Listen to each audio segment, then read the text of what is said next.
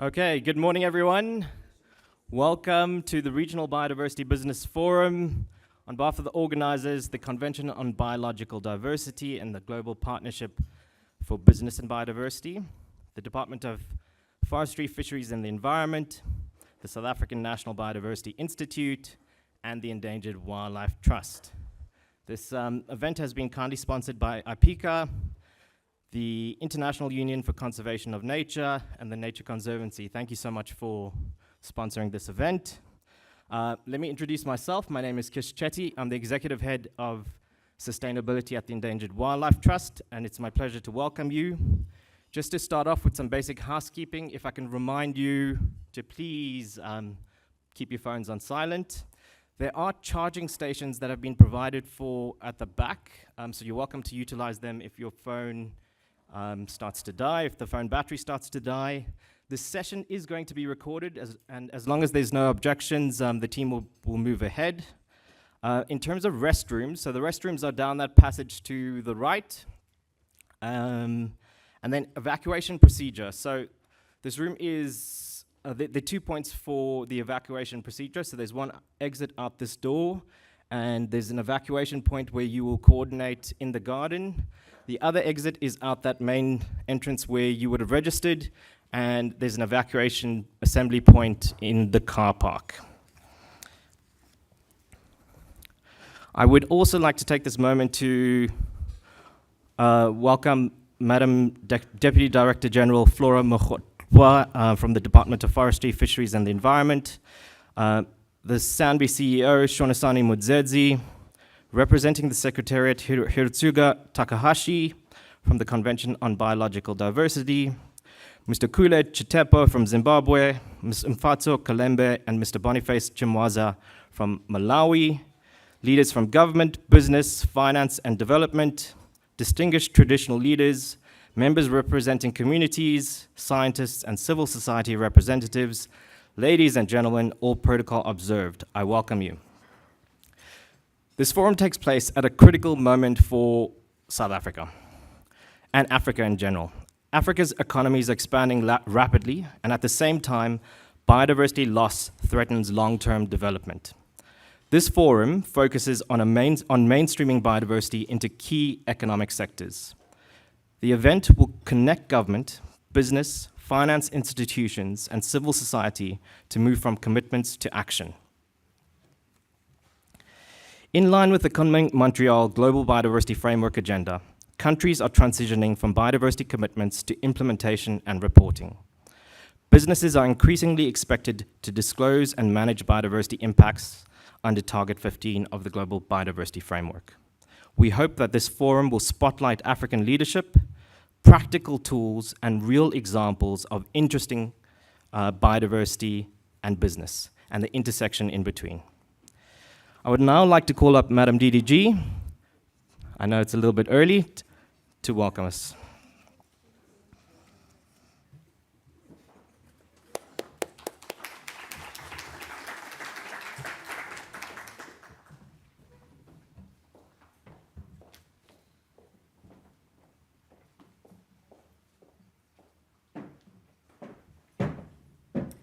Good morning. I didn't expect that because this is not my venue. I thought the CE was the first one to welcome us here. In my culture, they say a visitor gets comfortable by being welcomed by the host. So I had thought that the CEO was the one who was going to welcome us to this session. Good morning, everyone. My name is Motlharo Flora Mokgotwa. I'm the head of branch for Biodiversity and Conservation in the Department of Forestry, Fisheries and the Environment.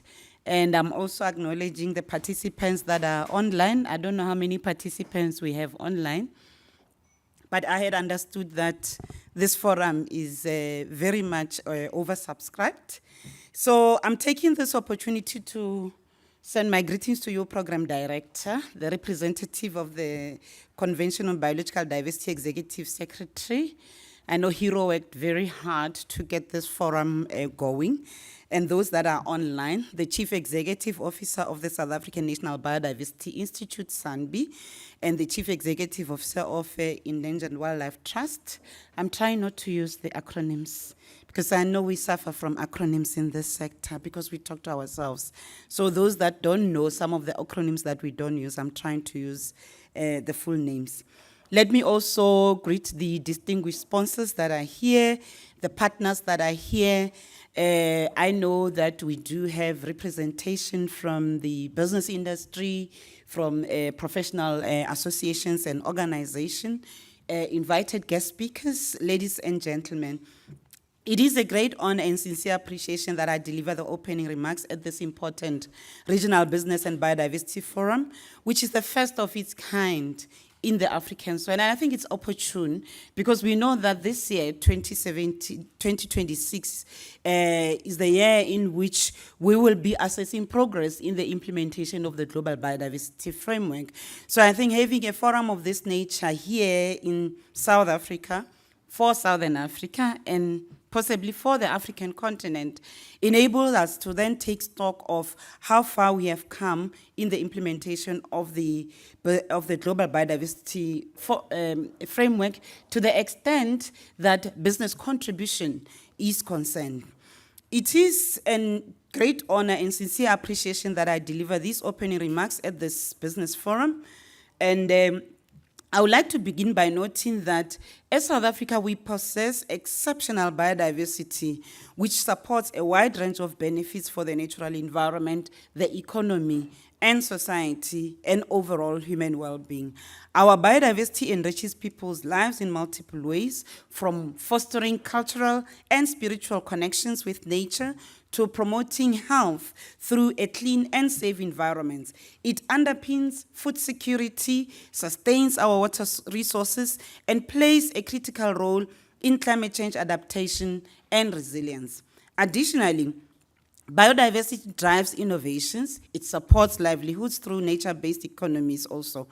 Research indicates that for every job that is dedicated to managing and conserving biodiversity, an additional 5 jobs are created in sectors that rely on these natural assets, including those represented in this forum. You will be getting those numbers later in the day. Program Director, this forum comes at an important moment, especially within our policy landscapes as a country. We do know that Cabinet adopted the White Paper on Conservation and Sustainable Use of South Africa's Biodiversity in 2023, and this policy sets a transformative vision for a society where people and nature thrive together. At its core of this policy, it recognizes that biodiversity is not only a heritage to be protected, it is a strategic economic asset. It focuses on equity, ecological integrity, and inclusive development, and calls for a shift towards a regenerative, nature-positive economy, which in our context, we call it biodiversity economy. So complementing this, therefore, the National Biodiversity Economy Strategy provides a clear implementation pathway. It positions the economy across wildlife, bioprospecting, ecotourism, biotrade, and ecosystem services as a driver, not only for socio-economic development, but specifically for rural livelihoods, enterprise development, youth employment, and sustainable investment. The biodiversity economy strategy therefore reinforces the importance of unlocking markets, mobilizing finance, reducing regulatory bottlenecks, and supporting communities as rights and traditional knowledge holders, as well as economic active players. Program Director, South Africa is ready to lead the regional business and biodiversity agenda, with the white paper therefore providing policy direction and clarity, and the national biodiversity economy guiding economic action in those sectors as mentioned. And these policy frameworks will help us to shift from pilots to scale, from fragmented initiatives to coordinated national impact, and from extractive models to regenerative ones. This remarkable country policy position is the result of steadfast legislative interventions that are grounded in Section 24 of the Constitution of the Republic of South Africa. And I take it that those gathered in this room that are from South Africa can even recite Section 24 in their sleep. So, Section 24, as we know, it mandates that reasonable legislative and other measures be implemented to ensure the protection of the environment for the benefit of present and future generations. This includes promoting conservation, securing ecologically sustainable development and use of natural resources while promoting justifiable economic and social development. The DFFE, the department with the support of SANBI, is finalizing the revision of the National Biodiversity Strategy and Action Plan, which I take it most of you has been part of that process, which is basically a tool that we use as a country to then translate and or domesticate the Kunming-Montreal Global Biodiversity Framework. The consultation processes that we engage in were anchored across what we term the whole of government and the whole of society approach, integrating all public sector departments and entities with external stakeholders, including the private sector, civil society, and citizens, to tackle complex, multidimensional challenges like climate change, health emergencies, and biodiversity laws, breaking down silos by allowing the work of different government departments to ensure policy coherence and efficiency. The draft National Biodiversity Strategy and Action Plan, which we're hoping that we will be releasing to the public next month also, will be gazetted in March, April, after which it will then be submitted to Cabinet for approval before we go to COP17, which is going to be in Armenia in October. So we also need to inform you that on the 28th of February, we submitted the 7th national report, which is basically an expression of how far we have come as a country in respect of implementing the GBF. And this is a demonstration of a very strong commitment to the implementation of the GBF through a wide range of policies, programs, and projects that are aimed at achieving most of the 23 targets. Most notably, the white paper itself, the white paper on sustainable use and conservation of biodiversity has been identified as a key vehicle for implementation of the KMGBF because it provides a strong policy base for biodiversity conservation, sustainable use, and equitable growth in the biodiversity economy while promoting coherent and effective biodiversity conservation. Further, it explicitly involves indigenous people and local communities and empowers women and youth through participatory approaches and the integration of traditional knowledge. We have a very specific goal in our white paper, which is around transformation. And we talk about transformation across the value chain of what biodiversity is in the country. As we know that in this country, we still have to tackle the inequality and the fact that this sector, in the past, people have been marginalized from participating. So what brings us together in these 2 days, therefore, is a shared understanding that business also play a very important role in the biodiversity sector. Target 15 of the GBF makes it clear that business must measure, must manage, must mitigate their impacts and dependencies on nature. But we also want to believe business needs to go beyond that. It's not only about measuring and reporting. We think that business needs to make a significant contribution to conservation and sustainable use of our natural resources. We need business to move beyond compliance. And I think this is the challenge that we'd like to put to interrogate in this new 2 days. And this will involve opportunities for innovation, for resilience, and also for what is, in business terms, long-term value creation, not only for business, but also for all other stakeholders. Therefore, the relationship between business and biodiversity is two ways. Businesses impact biodiversity through their operation, while biodiversity provides essential services and resources that business depend on. And this creates risks and opportunities for business, making it critical for business to understand and manage impacts on nature to ensure long-term resilience and profitability. So as we begin our discussions today, let me encourage all of you to engage constructively, to collaborate openly, and to anchor contributions on the urgent need for practical and scalable action. Let us also use this forum. Let it not be a once-off meet and greet, but let it be something that we commit to engaging even in future sessions.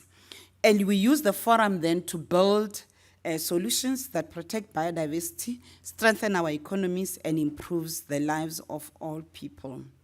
I'm going to request your indulgence because I have to leave at 10:30, unfortunately, due to other pressing engagements. So I will be coming back tomorrow to be with you, and I'm looking forward to hearing what the forum would have discussed the previous day, and looking forward to the outcome of this forum, making a very significant contribution to ensuring that as a country, we guard jealously the fact that South Africa remains one of the mega diverse countries. But at the same time, the region, the Southern African region, we know that it is well endowed with natural resources, and therefore, let's work together to deliberate and discuss very positive contributions that can enable us to be able to contribute towards the implementation of the Global Biodiversity Framework. Thank you very much, and I wish you a productive and inspiring engagements across all thematic sessions. Thank you very much.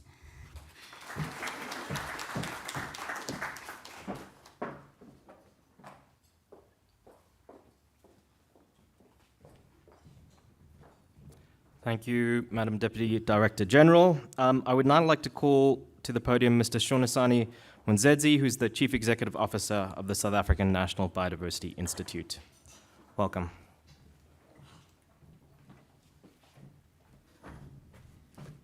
Thank you very much. I appreciate the opportunity to address you this morning. I think all protocols were observed appropriately, DDG, that you should be the one that's starting, but also to affirm that you are all welcome here. I was talking to the organizers. We've been using this venue for many events, but the way how it's set today is quite different. I think my colleagues were telling us that we have never seen it set up this way. Normally we face that side, but because it's you, we decided to face that side. And it's for a practical and obvious reasons that we want you to be, looking at the environment itself in the way how it's set up. It's all green there, beautiful that side. It couldn't have been a better choice to have a meeting like this, talking about business and nature at the same time. And therefore, you're all welcome.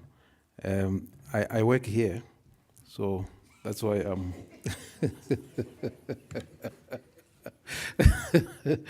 Okay, I won't go through all the protocols in terms of the people that are supposed to be acknowledged. I brought my iPad in case, but I do have some papers here, but I like to go through the papers than this, because we saw one important person who, as he was about to give a speech, the iPad could not be found earlier. So I don't want to find myself in the same situation. But all the partners that are here, you're all welcome. I may not necessarily go through all the names that are reflected here. As DDG indicated, you are welcome. And there are other partners that are not on the list that I have here.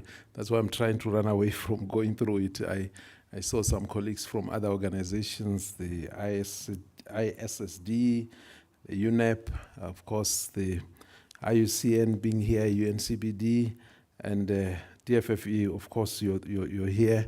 EWT, critically important, as much as all are.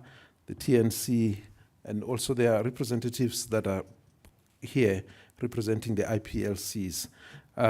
You are welcome, international and regional and national organizations that are here. On behalf of SANBI, SANBI is the South African National Biodiversity Institute. It's my pleasure to welcome you to this Regional Business and Biodiversity Forum in this setting, as I indicated earlier on.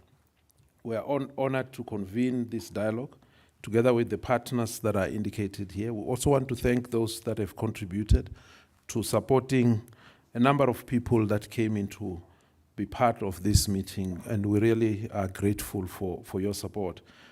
Your support reflects a growing recognition that safeguarding biodiversity requires a collective effort across institutions and also across sectors.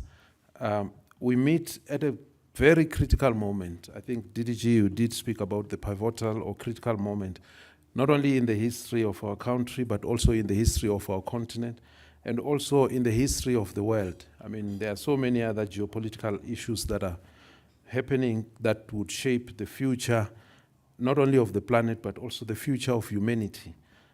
At a moment where the world is unequivocally acknowledging that biodiversity is not only an environmental issue, but it's also a social issue, it's also an economic issue, and it presents a development challenge. I think we were visionary some years back. I think it was 12 or 15 years ago, when as SANBI, working with partners, we developed a guideline booklet. It was titled Business and Biodiversity. And that book was written at the time when people would talk about either business or biodiversity, and people believed that business and biodiversity at that moment could not go together. And SANBI was chastised by others to say, you're selling out, because you are now acknowledging that business or development in whatever form may also coexist along with biodiversity. Recording stopped. Or biodiversity protection at the same time. We also see what the IBES, which is the Intergovernmental Platform for Biodiversity and Ecosystem Services, indicates in the report, which is the assessment. Recording in progress. And report on business and biodiversity, which highlights a critical reality that economic activities depend upon and also impact on nature at the same time. And therefore, the coexistence of business working together with the biodiversity sector becomes more and more critical. Businesses rely on ecosystems for raw materials, climate regulation, water, soil fertility, and also for resilience. I think DDG spoke about even coming to a point not only about implementation and coexistence, but also reporting. There are many standards that are out there that business has to account to, and the biodiversity sector would have to provide support in that process. The reality is also echoed in the World Economic Forum Global Risks Report that comes in on an annual basis. It consistently ranks biodiversity loss and ecosystem collapse amongst the top 3 global risks for the coming decade. So every year they would have a 2-year horizon, but also a 10-year horizon. Biodiversity loss keeps on featuring in that space. So these risks, the biodiversity risks, are deeply interconnected with climate change, food security, water security, and economic stability. So this is precisely why engagements with partners in this setting, like what we're doing now, becomes pivotal and essential and critical at the same time. The SCBD has recognized this through the establishment of the Global Partnership for Business and Biodiversity, which was behind this dialogue, which aims to strengthen cooperation between governments, businesses, and other stakeholders to integrate biodiversity considerations into corporate strategies and decision-making. Within this global effort, SANBI has an important role to play through its mandate of supporting the mainstreaming of biodiversity across all sectors, be it finance or agriculture or other production-related sectors, infrastructure, mining, and any other industry to ensure that biodiversity considerations are integrated into development planning and also economic and decision-making as well, or economic decision-making. Our work demonstrates that biodiversity conservation and economic development are not opposing goals. Rather, they are mutually reinforcing when approached strategically. So in addition, SANBI is honored to serve as a technical and scientific cooperation support center. We'll call it TSCC going forward. TSCC to the Convention on Biological Diversity, CBD. In this capacity, we support countries in the SADC region to translate global biodiversity commitments into practical implementation. This includes providing technical assistance, facilitating knowledge exchange, and supporting countries in their revision of their NBCEPs. A key focus of our work as a TSCC for SADC is supporting the implementation of Target 15 of the Kunming-Montreal GBF. Target 15 calls on governments to ensure that large companies and financial institutions, as DDG indicated, not only implement, but monitor, assess, and transparently disclose their risks and dependencies and impacts on biodiversity. SANBI will play a part and play a role in that space. We've got products that we keep on developing that are relevant and would assist that process. Recently, I think in December, it was December last year, we released what we call the National Biodiversity Assessment Report, which is the state of biodiversity in the country. It's one, but many other tools that we also release. We also develop and provide accessible maps that would indicate to the country where the critical biodiversity areas are, where the key biodiversity areas are. We participated and worked with partners in developing what we call ELSAs, essential life support areas that are critical for the provision of ecosystem services as well. To support this transition, SANBI is also proud to participate in one of the pilots of what we call the Task Force on Nature-Related Financial Disclosure Data Initiatives. We've got live data that we'll be able to access from our systems that would provide even trends over time. Time meaning more than 10 years or even more, also working with partners that could be useful for decision making. Through this work, we're helping to advance the development of credible biodiversity-related data and decision support tools that businesses and financial institutions can use to understand the relationship with nature. We are also working very closely with the Statistics South Africa in the work around national capital accounting. In that, a number of accounts have already been released to that effect, which will be relevant for business and industry in that regard. Importantly, through our role as TSCC, we intend to build a community of practice amongst countries and partners, and it's through this platform that we aim to support peer learning and share practical tools and strengthen capacity of governments and businesses to integrate biodiversity considerations into national development pathways and corporate strategies.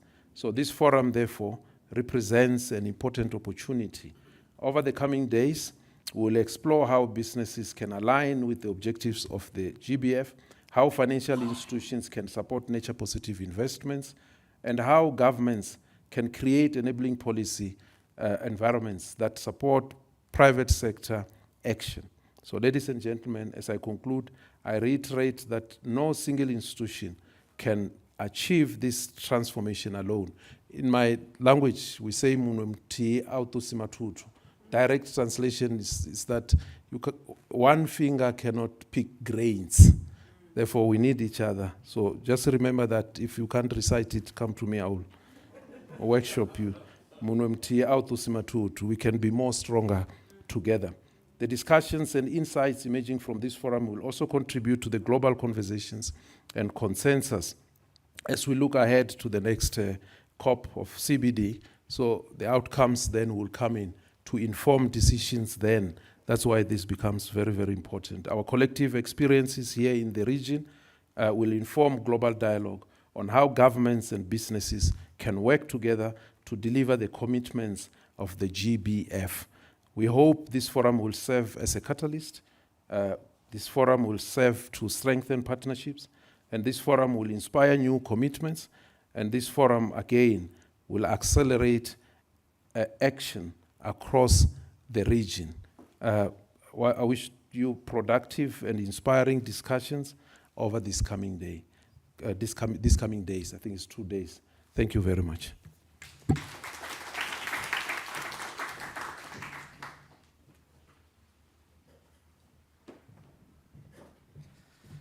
Thank you very much, sir. Stronger together, I think, is the critical take-home message. Our next speaker is Astrid Schumacher. She's the Executive Secretary for the Convention on Biological Diversity, and she actually has a video message that will be played for us today. Hello, everybody. Thank you for the opportunity to convey this message of appreciation from the Secretariat of the Convention on Biological Diversity in Montreal, Canada, to all of you participating in the Regional Business and Biodiversity Forum in Pretoria's beautiful National Botanical Garden. Actually, this forum could not be more topical. Just 1 month ago, the Intergovernmental Science Policy Platform on Biodiversity and Ecosystem Services, or IPBES, released its Business and Biodiversity Assessment. It sheds light on how businesses depend on nature, how they impact it, and what this means for value chain resilience and long-term viability. We expect this forum to contribute to fostering the uptake of the assessment's findings as part of efforts to achieve Target 15 of the Kunming-Montreal Global Biodiversity Framework, the KMGBF. The session dedicated to disclosure and reporting will highlight progress in working with the private sector for the achievement of Target 15 and how it can lead to positive change. Target 15 is about assessing and disclosing biodiversity-related risks and negative impacts so that businesses can take evidence-based action to reduce them and thrive in harmony with nature. More broadly, the forum constitutes an opportunity to showcase and learn about how businesses in the SADC region and beyond are mainstreaming biodiversity considerations across linchpin sectors in the SADC region, including mining, energy, transportation and infrastructure, and agriculture and forestry.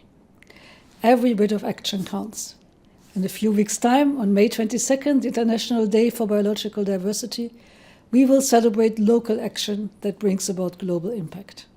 And later this year, in October, the 196 parties of the CBD will meet at COP17 in Yerevan, Armenia. Its theme will be Taking Action for Nature. The agenda of COP17 will include the first global review of collective progress in the implementation of the KMGBF and its 23 targets that must be achieved by 2030. All businesses in the SADC region and beyond can take action and can be agents of transformative change. So we hope to see many of you in Yerevan sharing good practices and being inspired by others. Before concluding, allow me to also convey our gratitude to the organizing partners and the donors that made this forum possible.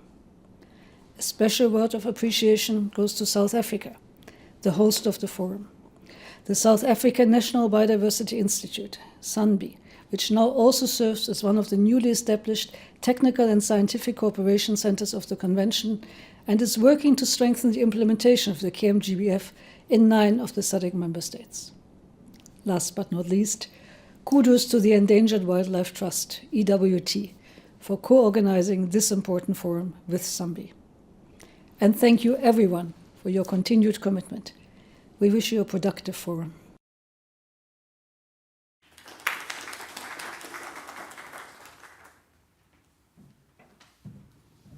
Okay, excellent.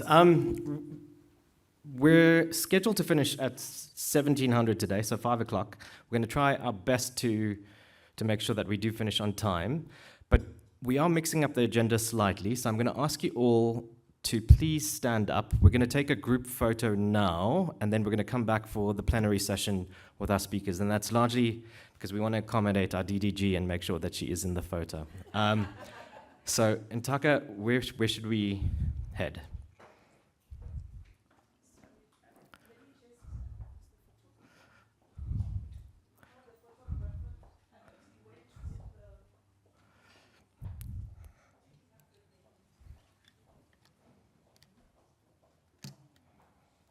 Plus, we need the air.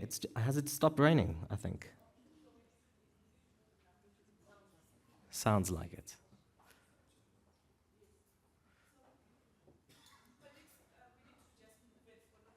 Okay, so we're going to move out that door.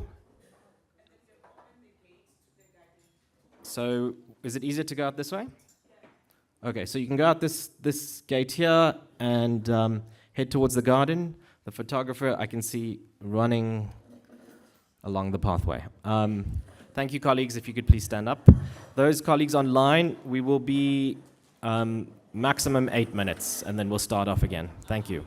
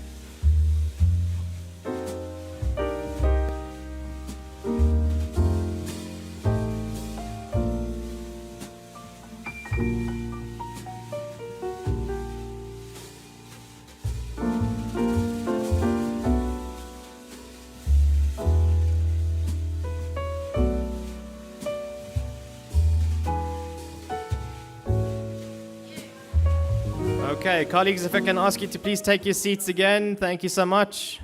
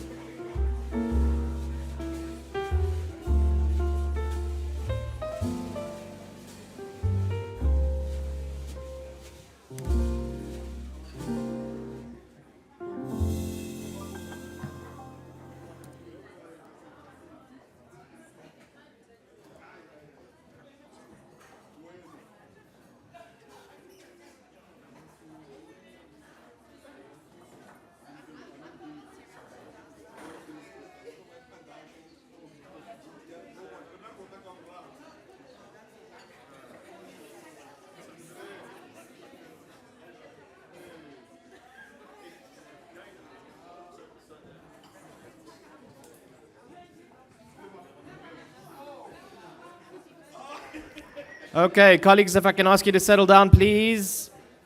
So, we're going to start with our first plenary session. And the first plenary session is Government Policy Context on Mainstreaming Biodiversity. I'm going to ask our first speaker, Mr. Korombi Matibe, who's the Chief Director for Biodiversity Economy and Sustainable Use from the Department of Forestry, Fisheries and the Environment, to come up. Thank you.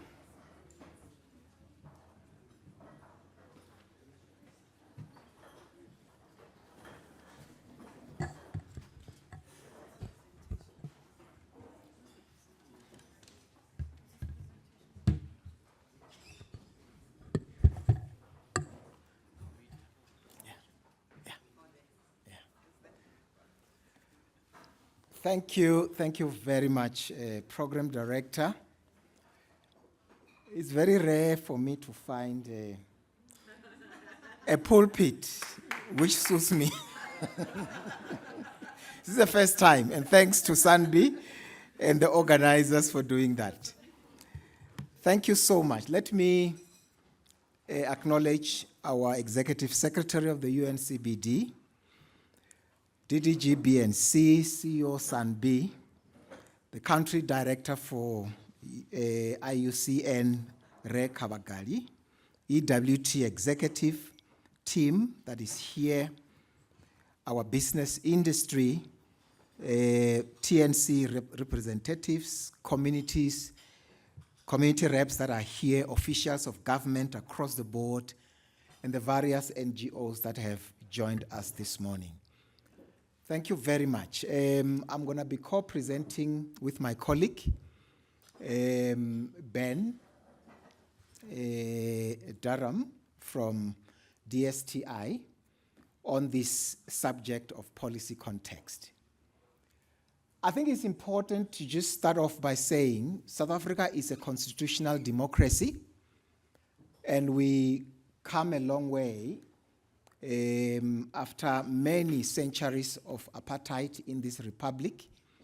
We then adopted our constitution in 1996, which was then certified on the 10th of December of the same year.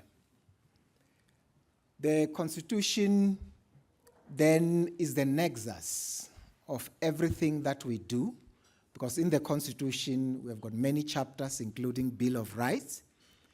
And it is in this Constitution that under Section 24, it actually made it clear that we should be able to put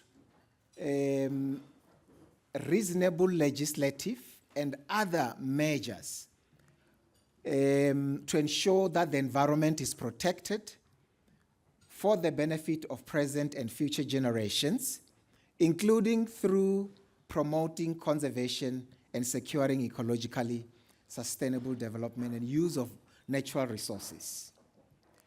As a country, we are party to multiple international environmental agreements.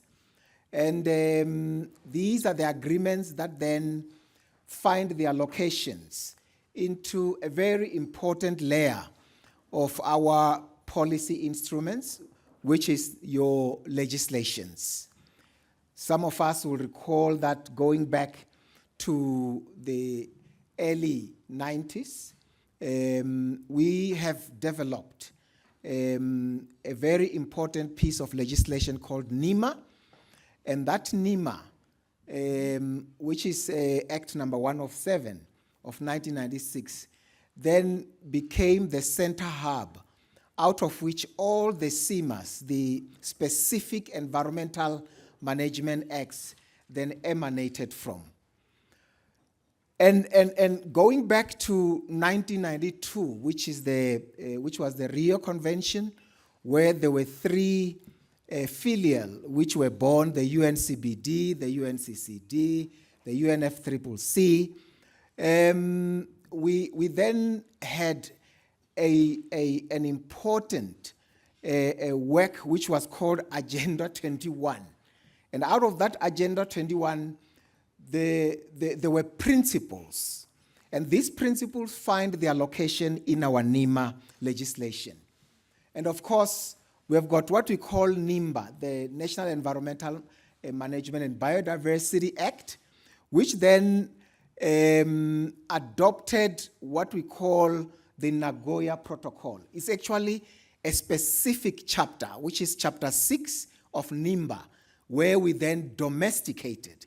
So all these international treaties, obligations, we always make sure they find their location in our legislations. And of course, NEMPA, World Heritage Convention Act, and many other areas. And then we have got instruments through which we are able to execute our policies, all the way starting with the national entities, national government departments, provincial departments, as well as local government.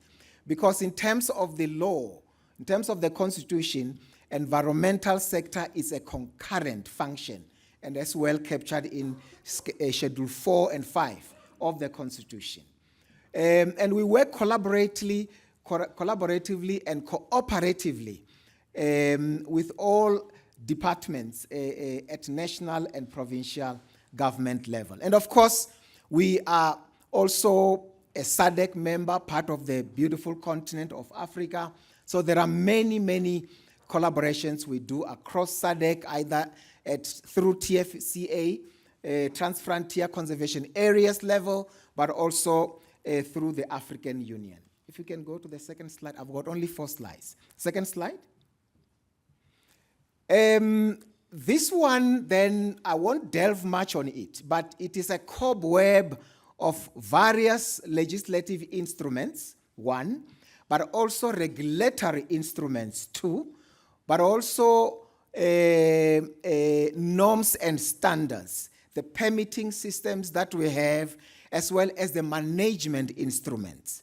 So we take it from the Constitution, everything goes back to the Constitution, our legislative framework, then it goes to our regulatory framework, all the way to management instruments, including those that then regulates various aspects of what we do. So we have been working very closely with the UNCBD Secretariat throughout the years, ever since we ratified the convention, and we will continue to do that.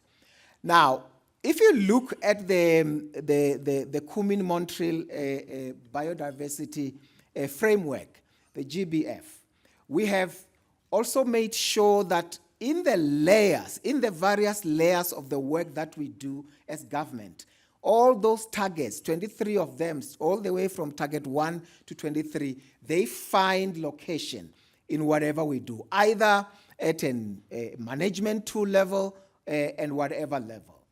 So I think it's important, if we go to the second last slide, theory of change. Just to zero in specifically on one key important aspect of what we do, the policy. We have developed the white paper policy on conservation and sustainable use of South Africa's biodiversity. In this policy, we have made sure that we always cross-reference to our constitution, to our legislative framework, made sure that this policy respond to all the international obligations that we have as a nation. For instance, Goal 1 of this policy talks to biodiversity conservation promoted. Goal 2 talks about sustainable use. Goal 3 talks about equitable access and benefit sharing, all the Nagoya Protocol. Goal 4 talks to biodiversity conservation and sustainable use is transformative. Now, if you look at Goal 4 actually cross-reference and loops to Section 9, subsection 2 of our Constitution, which talks about redress of the past imbalances. Because South Africa came a long way. We come from a very painful past. And when we address our issues, we address them on the table, around the negotiation table. And that's what we have been taught by our founding father of democracy, Nelson Mandela, that you must resolve your challenges around the table. Because even if you do anything violent, you will still come back to the same table which you missed in the first place. Next slide, which is the theory of change on the National Biodiversity Economy Strategy, which is the last slide here. Now, if you look at the National Biodiversity Economy Strategy, we have encapsulated about 5 goals, very critical goals. And all these goals have got meanders to the targets of GBF, whether it is target 5, whether it is target 9, whether it is target 14 on mainstreaming, whether it is target 15 on business, whether it is target 23 or 22, which then looks at IPLCs. So we really have made sure that whatever we do, we are not hoovering outside the international framework, but number 2, we are responding to the needs of the society. Goal 1 talks about leveraging biodiversity-based features to scale inclusive ecotourism. Very important aspect, because with ecotourism, we are actually sustaining about 91,000 jobs in the country. And we are able to generate in excess of 27.7 billion rand to the economy just through people enjoying the scenery, the beauty of our beautiful land. Goal 2 talks about sustainable consumption and beneficiation of game from extensive wildlife systems that drives transformation and expanded sustainable conservation, compatible land use. Very, very important. We have raised a program director and be able to see the population rise from 501,000 plains game in the 60s to today's over 20 million. So when we harvest our resources, like harvest some of the plains game, we don't do that out of witty. We do that out of the need to make sure that any normal farmer, if he wants to get maximum grape harvest, you have to make sure you prune your grapes. Otherwise, you won't get any return. 3, sustainable consumption of wild and produced marine, that is the freshwater resources and the marine ones. Number 4, well-structured, inclusive, integrated, formalized bioprospecting, biotrade, and bio-based harvesting. At the moment, as I conclude, we are exporting between 70 and 80 of our indigenous biological resources in raw material form, either if it is an aluferrox in the form of a sap or crystal. And we are saying, I think enough is enough. We need to localize and be able to beneficiate our resources in South Africa, the same way we are doing with the rooibos. We produce in excess of between 18 and 25,000 tons of rooibos annually. And as we do that, we are able to generate and localize 61% of that in South Africa and create many, many jobs. In conclusion, very, very important, secure and enhance ecological infrastructure across ecosystem essential for South Africa's economy. This is a very important aspect because if we don't build a resilient biodiversity, we won't be able to enjoy the ecosystem services that we currently enjoy at the moment. At the moment, we are actually able to harvest or to enjoy the services of no less than 28 billion per annum in South Africa coming from ecological service. So it's important that we stick to the principles at international but also domestic level. Thank you very much.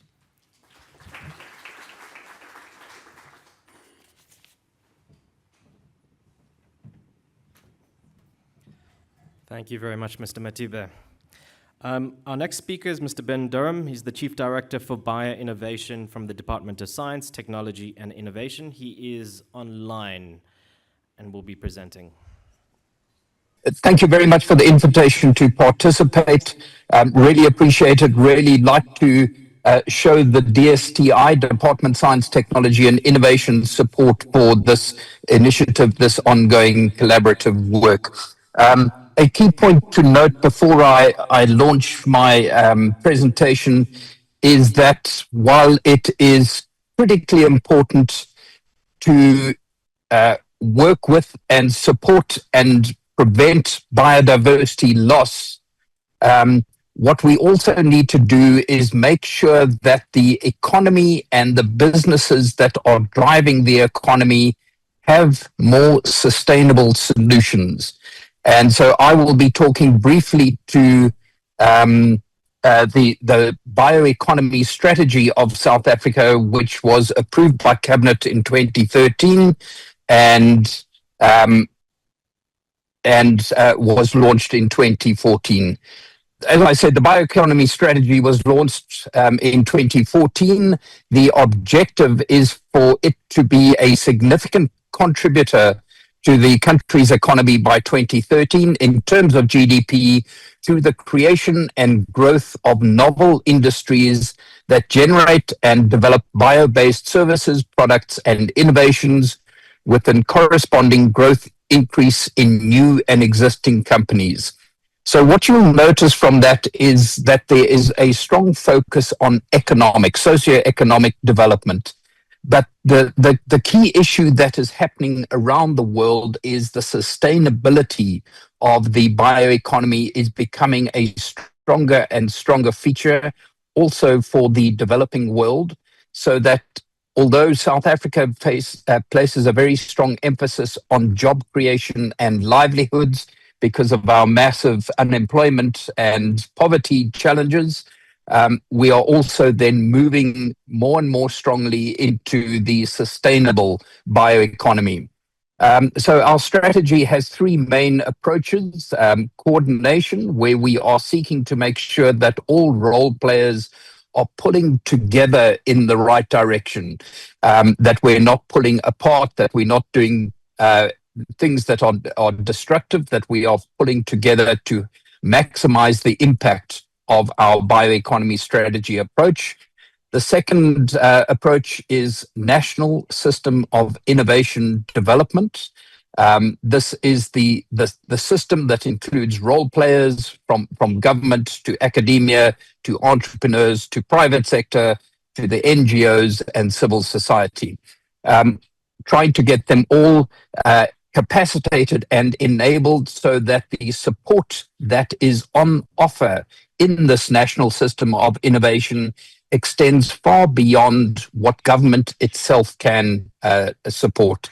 So included in there are various technology platforms, such as our Center for Proteomic and Genomic Research, amongst many others, capacity development, financial instruments, etc., etc. The third approach of the strategy is developing strategic programs that reflect government's priorities moving forward. So the four thematic programs that have been identified is agriculture, where we are seeking to modernize and digitize agriculture and create enabling environments, particularly for small scale and emerging farmers to participate economically. The second thematic approach is industry and environment, where we are seeking to grow the industrial base and the capability for industry to use sustainable technologies in the production of their products and services. The third thematic program is health. Here we are wanting to use biotechnology and related to focus attention on the national health priorities, including diagnostics and therapeutics and vaccines, etc., etc. The fourth thematic program then is Indigenous knowledge-based technology innovation, where we are seeking to develop, and we're more onto the mainstreaming now, Indigenous knowledge that has relevance to economic development. So these are the four thematic programs. Each of them along the bottom there has a particular program that is managed by a science council or related to drive that. ABA, for example, the Agricultural Bio-Innovation Partnership Program. SIP is the Strategic Bio-Innovation Industrial Program. SHIP is the Strategic Health Innovation Program. And we are in the process of developing the Indigenous Knowledge, African Knowledge Institute, which at present is a virtual institute, but will in due course become a more physical institute. This very much complements the approach that DFFE, our sister department, is taking with its biodiversity economy program, where there is a focus then on the wildlife economy, the bioprospecting and biotrade, ecotourism, marine and freshwater resources, and ecological infrastructure. So we see these as two parts of the broader bioeconomy approach of South Africa. One focus very much on industry and technologies, whereas the DFFE has focusing very strongly on the biodiversity opportunities that we have in South Africa. I'm not going to go into a lot of detail here, but and the next couple of slides, they just illustrate what is happening within our thematic priorities. Recording stopped. We have a range of programs. We are leveraging significantly more money from industry in developing these programs, and we are creating capabilities that will support Recording the in development progress. and growth of emerging farmers in South Africa, as well as the broader development of agriculture. In the industry and environment space, we have a variety of programs that look at developing technologies that can support industry in becoming more sustainable. We have various support programs, the Technology Innovation Agency, the CSIR, the Innovation Hub, all have roles to play in developing the capabilities that are of relevance to industrial development. And the last one I'm going to show is our Indigenous knowledge-based technology innovation, where we have a range of platforms that support and empower Indigenous knowledge holders and their communities in developing and mainstreaming their products. This includes the African natural medicines. Because these are medicines and are highly regulated, we do not yet have products that have reached the market, but there are clinical trials in at least a few of them and further development that is happening. But in both the cosmeceuticals and nutraceuticals, and indeed in the health infusions, we have products that are already in the market and supporting the economic development of particularly rural communities. The point to note is that it's not just the four thematic areas that we're supporting, but also the capabilities of the communities and the knowledge holders in order to be able to develop and run businesses. So just looking at some of the outputs that have been developed over the last several years, based on our support for capacity development, technology platforms, financial instruments, and coordination of the National System of Innovation, we have these products which have been commercialized. I'm not going to go into any detail, but it cuts across the board and are in general, far more sustainable than the non-bioeconomy-based products. If you look at the bioeconomy as the South African bioeconomy as a whole, it's estimated, we have not yet published the final assessment, but it is estimated to account for about 8% of the GDP, also 1.5 to 1.8 million jobs. There are well in excess of 240 small, micro, and medium enterprises. And there are many more companies that we are still developing the survey methodology to account for. And we are working with the Food and Agricultural Organization to better realize the metrics that are necessary for our bioeconomy. So some conclusions in terms of what we are driving. There's a need to improve innovation delivery, particularly into the private, but not only the private, also the public sector, in order to leverage funding. We're investing way too little in South Africa into research, development, and innovation. And we need to work particularly with the private sector in order to leverage their funding so that collectively we can have far greater impact than would otherwise happen.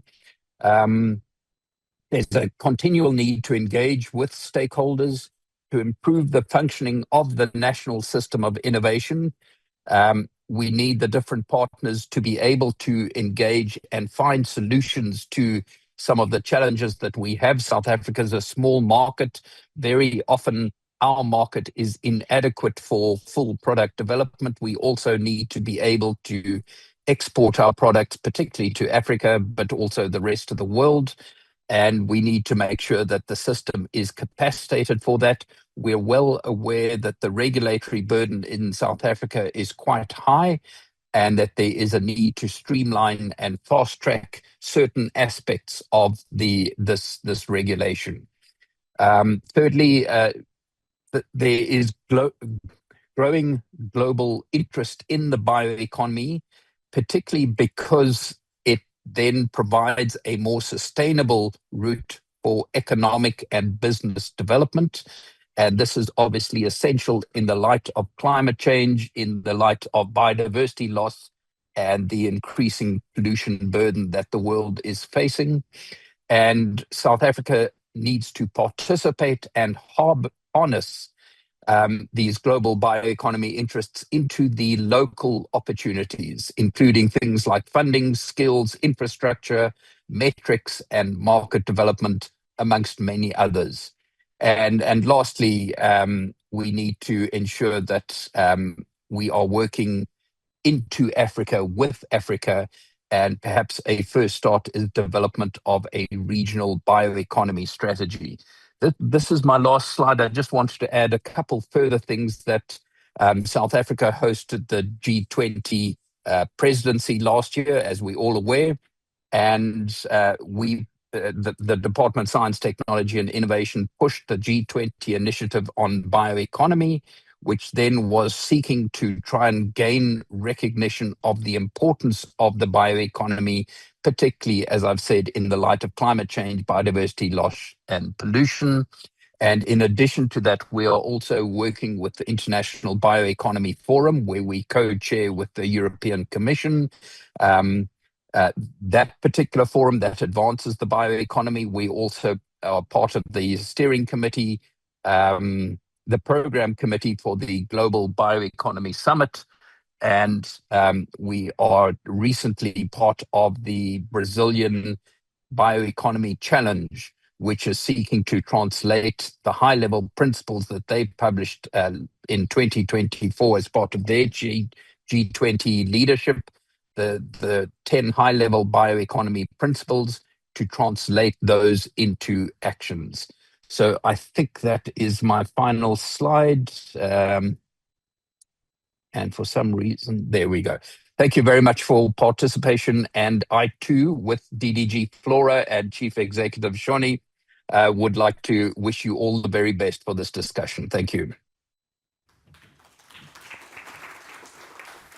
Thank you very much, Ben. So, colleagues, we are going to go into the next plenary session. What we will do, I'll introduce our moderator shortly. What we will do is we'll also take the opportunity to begin a lot more engagement. So we'll have at least 3 questions per session, depending on time. And I'm now going to introduce the next session. It's a plenary session around the role of disclosure and reporting in catalyzing the private sector action. I'd like to welcome our moderator, Ms. Jennifer Zungu, from the National Biodiversity Strategic Action Plan Accelerator Partnership, and she will introduce the next speakers. Thank you.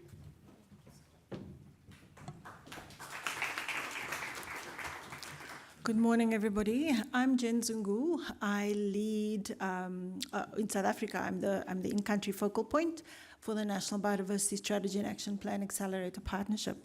Now, this is a partnership that really seeks to support and accelerate the implementation of the National Biodiversity Strategy and Action Plan as it's aligned to the Kunming-Montreal Global Biodiversity Framework.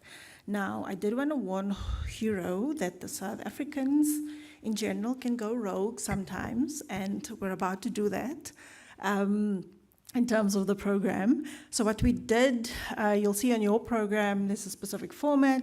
We want to shift that around a little bit. So I'm going to start with Hero, who is an associate expert with the Secretariat of the CBD, and then immediately followed by Dr. Ndidi Noli-Edozian. And the reason we're doing this is we really want to create the opportunity, while DDG is still here, to talk a little bit about the ISSB standards as well. And so I'm going to be very tight on time, Hero. So I'm going to give Hero a chance. I am going to ask our speakers as they come up to just remain seated after they've spoken, just to allow us to move quite swiftly. So let me start with you, Hero. Thanks.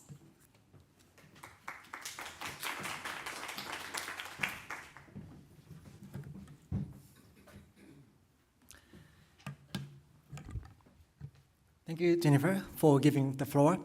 Good morning, everyone. I'm Hirotsugu Takahashi, and I work on business engagement and mainstreaming of biodiversity at the Secretariat of Convention on Biological Diversity. As part of business engagement, I'm coordinating a network called Global Partnership for Business and Biodiversity, which consists of 25 national and regional initiatives across the world.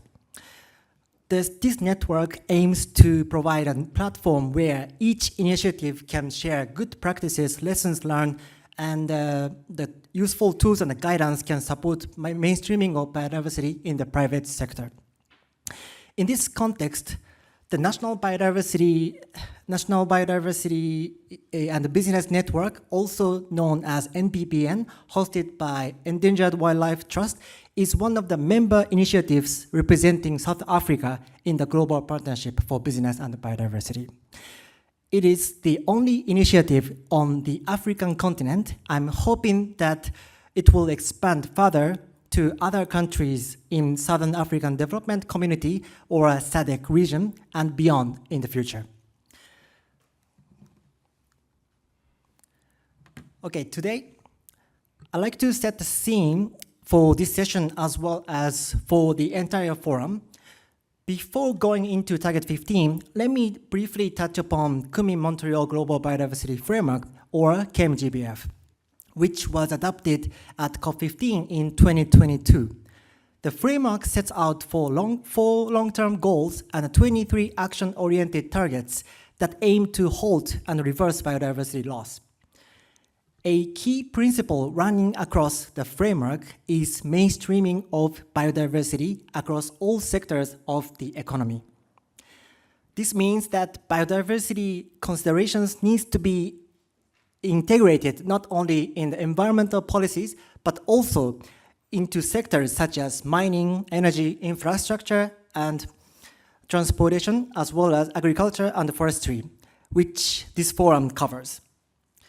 This is exactly why the KMGBF includes Target 15, which focuses on improving transparency and accountability through the monitoring, assessment, and disclosure of risks, dependencies, and impacts on biodiversity.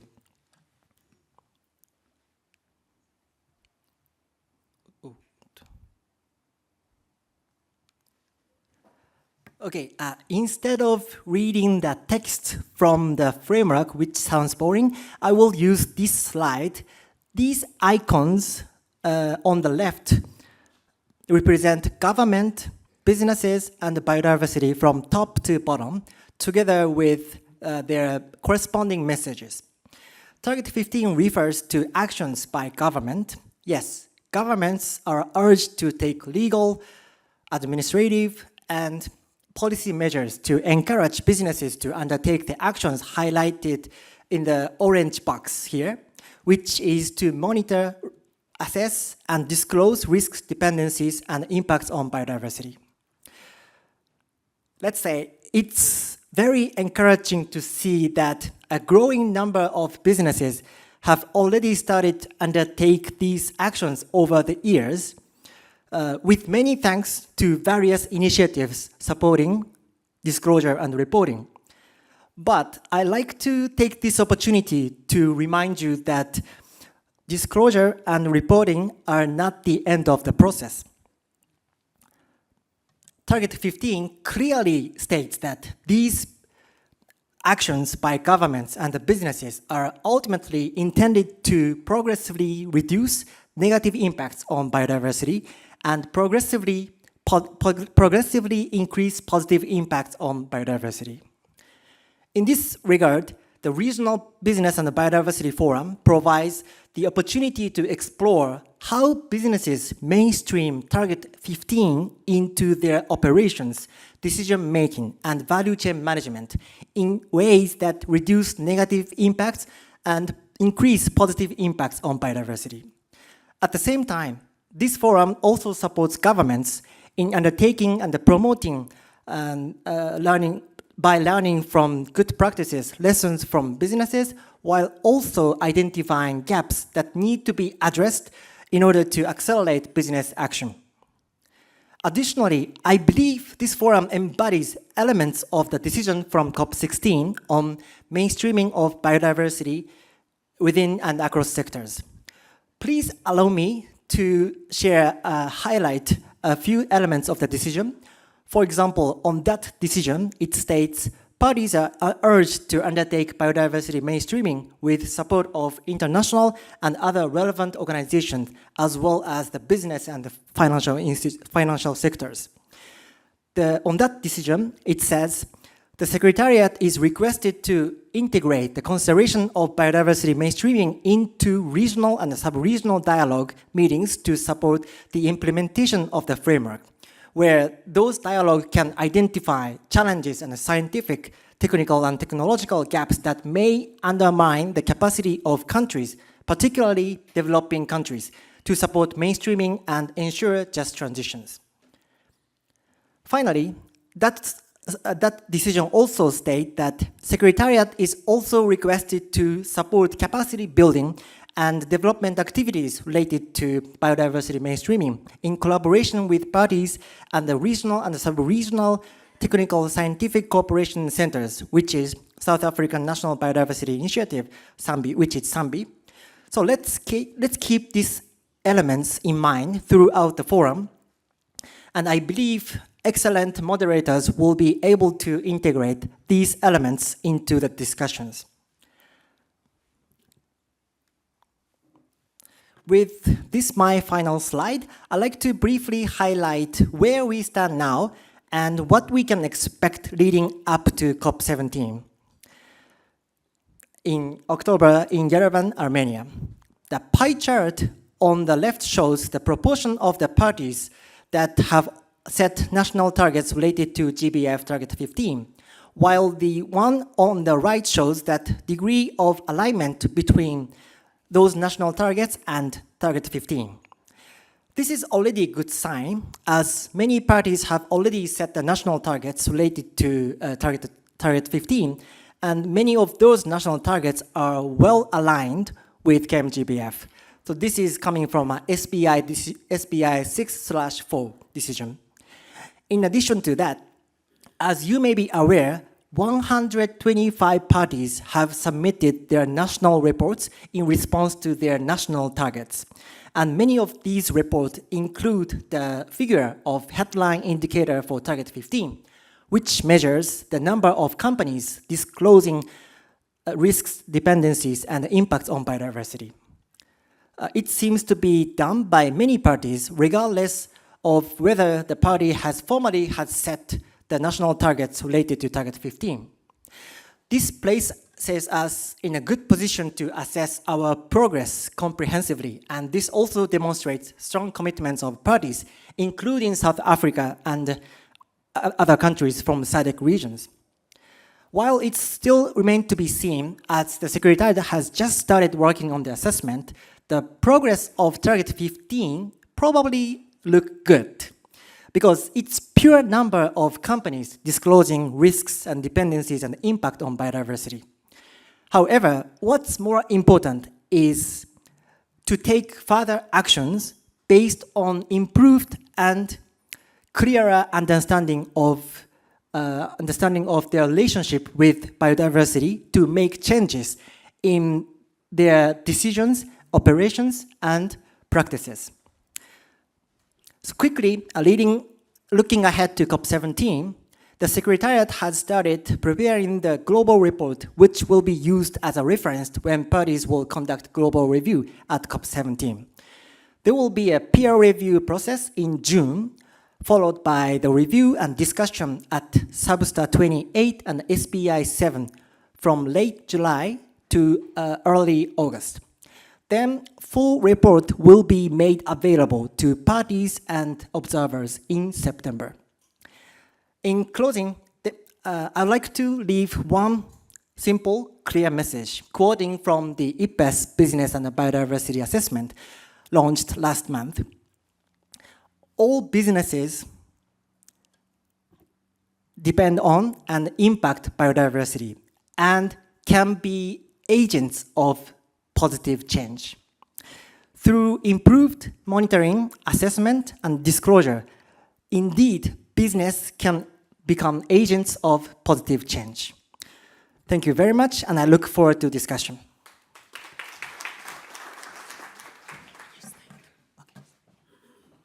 Thank you so much, Hiro, for that input. So really encouraging to sort of see the progress that's coming through from the Convention on Biological Diversity. And with that, we want to transition into our next speaker, Dr. Ndidi Noliadozian, the Africa Board Representative for the International Sustainability Standards Board. Ndidi. Thank you so much. Following on the lines of the previous speaker, the podium is the right dimension. And then, you know, I just want to make a big disclaimer, which is when we went to take the photo, Chief Executive Shonisani gave me a plant. And I've been smelling it. And he's to blame. I don't know what this plant does, but it's the reason why I'm speaking second, and it's the reason why I had the courage to say to DGG, you cannot leave before I've spoken, please. So blame the Chief Executive, please.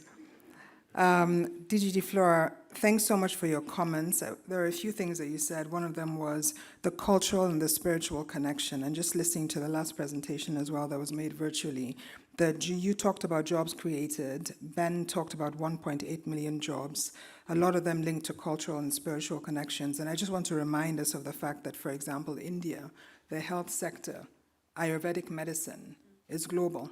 You go to every country in the world and you find Ayurveda.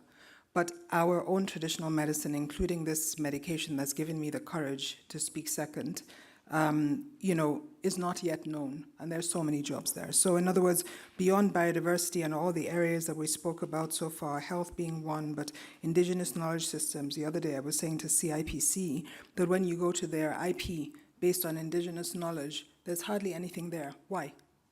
Why? It doesn't make sense.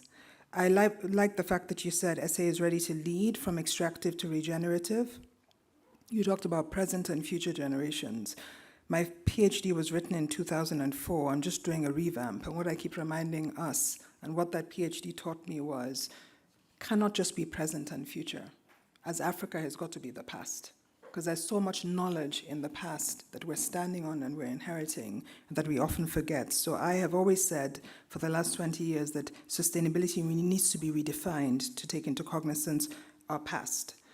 I've heard several times before now, and this is what the slides will speak to that I will try to talk to in the next 10 minutes, is this is not about compliance. I know when I stand here as the ISSB and the IFRS Foundation, you're used to hearing compliance from accounting standards, but we now do sustainability standards, and it's not about compliance. It's really about how do you use standards to unlock jobs, to unlock value, to create value. And especially from an African perspective, and here or there, one of the debates I've had with my Japanese colleague is, for example, ISSB is in the process of defining nature.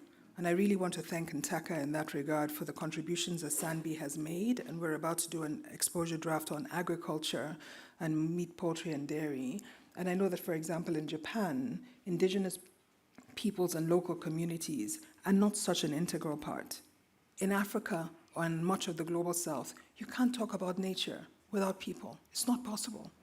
And so the real message that I wanted DDG to hear while I was here is that if South Africa doesn't weigh in on how the ISSB, which writes accounting standards for 144 countries in the world and all of Africa, but for one country, if we don't weigh in with our voice, because the ISSB only listens to what the public says.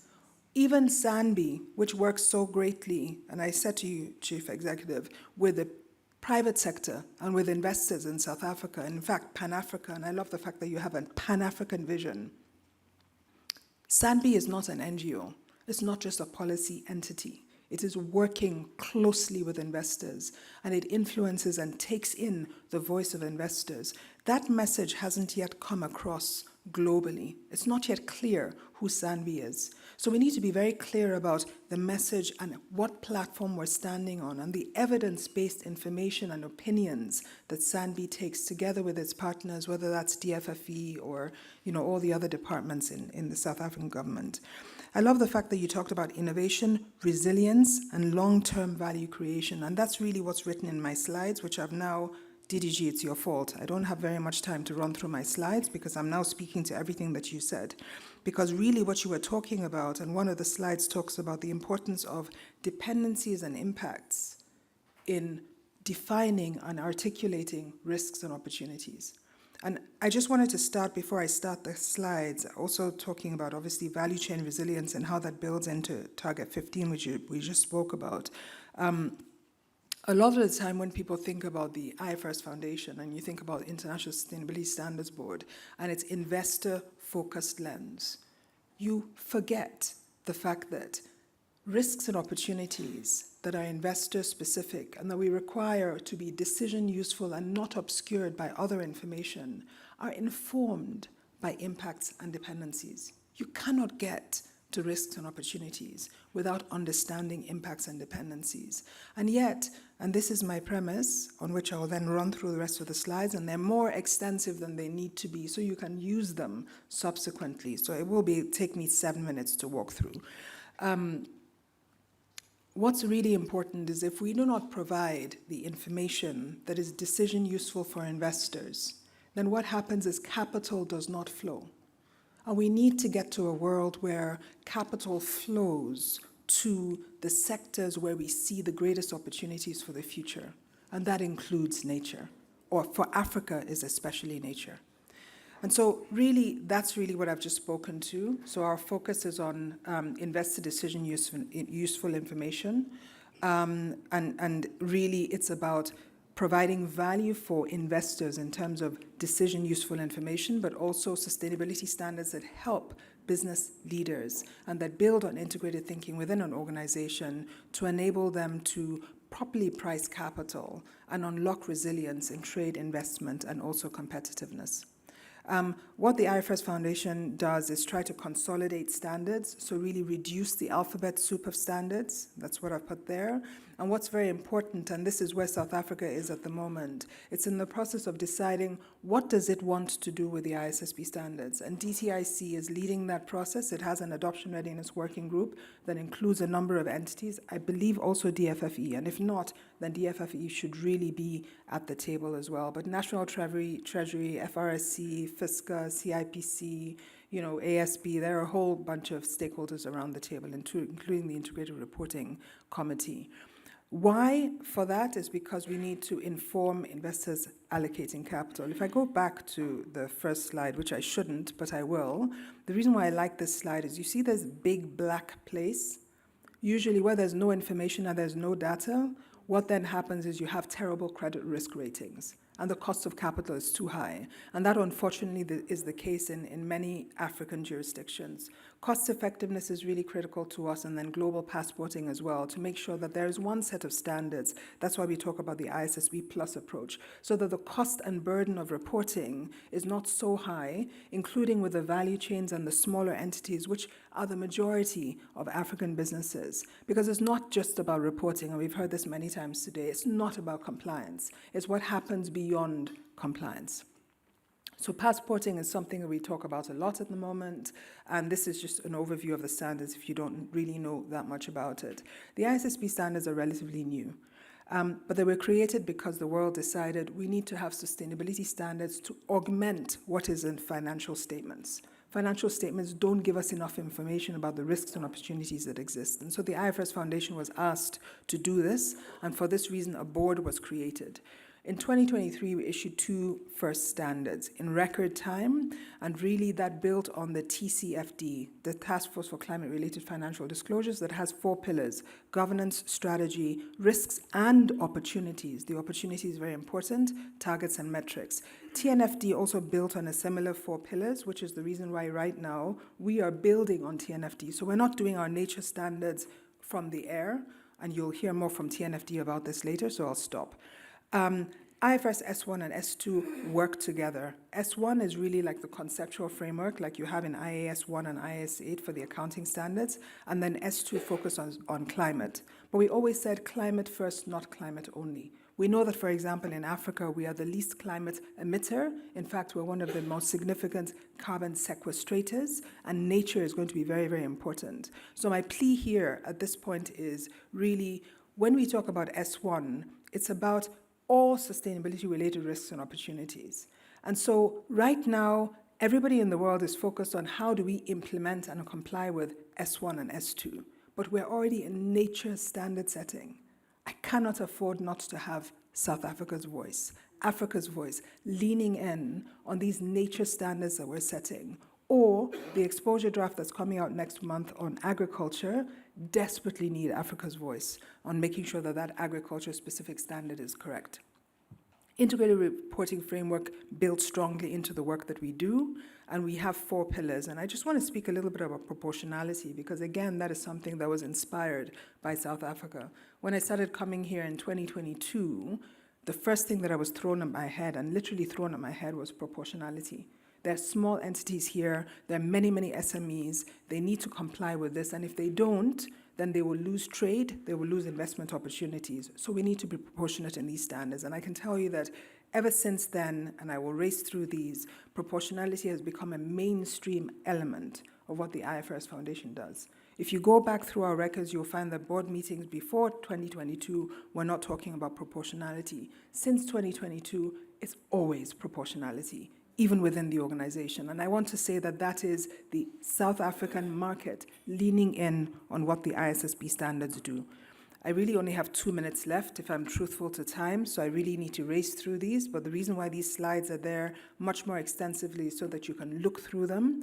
This is really the most important slide because it's paragraph 2 and it's drawn from the integrated reporting framework, and which is where it highlights that actually it's the interactions between a company, its stakeholders, society, the economy, and the natural environment throughout the company's value chain that actually gives rise to the dependencies and impacts that give rise to the sustainability-related risks and opportunities. This is at the center of IFRS S1. It's at the core of everything that we do. So if anybody ever rises up and says, oh, no, ignore the ISSB, it's only about impact, about financial materiality and investor materiality, they don't care about anything else, then think about our theory of change, and then you really understand where we're coming from.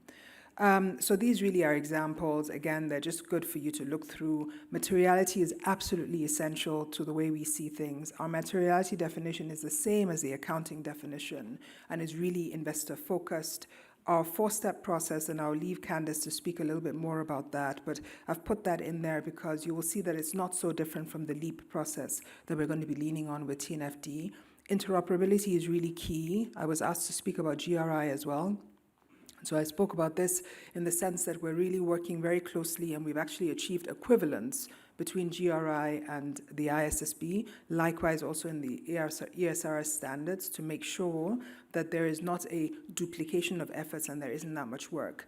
Connections with the IASB is absolutely critical to our work so that really our sustainability-related financial disclosures fit into the financial statements and are available at the same time. A lot of the South African entities, including SASOL, Nedbank, and a number of others, have actually started leading on this as well. This is really our technical work plan, nature-related disclosures. I could speak about that another day, and TNFD is here, so they're going to talk about this in a lot more detail, but you have it in the slide so that you can refer to it in terms of the context and the focus that we have.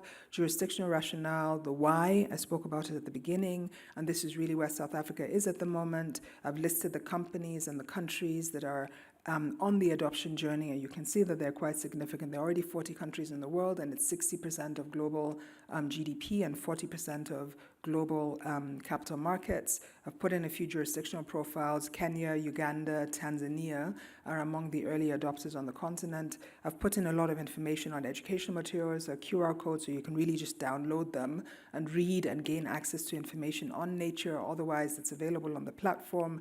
That's the reason why I'm running through them very quickly, so that I do keep to time and honor Jen and end timely. The TIG, I wanted to call that out briefly because you can see this is the group that actually created the change to IFRS S2 recently in order to make sure that there is more proportionality. And you can see we have 2 African members. I also want to say, and this is probably where, and you can submit questions all the time, this is really, again, support for jurisdictions, and I've ended with the Knowledge Hub, which is information that you can download. The last thing I want to say is that when I joined the IFRS Foundation, and my closing comment with a sniff to Chief Executive Shoni's herb. The last comment I want to say is that about 2 years ago, the ISSB put out a call, a consultative call, which is, what should the ISSB focus on? What should we do as our agenda priorities going forward? You will not believe it, but from the entire African continent, guess what the percentage of responses was in comment letters? Because we make our decisions based on comment letters. The percentage was a grand big 0%. 0. For the shaping of IFRS S1 and S2, we had approximately 4%, 5%. But the reason why I'm saying this is because, and I'm looking at, Thomas, I'm looking at Ntaka, I'm looking at you, Candice, and a number of other people in the room, for the last industry-specific consultations, which included mining, which is so critical to South Africa. It included oil and gas as well, including construction, a number of other industries. The response from Africa, and I was so proud, was 18%. So we're improving. The only thing is that it doesn't help me if we have 18% of input and most of the responses are, yes, yes, yes, we agree. I don't really care for yeses. What I care for is, where are we not on track? What else do we need to do? What are we seeing as a global entity that doesn't properly capture, especially when nature comes into mind, or agriculture, as the next industry standard will say next month? How do we make sure that we are shaping these standards? Whether we adopt or we don't adopt, this is what investors will be using globally. Thank you very much for your time.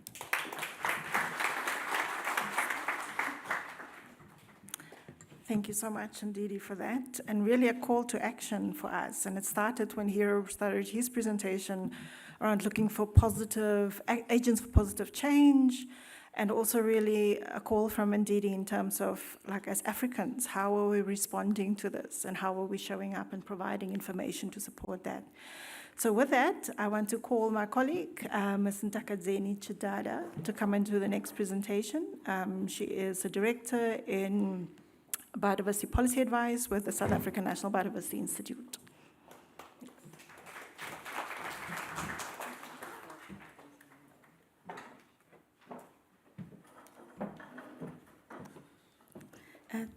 Thank you so much. and also to speak after Yundidi and Hiro. Your presentations were quite great. Before I start with my presentation, I also just want to make a disclaimer. Today, I had to put on a dress that has been made 80% by plant products. I'm just showing my commitment to sustainability. And then I'm being requested to also smell the greatest herb. I think it's a pelargonium. And I would like to share, when she stands here, she will tell you more of the products that we managed to. Yeah. Thank you so much. I'll be very brief. I just want to provide you with some how South Africa is going to be approaching the nature-related policies in South Africa and how we are driving the local data that is being produced by SANBI. I'm not sure whether I should be able to present after CEO has already taken the spot and provided a lot in relation to the role of SANBI, but also allow me to just introduce who is the South African National Biodiversity Institute. We are an entity under the Department of Forestry, Fisheries and the Environment. DFFE is our mother department, and in terms of our mandate, we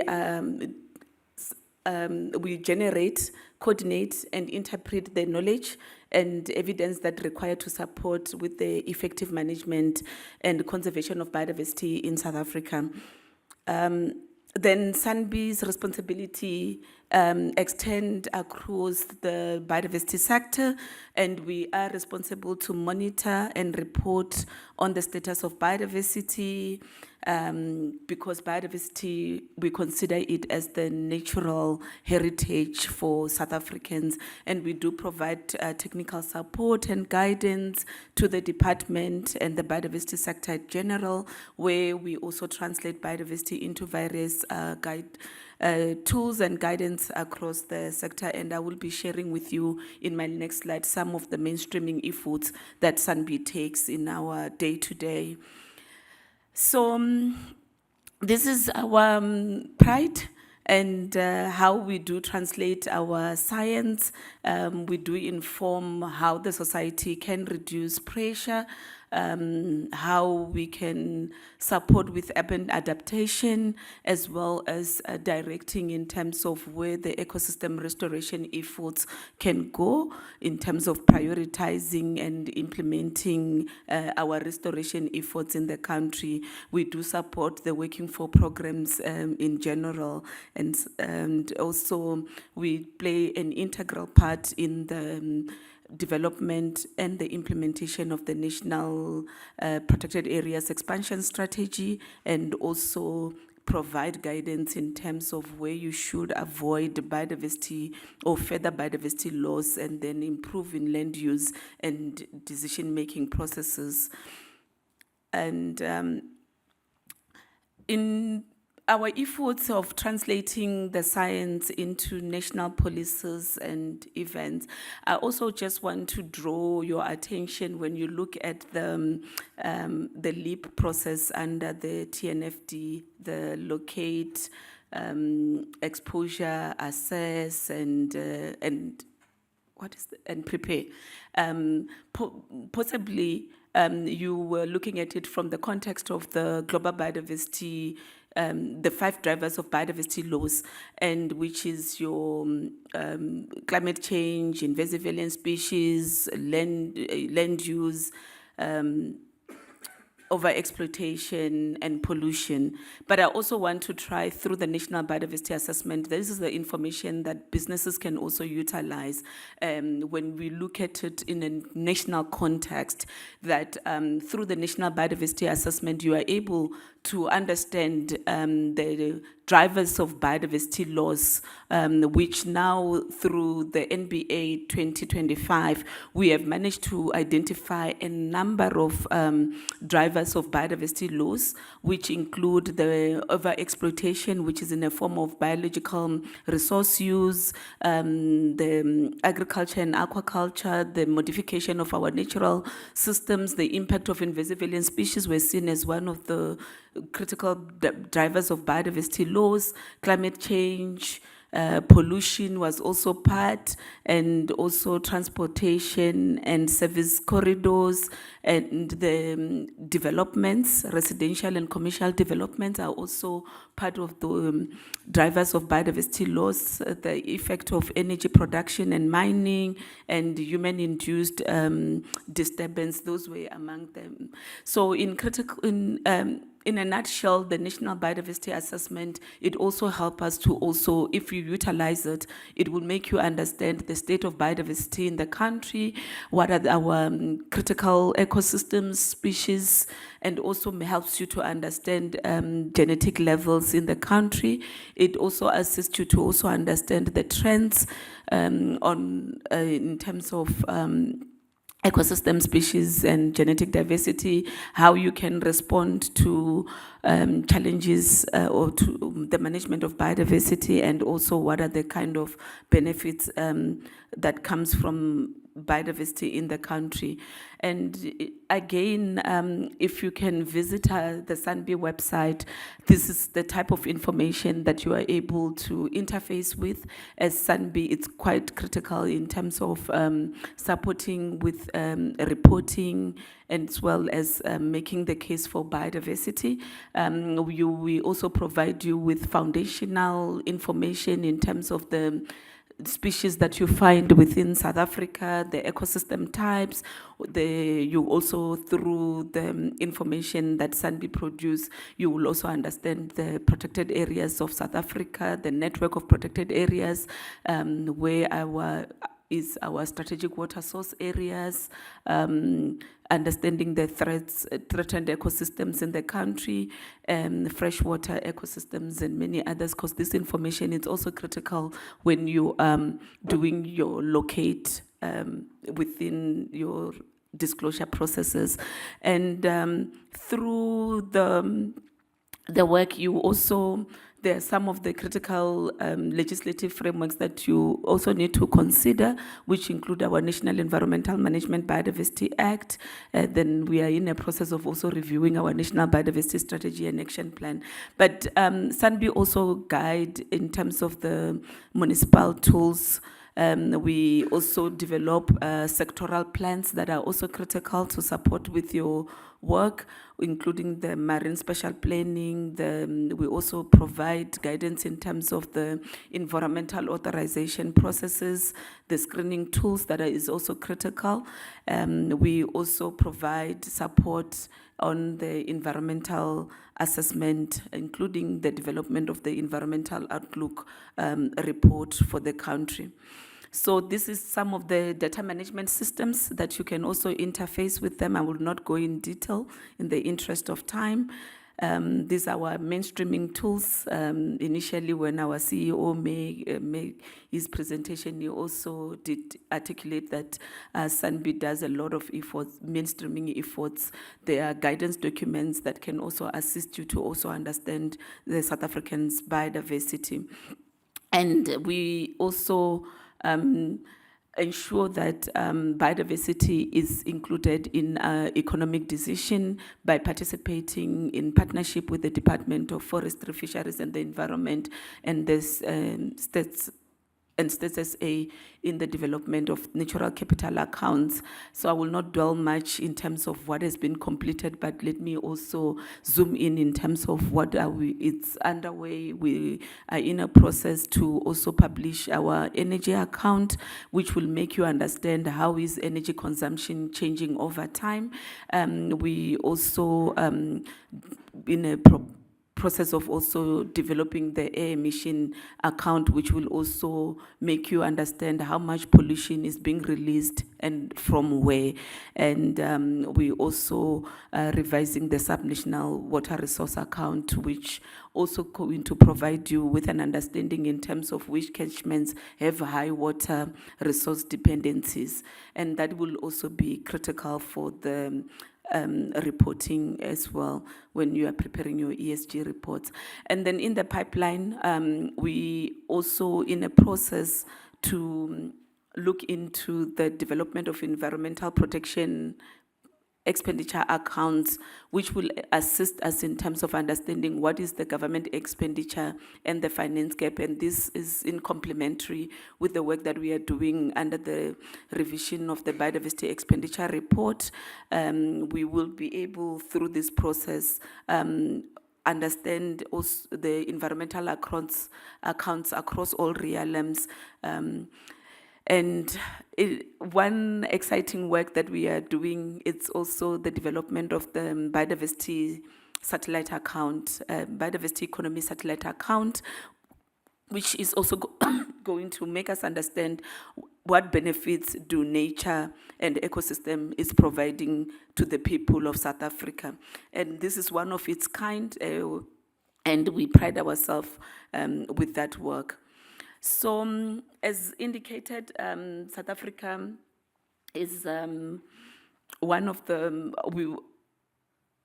we are part of the Kunming-Montreal Global Biodiversity Framework, and Target 15 that was mentioned a lot today really provided us with an opportunity to domesticate. It was unfortunate that South Africa didn't submit a national target on Target 15, but in the revision of our National Biodiversity Strategy and Action Plan, we are looking into a target that will respond to that. But we were able to respond in terms of the efforts responding to the binary indicator in terms of the efforts that South Africa are taking to domesticate the target. And in a nutshell, we are looking into a target, this is not final, that by 2035, we will partner with large and transitional companies to regulate, monitor, assess, and disclose the risk, dependency, and impact on biodiversity in accordance with existing legal, administration, and/or policy frameworks. So this work began pretty much last year by the development of what we call the biodiversity expenditure review, of which it has translated to the fact that we need, currently we are working in silos, and we need to work very closely in order for us to be able to mobilize resources from all sources, which include ensuring that we have a relationship with the private sector. In light of this work, we felt we also got to understand that the private sector engagement is growing, with 35% of the companies that have been listed in our Johannesburg Stock Exchange recognize biodiversity as a material. And this was a study that was done by our colleagues from the Endangered Wildlife Trust. And this work has really helped us to also understand that current limitation is our lack relationship or limited private sector financial transparency, and that will need to be fostered by the partnership that needs to be established between government and the pivot and the private sector. And again, one of the key elements was also we are in a process of understanding the policy and institutional review, and which also encourage us to fasten our relationship with the private sector. And with the work, and let me just give credit to my friend Thomas for this slide, that helps us to understand the current financial architecture, which also help us to strengthen our relationship and identify some of the key role players, which include the likes of the South African Reserve Bank, working closely with national treasuries, and this is the work that needs to assist us to mobilize relationship and mobilize investors to also integrate the state of our biodiversity in when they are issuing loans and many other activities. So through this work, we were also able to understand that South Africa's real economy with emerging global nature-related disclosure standards in support of the country's commitment to meet its obligation to the Kunming-Montreal Global Biodiversity Framework. And there are certain key things that we need to, in order for us to play in this space, there are key things that we need to look into, which include data is emerging as a key issue, and therefore we felt like this is one of the roles that South Africa through SANBI can play in terms of understanding with our private sector what data needs to be collated and measured, who will be the custodian, what are the metrics and the targets, and what are the data going forward that needs to be utilized to support with this work. And that is what brought us to the work that we did with my friend Ndidi through the IFRS exposure standards. And we also need, as a country, to institutionalize nature-related risk disclosure across regulatory and reporting frameworks. And we also need to develop or support the development of the national taxonomy and metrics to guide green and nature-positive finance. We also, we have just partnered with TNFD, and there was a pilot project that was done, and through that experience, we need to, through the SANBI TSCC, expand the market literacy on the TNFD and align the risk assessment and disclosure. We also recommend that existing and emerging global frameworks are also adopted and applied to ensure comparability and consistencies. And we also need to align our disclosure guidance with IFRS suite of standards and guidance, which will include the disclosure architect of the ISB, which includes both the TNFD and the TCFD. I'm still learning on the TCFD in support of the implementation of the global Kunming-Montreal Global Biodiversity Framework and our National Biodiversity Strategy and Action Plan. And SANBI, through the Technical and Scientific Cooperation Support Center, one of the key work that we need to build through the experience and the implementation of one of the projects that we will be doing with the AFD is to ensure that all the experience that has been learned in South Africa will be taken to the region. So we intend to establish a community of practice to support with the peer learning and ensuring that SADC countries are moving together. With that, Chairperson, allow me to sit down. Thank you.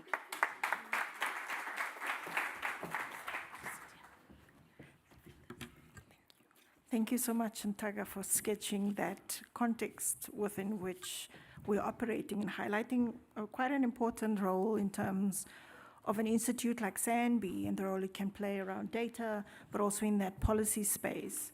Our next speaker will take us a little bit deeper into sort of what disclosures really are and what that means for us. So I'm going to call Ms. Candice Dott from the Task Force on Nature-Related Financial Disclosures. Candice.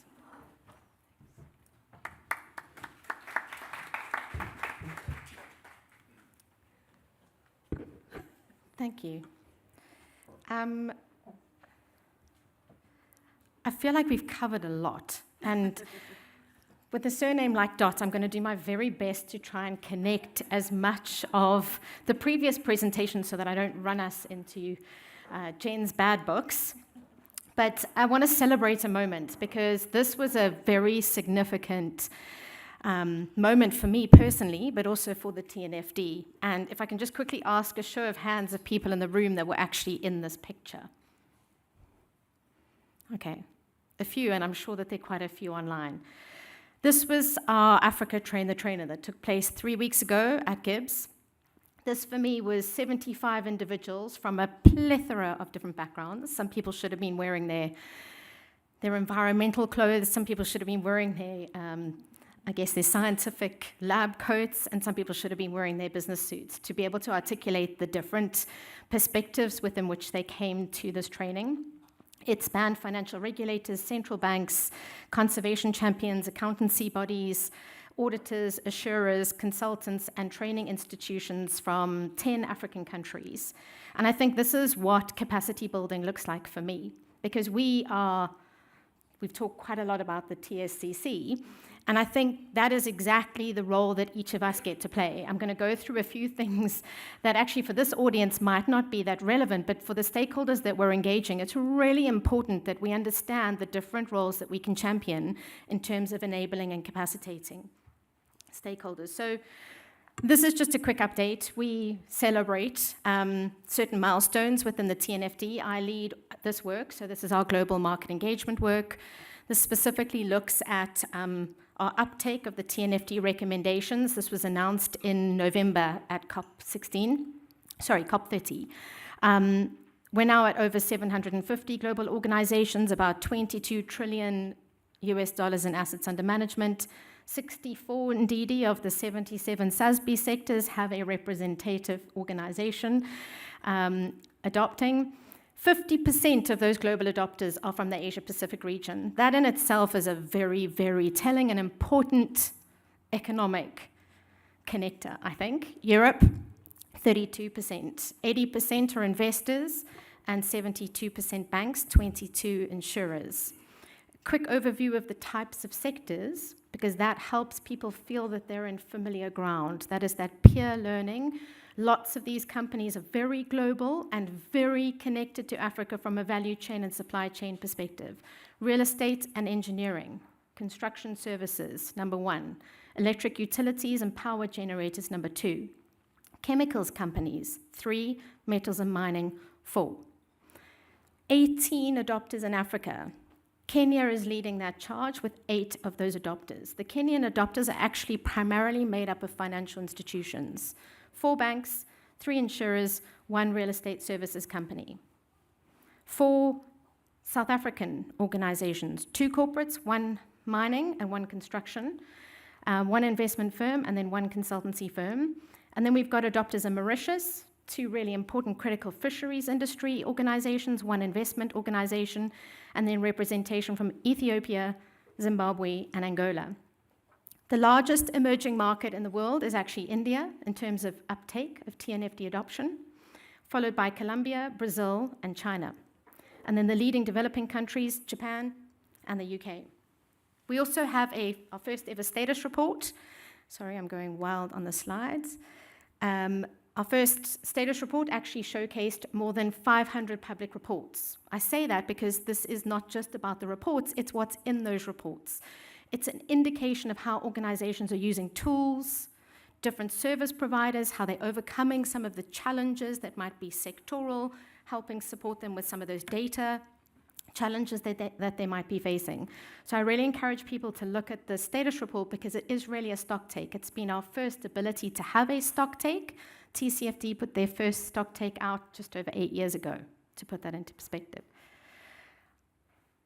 We've talked quite a bit about reporting, so I'm going to not go into too much detail here, but just needless to say that we are not reinventing wheels here. It is really important, the last 2 points there, are that I'm very aware of a lot of organizations in many jurisdictions filling in CDP questionnaires for different stakeholders. That interconnectedness in terms of inputting content into a questionnaire that then can be used multiplicative times for different purposes is very important, as well as the work that we're doing with ISO globally. So certainly watch that space. And indeed, you've touched on this, but specifically, I'm not going to go into a ton more detail, but needless to say, there is obviously a really critical juncture right now around nature-related risks and opportunities and a standard-setting process that the ISSB is currently in. The exposure draft that we're all eagerly awaiting with various updates from the board along the way, I think will be out at COP17. So that will be a huge moment, I think, for many of us. And then the ISSB obviously continues the standards work my team, the 24 of us in the TNFD task force, continue to build market awareness and nature-related capabilities through capacity building. And that's through individuals like yourselves, quite frankly, the reason I'm here today.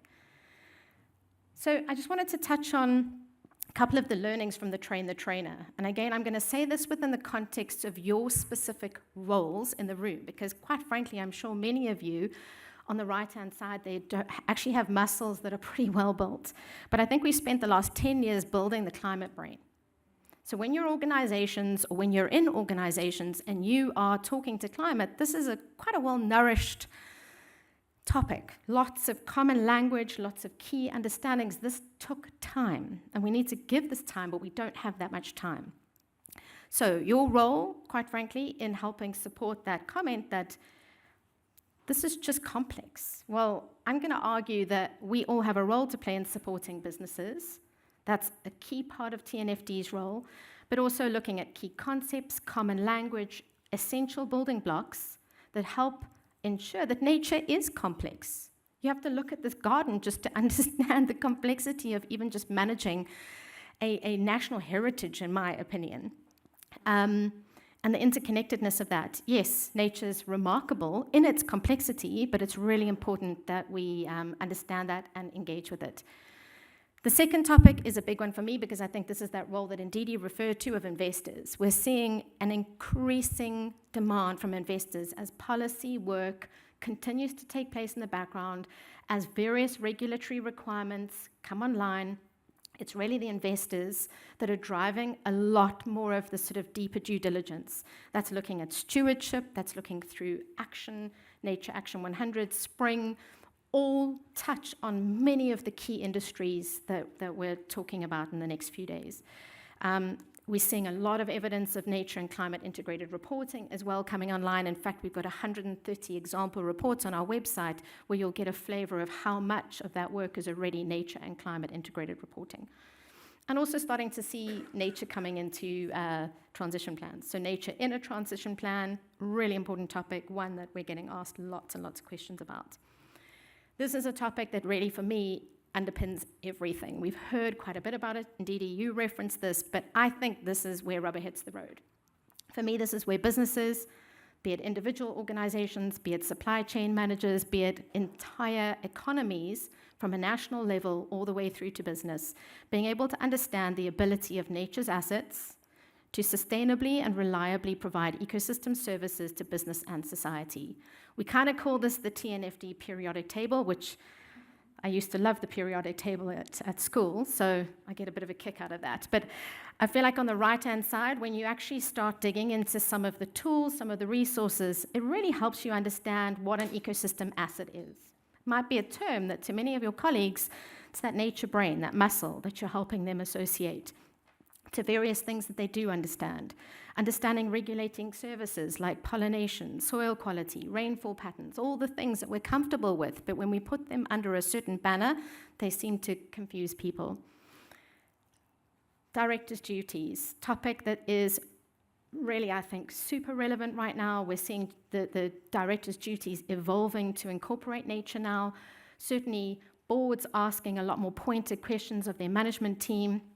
And we actually spend quite a lot of time putting these two guides together, specifically asking better question guides to help enable boards, help enable managers in those teams, not to be grilled, but to develop that nature brain together.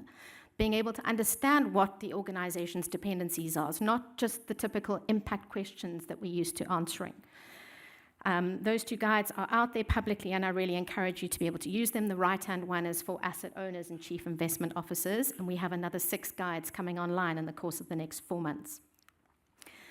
Evidence. There is so much evidence. I literally sometimes have to take a couple of steps back to remind people that there is a lot of work from a lot of global organizations to go, this is no longer about having to communicate financial materiality of certain nature-related issues. That evidence is there. There is a database. I reckon this database is probably 1,000 deep now because that number was when it was actually out for public consultation. So I'm excited to see what comes out of the final version.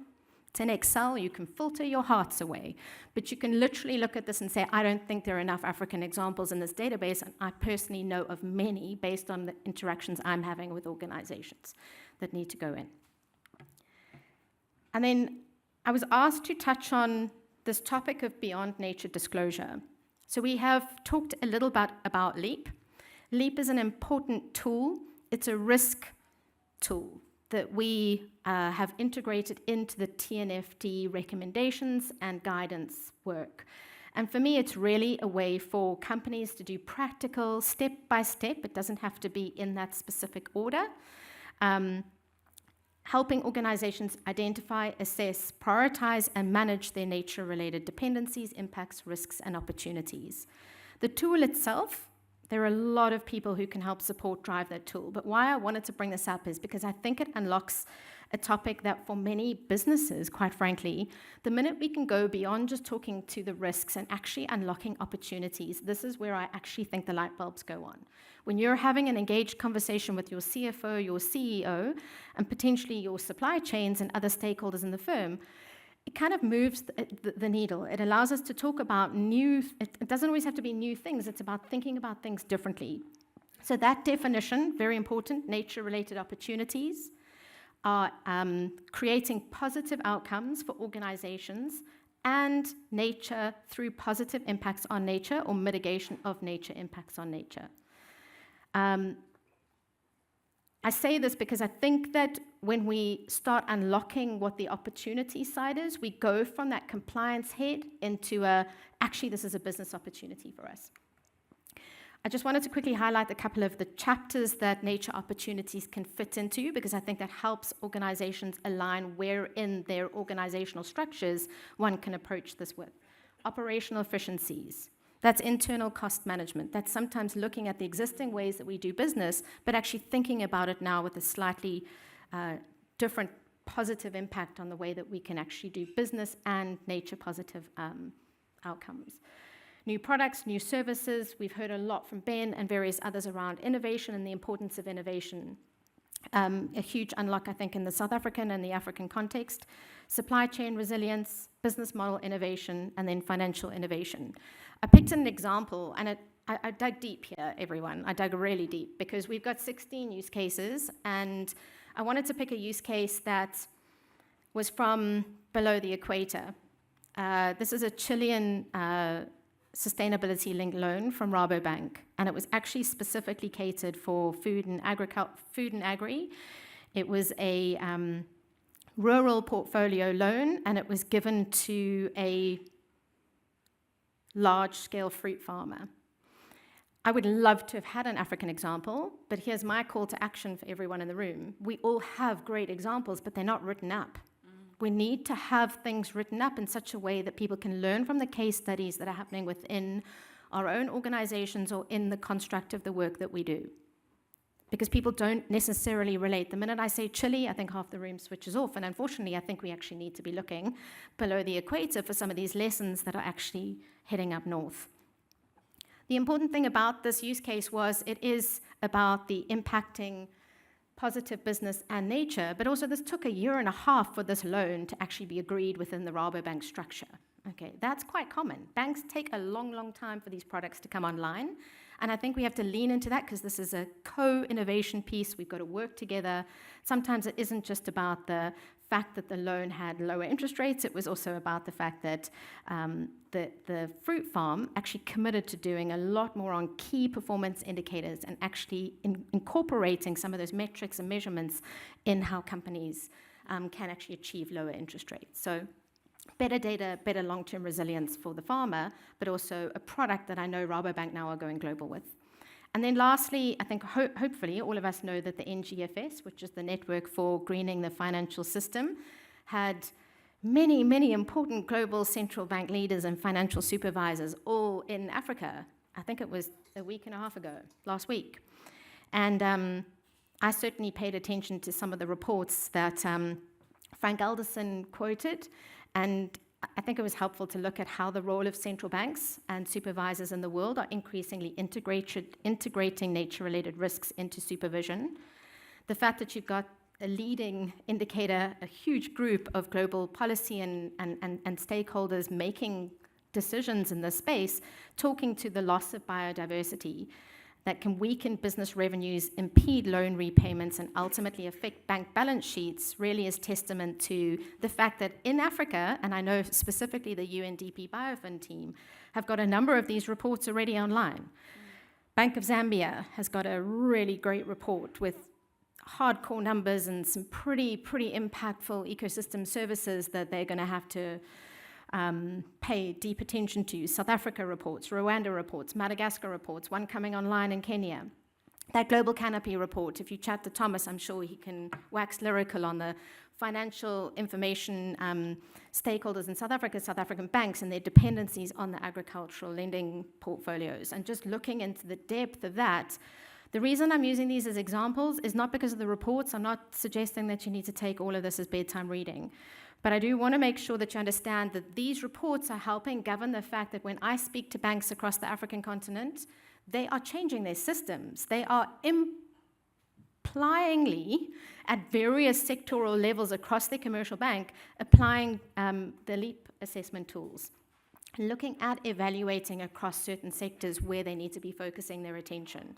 And I think one of the most poignant learnings for me from the TTT was actually a local bank sharing the fact that their systems couldn't handle the contextual importance of dependencies. Their systems were used to, and this is an enterprise risk management system used across an entire bank, how the bank makes risk decisions on behalf of you as a corporate potentially being lent money by them, and they couldn't actually articulate in their systems how dependencies were needing to be articulated in their model analysis.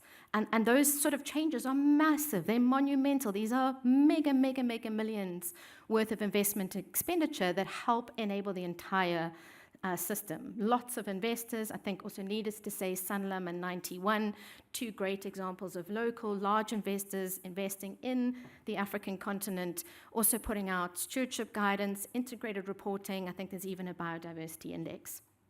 So I'm going to end there, but really I think this is testament to lots of partnerships, lots of enablers. We've got consultation groups on the ground, people that were in that very first photo that can go deeper, and I'm always happy to help where I can.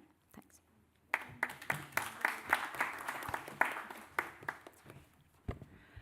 So I'm going to request, I first want to thank each of our speakers because they did a lot to deal with our rogue behavior this morning, to still bring and connect all of these dots around disclosures and really bring it down to an audience that's working both in the biodiversity space but also in the private sector. So I want to acknowledge and just thank each of our speakers here, Ntaka, Candace, and Ntidi. Thank you so much for what you brought this morning and the input that you provided. So coming out of that, I want to open up questions. I know we're a little bit tight in time, so I'm going to ask if there's any questions coming from the floor, and then I will just check with our team if there's any questions from the online participants as well. Any questions coming from the floor? I'm seeing a hand to the back. Do we have a mic? And then I'm also seeing a hand that side. So those two hands.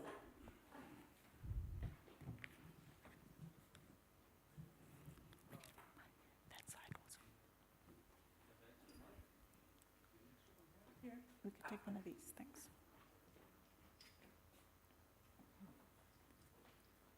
So let's start with the gentleman on that side and then we'll come. So we'll start with the gentleman at the back and we'll come this side there.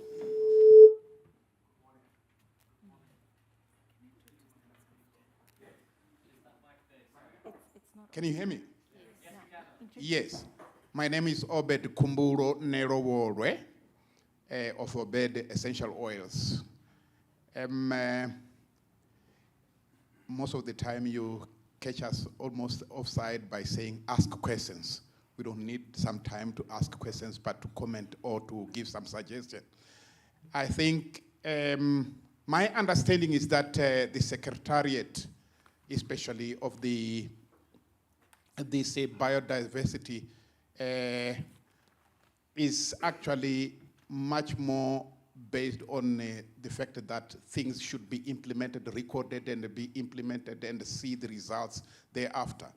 But I want to go down to our own land and the usage of the indigenous plants, especially in South Africa, there is quite a lot of challenges that which, for all the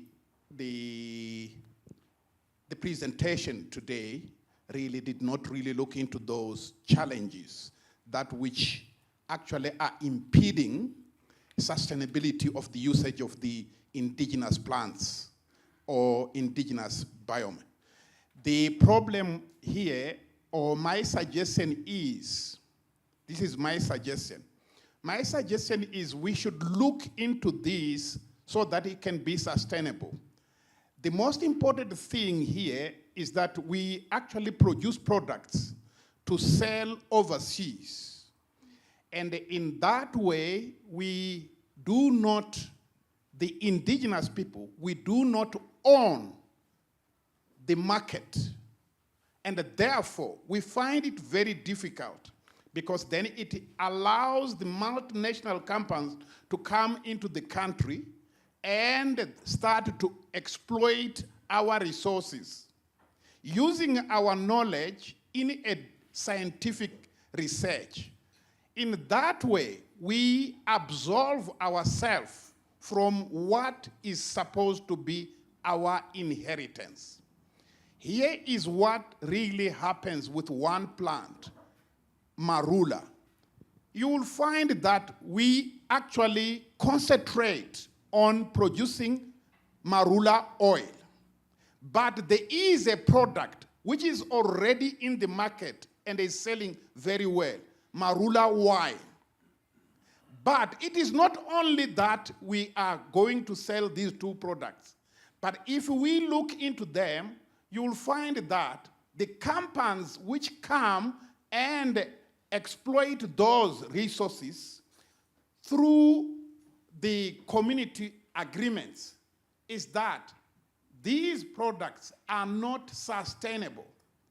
In that way, they will not allow themselves to carry the baggage of saying, we have done this work, but when the people were harvesting, they broke the trees or they chopped the trees, branches, and the trees got sick or they died. Or the trees were actually destroyed during urban encroachment. These reports are the ones that which are actually denying the board here to know what is really happening on the ground. Now, the second thing is that if the companies come into the country and are actually requesting to exploit our resources, here is what I suggest. Give the ownership to the indigenous people. Now, how do you give the ownership? This is my suggestion again. You give the ownership by training the owners of that plant resource to know how to do agriculture on it. Plants like marula cannot be regarded as wild plants. It is totally wrong because these plants can be grown. The first thing we should do right now is, my suggestion is, we should make sure that can we grow that plant, marula? Before we give any certificate to say, or license to say, do this business, I am saying, do we have to? We have to, not do we. We have to plant that. We must make sure that we can produce it. If you cannot produce it, let's not give it a license. Otherwise, it will disappear. Just like the tree we were standing underneath there, Wubegia saltaris. That plant is easily grown. You can grow it anywhere, especially in South Africa. But because people who stay there don't own it, that is the problem. That is the problem. So anyone who comes and wants marula, let them ask us, the indigenous, the owners of the resources, to say, how much do you want? I want 100 ton. We do not have 100 ton. Can we grow it for you? Yes. What do we need? We need a tractor. Can the bank put the tractor there to plant the tree? Unless we do that, these are the greatest challenges, excluding the weather. The weather, which is actually the problem of us as human beings. We are the most destructive creatures of all the creatures in this world. We actually have made a problem. That one all of us know. So if we say we are going to grow, we are going to use marula, let the indigenous people be the custodian of the plant, and then the man there, the company there on top, must buy the raw materials from the indigenous people. Then there will be no stealing of that resources. Thank you, sir. Thanks for that input. So I want to take the second question quickly, and then we've got one question online, so we'll take that last. So let's just collect all the questions. Thank you. Thank you. I'm from RSK, Marianne Strohbach. I work quite a lot across Africa on development projects, and thank you very much for all your contributions so far, and it's very encouraging to see all these standards being developed and reporting standards and requirements. Dr. Ndidi mentioned, we are still not on track, and some of his suggestions that I can see from my work across Africa is number one, recognizing wetlands for what they are. I see it so often that rails and roads are being upgraded, and yet if a wetland has been modified to a riceland, it's not seen as a wetland anymore. And therefore drainage is not reinstated or retrofitted or not included at all. And then 5 years down the line, you have massive flooding and you have no flood resilience of that very expensive infrastructure. So there's South Africa, and I really welcome that you want to transfer your knowledge into Africa and whatever. That is really something where you can transfer a lot of knowledge on what exactly are wetlands, using a much wider approach about just recognizing wetlands that are permanently wet and or have floods as wetlands. So that's the one thing. The other thing is the continuing threat of alien invasive species. SANBI has recognized it as a major problem. What I see as a massive bottleneck in addressing this is that it is just seen as a massive burden because it's expensive, it's long-term investment to get it out, and I would really like to see, and there are examples where more research is done and how can you take those alien invasive species and make something useful from it. For example, putting it through pyrolysis, creating biochar that you can use in agriculture, but also raising awareness. I recently had a workshop series across Tanzania, and it was quite shocking to see that people just didn't realize these are alien invasive species and how damaging they are. NGOs that are still widely planting invasive species, they are planting tomorrow's problem as part of a reforestation programs, and that is being funded, and that is really something that I would like to see included and much more advocated in the standards that this trend stops. Thank you. Thank you so much for that input. I just want to check with Lavuyo, the last online question.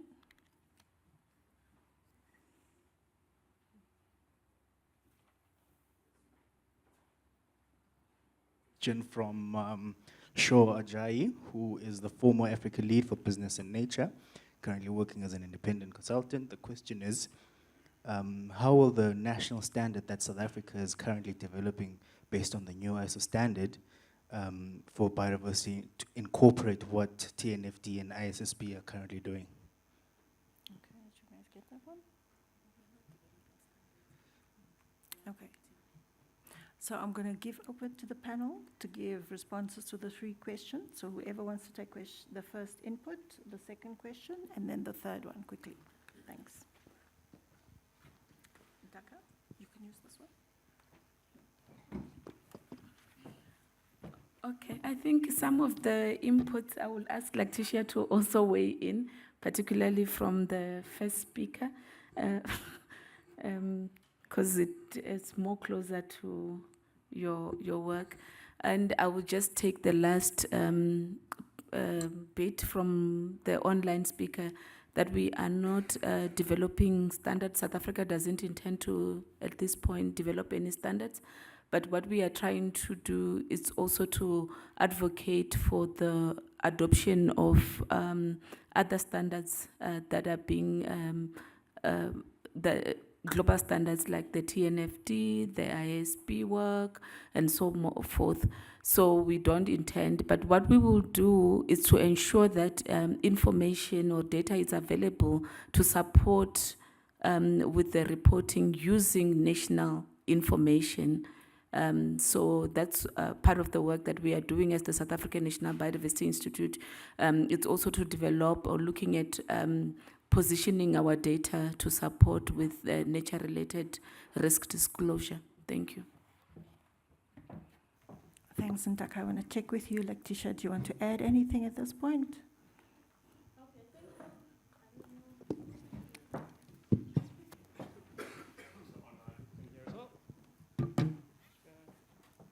Thank you very much, Bone Forobode, for bringing this interesting debate in this platform. Indeed, issues of utilization of our rich biodiversity are very sensitive.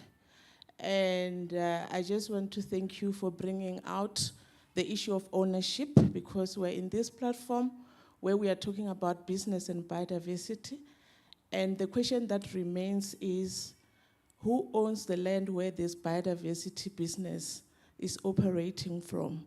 And I just want to thank you for bringing the fact that in whatever work that we are doing, we are talking about disclosure requirements and reporting in this session, in that panel discussion.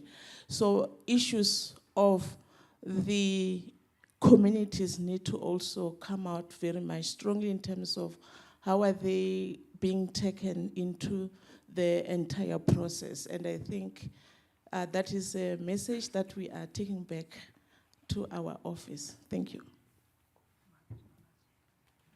Okay, I think there's somebody who wants to add as well. Yeah, I just want to give to that point. Okay, let's take that quickly, and then I'm going to give over to Ndidi also. Thanks. No, thank you very much. It's Yokale Kota from DFFE. I just wanted to add on what Letitia said in the first input, I think. What I wanted to say is that I think as government, we do realize community interaction into indigenous species, because I'm going to take it back to what we have done in the Northwest in regard to the Devil's Claw. When we realized that the North Americans and the other side of the Europe use the Devil's Claw as a medicinal use, then we decided to make the community to own the Devil's Claw so that it cannot be explored. Currently, what is happening is that whatever is generated from the Devil's Claw in terms of revenue, it is used to the community to also replant the Devil's Claw, because we've also realized that in terms of the quantity that was actually harvested, we couldn't have it to supply the international market. Then the method that we've used, I just wanted to show you that we do, but we need to make it more further in other indigenous plants. Thank you. Thanks. So I'm just going to give Ndidi a chance, and then we're going to wrap up the session. Thanks.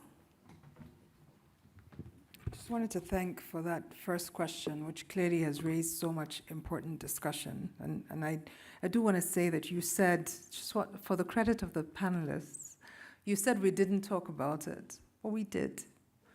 One, we talked about it because of that herb that we were all smelling, that the chief executive gave us to smell. But more importantly, you know, the example I gave about CIPC and the patents, Why are there no more patents online?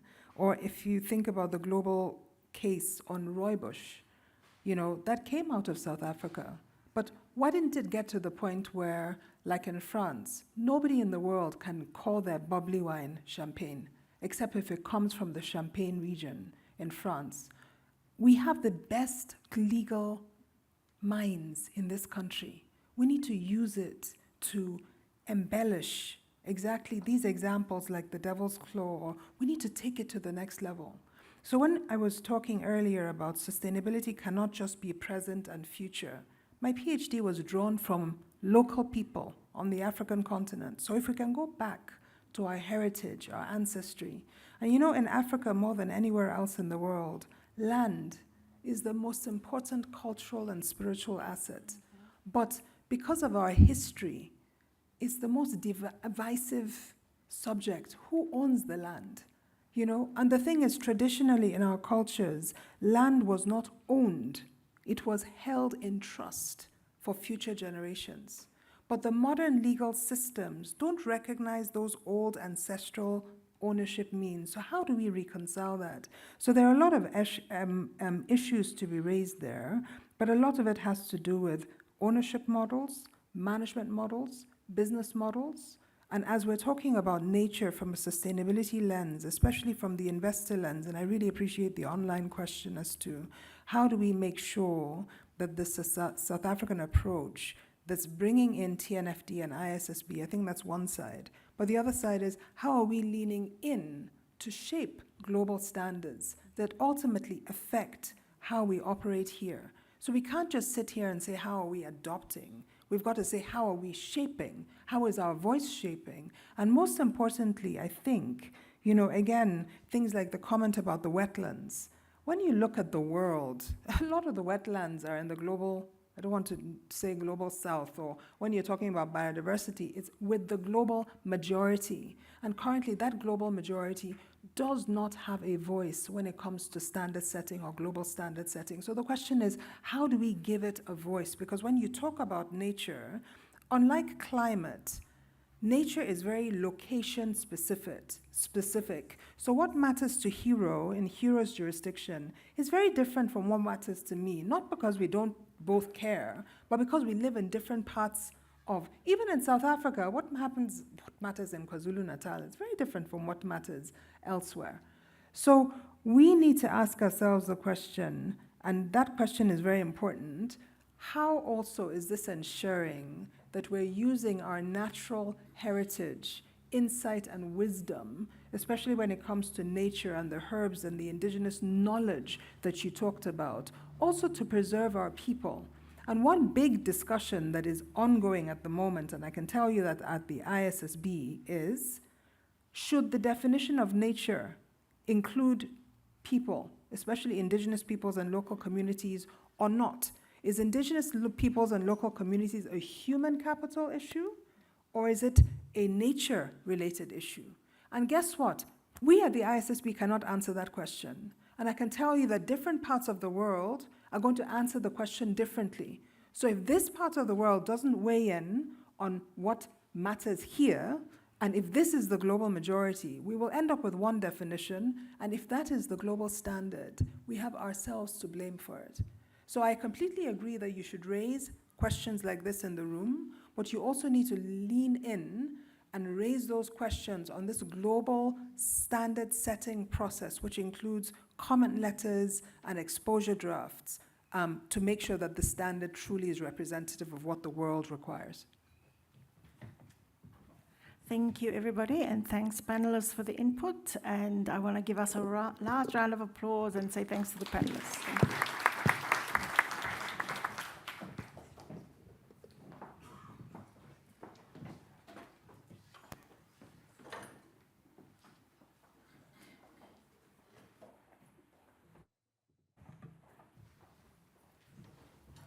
Okay, excellent. Thank you very much, Jen, and the panel. That was an outstanding session.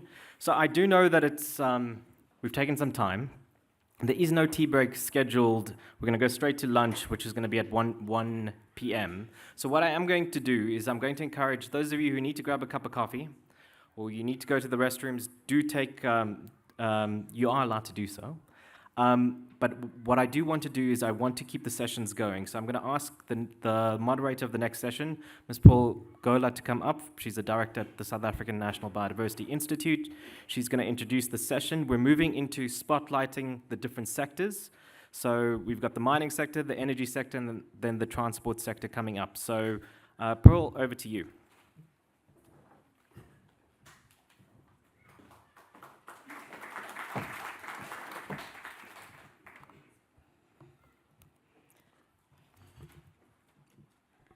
Okay. Good morning, ladies and gentlemen. All protocol has been observed, so I'll just get right onto it. My name is Pearl Gola. I work for the South African National Biodiversity Institute, and I lead the biodiversity mainstreaming area of work at SANBI. So I'll be steering this ship for however long the chairperson lets me, and I'll quickly introduce my speakers for this session, this panel session, which shines a spotlight on mainstreaming biodiversity into the mining sector. So first, we have online Mr. Yuri Human. He is with Valterra Platinum, responsible for mine closure, rehabilitation, and biodiversity. He'll be joining us online shortly. And then I'm not sure if Ms. Haley Zip is in the room. Oh, there she is. Thank you. Yes. So Haley is the Director of Environment at the International Council on Mining and Metals. And then I saw Mr. Warwick Mostert is in the room. He's with IBET, the Integrated Biodiversity Assessment Tool, and he's responsible for business and biodiversity, leading that. And then we have, I haven't seen Mr. Benji Moremi, but I think he's in the room. There he is.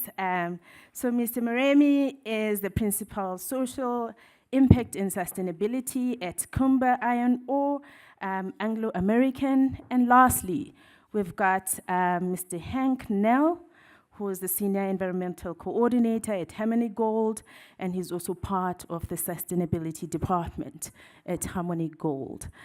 So those are my panelists. I think everybody is here. So we're going to start with setting the scene. So Mr. Warwick Mostert will set the scene for us, and he'll be followed by Mr. Yuri Human. Thank you so much.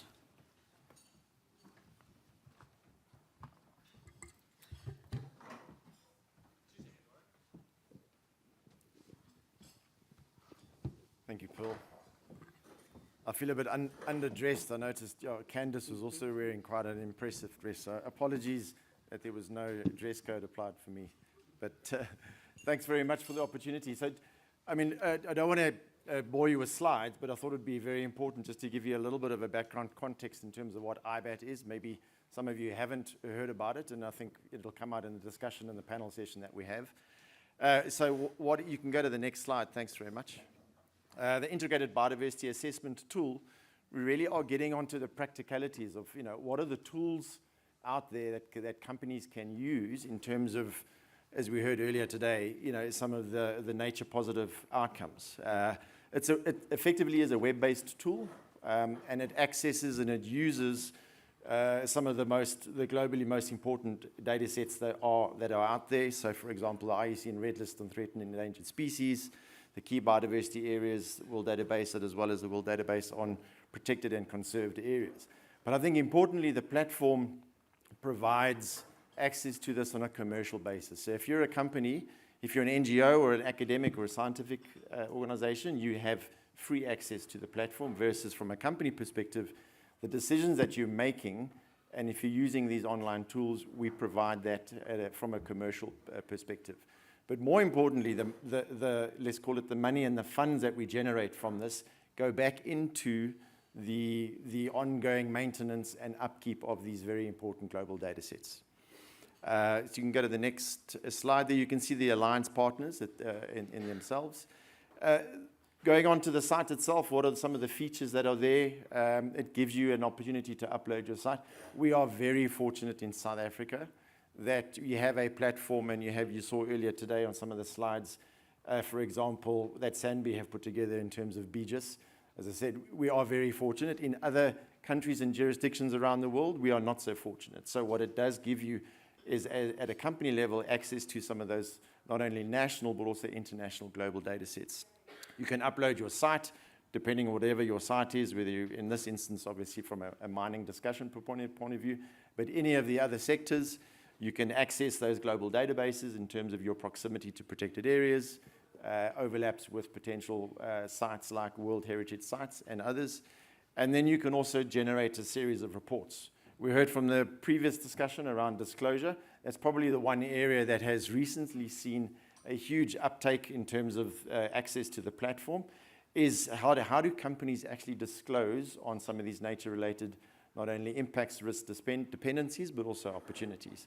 And so the platform allows a company to download those reports and then use them as part of their disclosure activities. We've also just recently released a sector guide on the extractive sector, so you can see it there.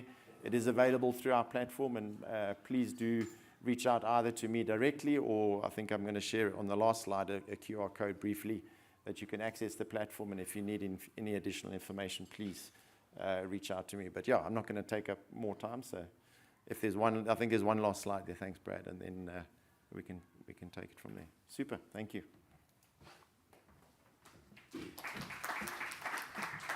Thanks, Warwick. So we're going to move quickly to Yuri online, and then we can get on with the questions. Thanks, Brad. Thank you so much, Paul. I really appreciate it. Morning, colleagues, and thank you for the opportunity. I will just briefly share my screen. I just want to confirm that I can share the correct screen. Thank you, everyone. So I'm just briefly going to discuss with you Valterra Platinum's approach to mainstreaming biodiversity.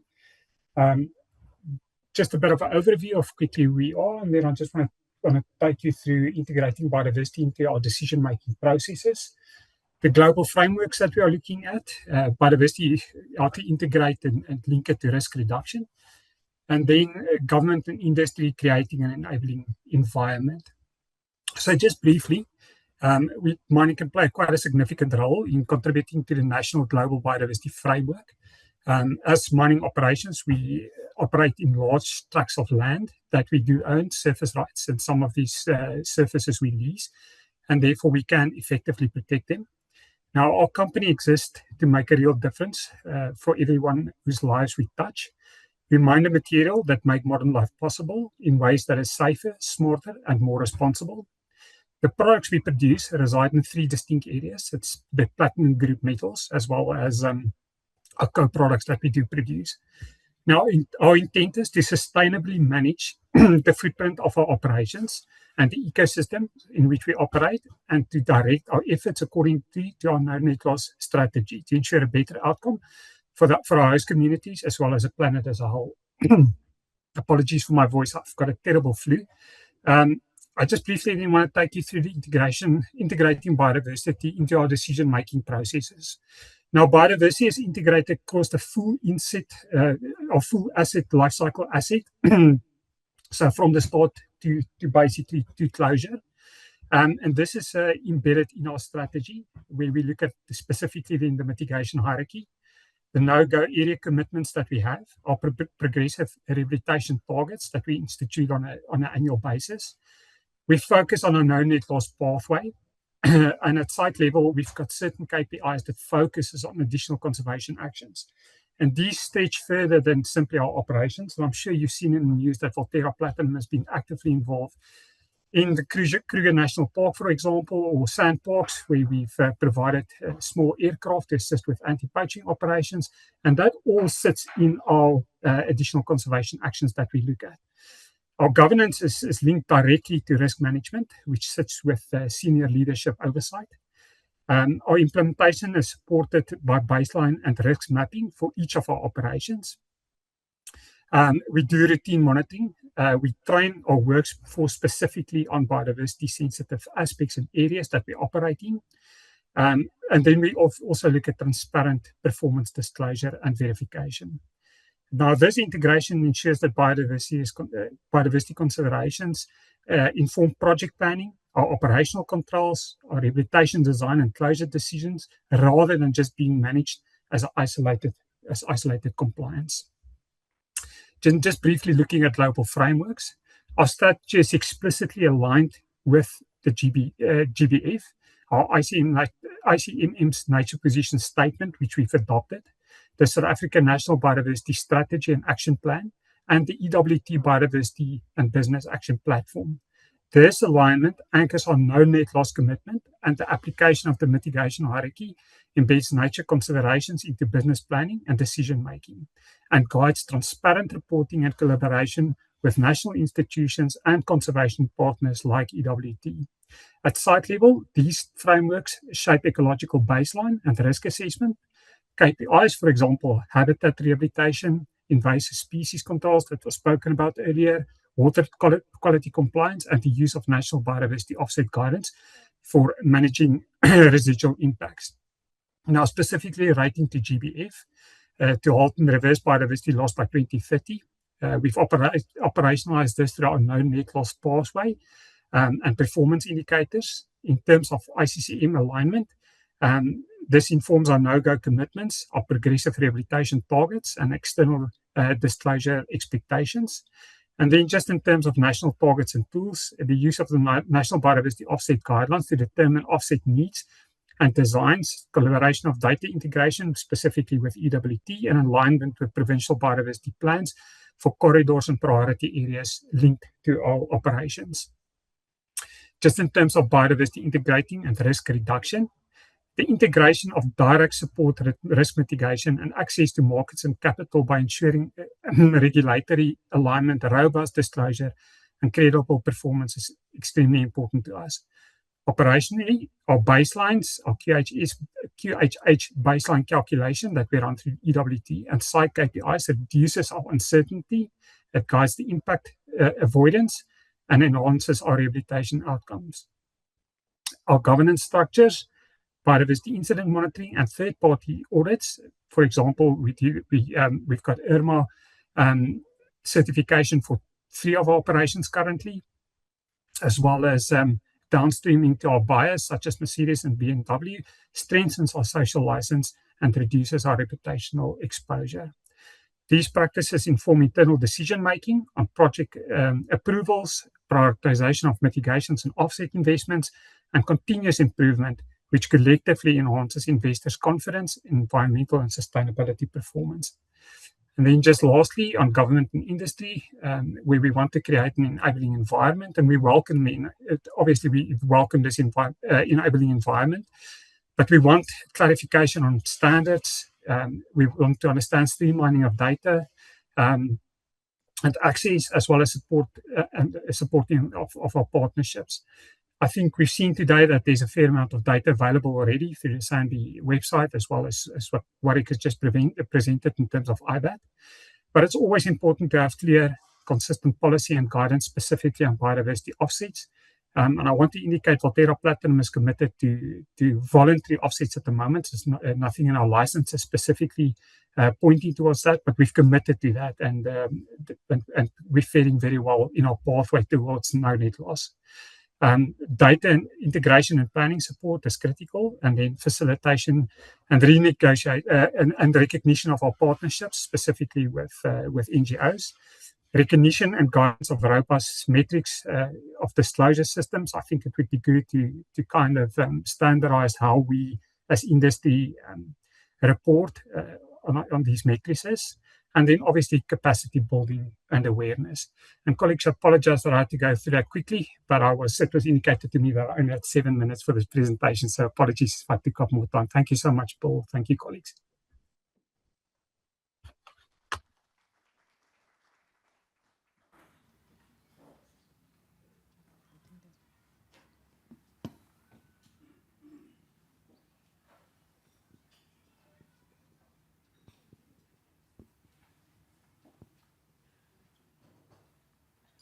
Does it work? Yeah, it does. Thank you, Yuri. Thank you so much. So now we're going to get into the panel session and the questions that I've got for my panelists. And I guess I'll start with the industries, the companies. Yuri spoke a lot about, mitigation hierarchy and all of the other stuff. So how is your company integrating biodiversity into core decision making? Because we know that, like mineral resources are really important for the country's economy, but so does biodiversity, and these two are intricately linked. So you can't separate the natural resources from the biodiversity. Therefore, it becomes a no-brainer that we should be integrating biodiversity into our, day-to-day decision-making practices. So how does your company do that? I'll start with you, Hank, because you're closer. Thank you.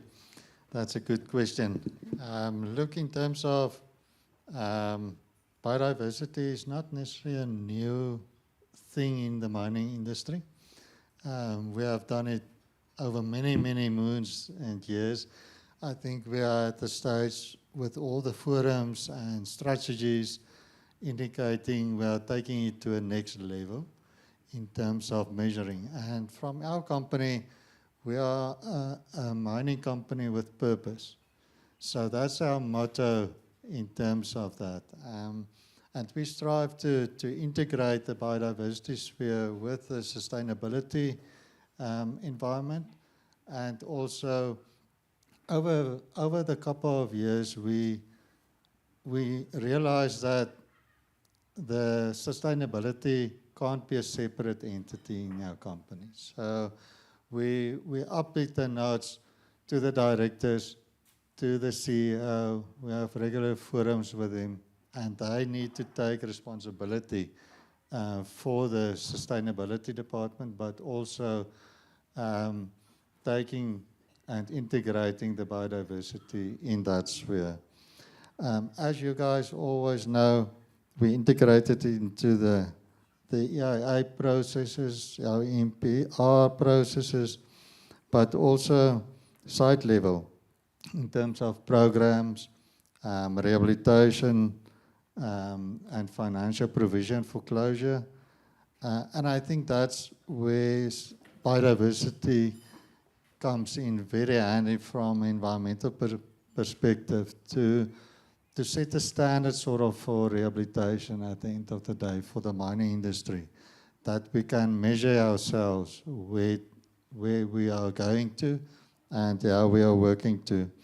For decision making, we do it on a day-to-day basis, and there's a lot of benefits to the company, but also to our key stakeholders. We strive to safeguard our natural ecosystem, and from a company perspective, recently we invested a lot in terms of renewable energy with the ESCOM scenario we had. So we have huge solar panel capacity at our mines, but we are also a leading company in terms of reworking of tailings facilities. So all that comes into, at the end of the day, incorporating biodiversity in our day-to-day operations and planning for the mine. So that's why we make sure that we are part of the planning process and also the implementation process on the mine. So that's important. Thank you. Thank you so much. Mr. Moremi, so Hank mentions a lot around sustainability and the sustainability approach that they use. And your company? No, thanks. I think, I'm not sure if I'm audible. Thanks, Hank. I was going to say that I agree with everything that Yuri said because I think he went through the entire program. But I think listening from the conversation from this morning up until now, we can all agree that biodiversity or nature is basically one of the created assets that we have, either as a country or in the African continent. However, mining also operates in a landscape wherein this biodiversity, as much as we contribute about 9 to 10% of the country's GDP, that means that mining is important economically so. However, the landscape that we operate in is also ecologically sensitive. Now the question is around where we are sitting. It's not necessarily about choosing between biodiversity and mining, but more is around how can we integrate the two to ensure that there's a clear understanding from a responsible mining point of view, but also at the same time when you are mining, there's that progressive rehabilitation and closure outcome that are being taken into account. And building on what Hank has really said is that in the business, biodiversity is not being treated as a standalone environmental component. It is a bigger component in terms of how can it influence the mine design, because by the time you start mining, you've already completed your environmental impact assessment, you would have done your mapping in terms of the sensitive areas, and that can then influence your mine design and your life of asset planning.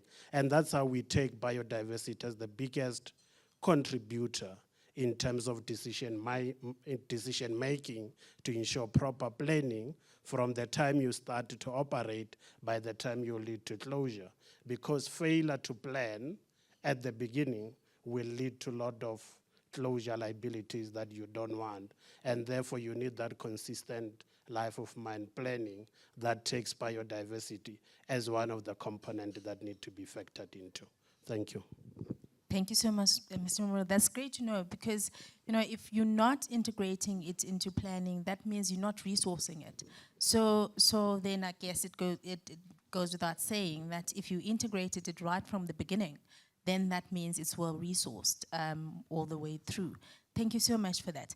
And then I think I'm gonna go into the next question because now you've told me how you integrated in biodiversity into your everyday planning. But we know now we've got, like global frameworks, such as the Global Biodiversity Framework. How does that now, these national biodiversity targets and international targets, how does that influence? Or does it become incorporated into your strategies and plans at a site level in the mine?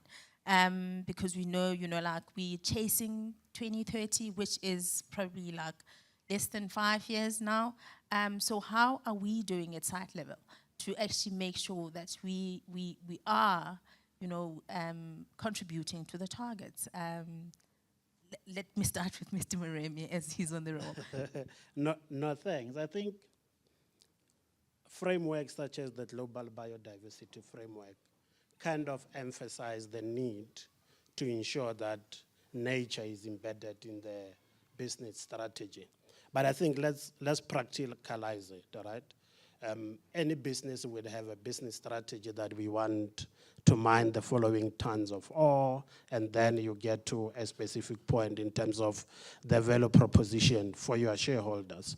However, what is important is that that business strategy needs to be supported by strategies such as sustainability strategy. And that's where in my day-to-day work, as the lead for the business social impact and sustainability, I'm responsible for the sustainability strategy. And therefore it means as we set long-term ambitious goal, for instance, in terms of nature at closure, where we say we want to be net positive impact throughout the life cycle of our mine, what informs that? What is the work that needs to be done? And things such as the biodiversity management plan is basically our enablers towards achieving that goal. And therefore it's around ensuring that the work that we do on a day-to-day basis as at site level is interlinked in terms of the business strategy, in terms of attaining the goals that we have set ourselves, but also in terms of how do you make sure that leadership targets or performance KPIs are not only linked to production and finance, but they are linked also in terms of biodiversity KPIs. Because if you don't have those, you are likely not to see those being funded for. And therefore, that is the work that we try to do. But I think one thing that I wanted to emphasize in this session is around, in the South African context, the national biodiversity strategies that we have and the spatial planning tools that I think were being discussed today kind of help us to translate these global commitments into practical site-level decisions and programs that we implement on a day-to-day basis. And therefore, we've seen, in instance, in terms of our annual sustainability report, where it is in the FY 2025 where we started to use TNFD, that it has helped us to kind of bridge the gap between the global commitments and kind of the ground implementation. And those are the day-to-day things that we try to work on as a business. Thank you so much. And sincere apologies. When you mentioned the national biodiversity strategies, I realized that I was missing a panelist. Apologies, Mr. Likota. Mr. Likota was meant to be sitting here with us, and I was wondering why there's an empty chair. So, Mr. Likota, please come up. Mr. Likota is acting Director of Biodiversity Conservation from the Department of Forestry, Fisheries and the Environment. I thought something was missing, but I couldn't really put my finger on it. No, I sincerely apologize. I sincerely apologize because we're talking about biodiversity strategies. I'm thinking, no man, I'm missing someone. I'm so sorry about that. Maybe DFFE is not wanted at some point. Never, never. Thank you so much. So Hank, just keeping up with the question around the global biodiversity framework, how does your company, contribute to the global frameworks? Yeah, I think it's important, these strategies, where we are not only to be legalized, but we go the next level in terms of compliance. And that's very important for our stakeholders. And to be aligned with these standards, like the ICMM guidance, it's important for us to stand out as a company and to be competitive in the market at the end of the day. Site-level actions, of course, we implement to be competitive there, and also we look at to be future fit. So we need to be thinking of the future of our company, but also of the broader society to be competitive there, and to know what to expect in future. It makes it easier for a company perspective to manage those expectations at the end of the day. Of course, biodiversity policies within the company, position statements, and also to strengthen the due diligence in terms of land disturbance, to incorporate that, to look at habitat fragmentation, on also species impacts at the end of the day. And that also creates for us a stricter land use at the end of the day. We need to comply to and make sure that we incorporate the biodiversity requirements and strategies into our view and vision for the future on the company. Thank you. Thank you so much. I'll come to this side and let our industry partners breathe. So from the ICMM side, we're talking about mainstreaming of biodiversity into the mining sector. How does ICMM support that, particularly looking at mainstreaming biodiversity in the operations in the mines and their day-to-day work? Is this one working? Hello? Can you hear me okay? No? Okay. Can we start? Thank you. And thanks for the invitation to be here. Just very quickly, for those who don't know, ICMM is a CEO-led organization which effectively brings together 26 of the world's largest mining and metal producers, along with 40 regional and national commodity associations, to look at how we can collectively support a safer, more just and sustainable future through the provision of the minerals and metals that the world needs, particularly as we transition into that green energy future and the digitization of the whole world that we are all kind of in the midst of transitioning into today. So that's pretty much our work, and we do that through 3 key roles. The first is around standard setting for what responsible mining looks like. The second is around building capacity, and that's through workshops, through best practice guidance, and providing a platform for peer-to-peer knowledge exchange and learning. And then thirdly, we convene different sectors, so civil society with our industry, with government, to work through the issues and challenges that are there and very present for us all. When it comes to biodiversity, we've very much tried to support the industry to move away from a more siloed approach to biodiversity management towards one that really acknowledges the systemic accountability that we need to take for nature. And to do this, a couple of you have already mentioned ICMM's position statement, but in 2024 we brought out what is essentially a collective promise for how our companies will work together to support a nature-positive future in line with the targets of the Kunming-Montreal Global Biodiversity Framework. And that really centers around 5 key areas of commitments that our members have said that they will take on, that move us beyond just a mine, inside the mine fence kind of orientation. And those are around, firstly, protecting pristine areas of the natural environment through committing not to explore or operate in World Heritage sites. Then committing to achieve no net loss or net gain of biodiversity across all operations by closure against a 2020 baseline. The third area is reaching outside of our operations to work with those across the value chain to support more effective identification of nature risk upstream and downstream, and work with those across the value chain to limit that risk to nature. The fourth area is very much focused on how we support landscape level restoration and conservation through landscape, community, NGO, and government initiatives and partnerships. And then the fifth area is really around how can we catalyze collective action to change the kind of systems that are influencing nature. And that's, for example, through crowding in innovative finance or looking at how we share R&D and data to better manage nature at a global scale. That said, we also know that we need some very practical level support in how to bring that down to the operational level. So ICMM has been working with our members to bring out guidance around how to achieve no net loss and net gain of biodiversity at site level. We released our best practice guidance last year. And that really brings together a framework with how to set baselines, mitigation hierarchy, and then monitor and track and disclose progress over time.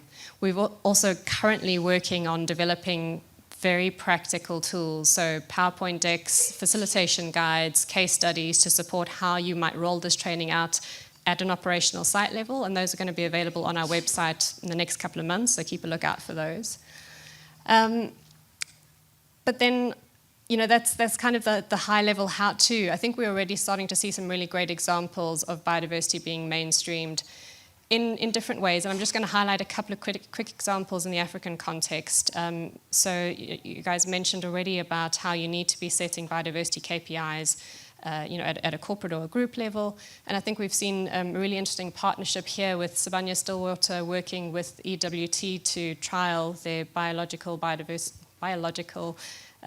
diversity protocol, there we go, BDP, to understand what their biodiversity footprint looks like across 50,000 hectares, so that's across South Africa and the US, to understand what the positive and the negative biodiversity footprint looks like, and then to use that as a baseline to set targets all the way up to group level in terms of how they monitor, implement, and make decisions around biodiversity. Another great example at the landscape level is De Beers' donation of 35,000 hectares of land along the west coast of South Africa, and that was really to support the safeguarding and conservation of the Karoo succulent biodiversity hotspot through the donation of that land to sandparks, allowing better ecological connectivity between the coastal area and the Namaqualand National Park. And then we've also seen some really good examples, I think, of sorry, I've lost my train of thought. Yes, of restoration right from the get-go, and how to really hardwire biodiversity in before closure. For example, in Ghana at Goldfields Damang mine site, where they've taken their tailings facilities and working together with the community, looked at how they can restore wetlands and also drive agroforestry initiatives to both support restoration of the ecology in that area, but also provide local livelihoods. So I think when you look at these different opportunities of moving beyond the mine site fence, you get a really good flavor of how you can mainstream biodiversity in lots of different creative ways. Thank you so much. So I think I'll because you're talking just now, you talked about monitoring some books, and so I'll come to you then, Warren. So when we talk about monitoring, we're obviously talking about data. So now, how can biodiversity data and its analytical tools help these companies in terms of moving beyond just disclosure and compliance into actually concrete action so that they can reduce negative impacts on biodiversity? Thanks, Paul. I mean, I think certainly what's changed in the last couple of years, and I guess a topic that's come up is around nature positive and nature positive contributions. And I think a lot of the companies, you know, Yuri's given it, Benji's given it, and Henk as well, is that they've got a very good and have a very good track record on managing their direct impacts and their direct, resultant dependencies. But it's that broader landscape that I think is been a bit more of a challenging one. And so when this whole concept around what does nature positive mean within a landscape, and I think where the nature positive initiative is going, and where we're seeing the GBF in terms of framework, is looking at what are those opportunities within those broader landscapes. And companies have had and do still have a really good track record in terms of monitoring data, monitoring results. We've heard about rehabilitation, but as I said, very much within that direct footprint, and it's outside of that fence. In other words, within those broader landscapes that I think is where not the challenge, but certainly the opportunity lies. And it's really great that you've got, for instance, the NBSAP coming through, and I think that's the area that you need to try and translate some of those national and regional targets down to what a company can do within not only their site, but within the area in which they operate. And this certainly is the challenge. And I think it's one of the aspects. I know IUCN at the Congress last year in Abu Dhabi launched the Rhino approach, and in terms of the rapid high integrity nature positive outcomes, another long acronym to be shared. But really it is exactly that, is to say what are those opportunities within a landscape that a company can identify, but also make some of the positive contributions. And in a lot of cases, they do have the data that can show it. And it's supporting the NBSAPs, it's supporting those in-country initiatives, making that link so that not only a company can set a target at their direct impact, but they can start setting targets that are looking at a broader landscape. The whole supply chain, value chain side is not as easy as we think. I mean, I know, for example, Benji and the Kumba team, when the TNFD first started talking about that LEAP assessment, they were one of the first companies that actually looked into it and trialed it. And just as an example, on one particular site, they had over 20,000 suppliers. And how does one company take a snapshot of 20,000 suppliers within their value chain? That could be things like procuring tires from a tire producer that's getting the rubber from a plantation in Indonesia, for them to actually understand what is the risk to that company.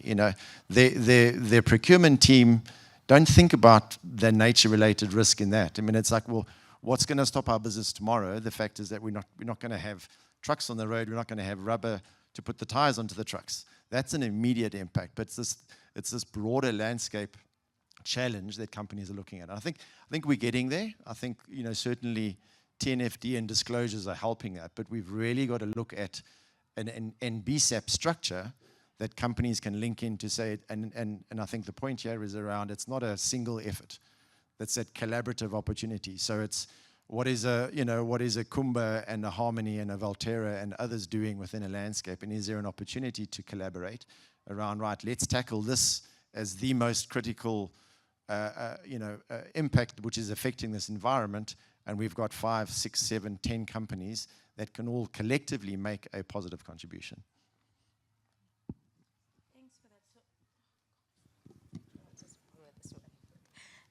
So I think now, Mr. Legota, I think you and I met a couple of weeks ago, 2 weeks ago. We were trying to get people together so that we can actually advance this mainstreaming of biodiversity into the mining sector, recognizing that about 2013, we initially launched, the biodiversity and mining guidelines, and it's been years since those guidelines were launched. A lot has happened on the landscape in the last couple of years. So what do you think are the tools, the standards, and the guidance that have been available or useful in promoting biodiversity mainstreaming into mining in the last while? And do you think that there are any gaps? Perhaps should we be thinking about reviewing the mining and biodiversity guidelines so that we are in line with what is happening currently? Thank you very much. I think that's a very important question. Maybe let me start by saying I think millions of in the world, maybe not maybe specifically in South Africa, depends on the ecosystem, depends on this biodiversity. And looking at what is currently happening, probably 30 to 40% of mining happens within that positive nature that the people depend on. And then, which means it says to us the early integration of mining into, of biodiversity and mining, it's very, I think now this is, I'm not sure if, yeah. So should I just hold some mics on? Yes, we've got lots of these things now. Tennis.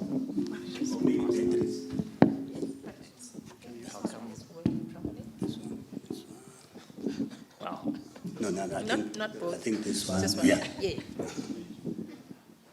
As I was saying, I think 30 to 40% of the mining activities do happen in the nature positive way, where the people depend on. Therefore, it says to us the early integration of biodiversity and mining, it's very crucial. It's the one that will assist us in eliminating the risks into biodiversity and making sure that we strengthen. I see there's a board that's species, habitat, and people. The three are saying a lot. Without one, the other will not exist. But now, if we do make sure that mining is early integrated into biodiversity, it will save us a lot. But in terms of the tools, as you said, we have tools that they are actually guided by the National Biodiversity Act, which we have critical biodiversity areas, where we find it in, I think it's section 56 of the threatened and listed species, which guide us on how to walk through when we are dealing with these mining activities. And also, we do have the ERA system, which guides us on what needs to start first when we're looking at the mitigation hierarchy. And one thing that I will, from my side, and which I think we should have done it when we were actually crafting these policies, we have left to leave offset at the end, and which maybe perhaps when we have the reviews of these legislations, we need to look into how offset can be integrated into the process as early as possible, because what we're looking at, we start by saying we need to preserve and we mitigate and we restore. And if we can't restore, we then go to offset. At that stage, it's already late. At that stage, we have already can't have proper mitigation, but what we need to do is that we need the development to go through. Then now, how can we compensate? Which we are not doing justice to biodiversity as a whole. I think that's something that we need to do, to look into. We have mining and biodiversity guidelines, which also outlines on how stages of mitigation needs to take place. which also I think it's some of the guidelines that we need to look into also to review. As we met, we've mentioned that since we are in a space of re-establishing the South African Mining and Biodiversity Forum, which is something that we need to look into, how these guidelines needs to be reviewed, and to add on, and which is I think it's the most important thing that we need to do, is to make sure that as government, as industry, we assist each other to see how mining and biodiversity can coexist together, because this is, in terms of development, in terms of our South African growth, I think we do need the two to coexist, but not forgetting that coexistence also has responsibilities. And I think that's, it's how government now, we're looking into the space of mining and biodiversity. We're not saying mining shouldn't happen, or mining, it's something that cannot live within the biodiversity space. But we're saying mining and biodiversity, how can we work together? How can we coexist, but still preserve our critical biodiversity areas? Thank you. Thank you so much, and I think then that segues into what has been really iterated this morning, that with business, any business, including mining, we should be going beyond compliance when we're talking about integrating biodiversity, and that said, then how can biodiversity integration create long-term value? And particularly for a country like South Africa, where we know that we've got, a long history of mining, how can then that drive transformative sustainability outcomes? Because at the end of the day, whatever business or whatever it is that we do, it has to translate to transformation in our societies. And how can that happen, if we are integrating biodiversity into the mining sector? And for our communities to be recognized in that process, and in various countries. So I'm not just talking about South Africa, but I'm talking across the African countries. How can we ensure that by integrating biodiversity into the mining sector, we are also ensuring that our communities are benefiting? We're also ensuring that there is a transformative nature in terms of how we do that. And I think I'm going to start with you, Hayley, and then give Mr. Likota a chance to breathe, and then we'll go to Mr. Likota. Thanks. I think if we continue to treat biodiversity as simply a compliance issue, then we're really misrepresenting a fundamental truth for the industry, which is that natural systems are at the heart of the business that we do. Whether it's the geological processes that have created the ore body that we are ultimately mining, or whether it's the natural systems that support our companies to have stable, climate resilient landscapes, or the fundamental necessity and reliance on water to mine and then refine and then transport those minerals and metals to where they need to be. Our businesses simply wouldn't exist without nature. And so we've really got to shift the mindset in terms of how we integrate nature into the way that we do business. And I think we can also get a lot of transformative value if we do that. And in a number of different ways, from reducing operational risks, so narrowing down water scarcity and permitting delays, to being able to fortify our relationships with both government and local communities. And then also, if we do that in a way that is really recognized, we will put ourselves forward as the company of choice to be developing these ore bodies, particularly when they are in sensitive regions. And if you just look to the huge demand shift for minerals and metals as we move towards this green energy transition, we're talking about 2 to 4 times the amount of minerals and metals required today by 2040. That means that inevitably mining is going to push into ever more sensitive ecoregions where there's less water to go around, where there's more land disputes, where permits are harder to secure. And so it really makes good business sense to be looking at how we hardwire this just into the way that we do business. I think companies that can integrate it early, so specifically around, setting those baselines and understanding where the key risks are and how we manage that, are going to be really well positioned. But at the same time, I think it's a huge opportunity for the mining industry to contribute on a national level. So, when you're talking about the NBSAPs, is there an opportunity for us to align our no net loss and our net gain strategies and targets with the priorities, both conservation-wise at a local and at a national level? And I think there's a lot of work that we could do to better align that, both by government being really clear on where those conservation priorities are, and then mining companies aligning their restoration and their offset investment and efforts in that direction. I don't think this is an area that we've got a lot of examples of just yet, but if we could get that right, I think it becomes a really powerful lever for this industry to contribute at a national level. And then I also think we've really got to look at how we center communities if we're going to talk about transformative value. Again, there's a number of different examples, but I think I'm going to draw here on the example of the work that Rio Tinto has done in Madagascar at the Tsitsongambirika rainforest, which is an incredibly threatened ecosystem.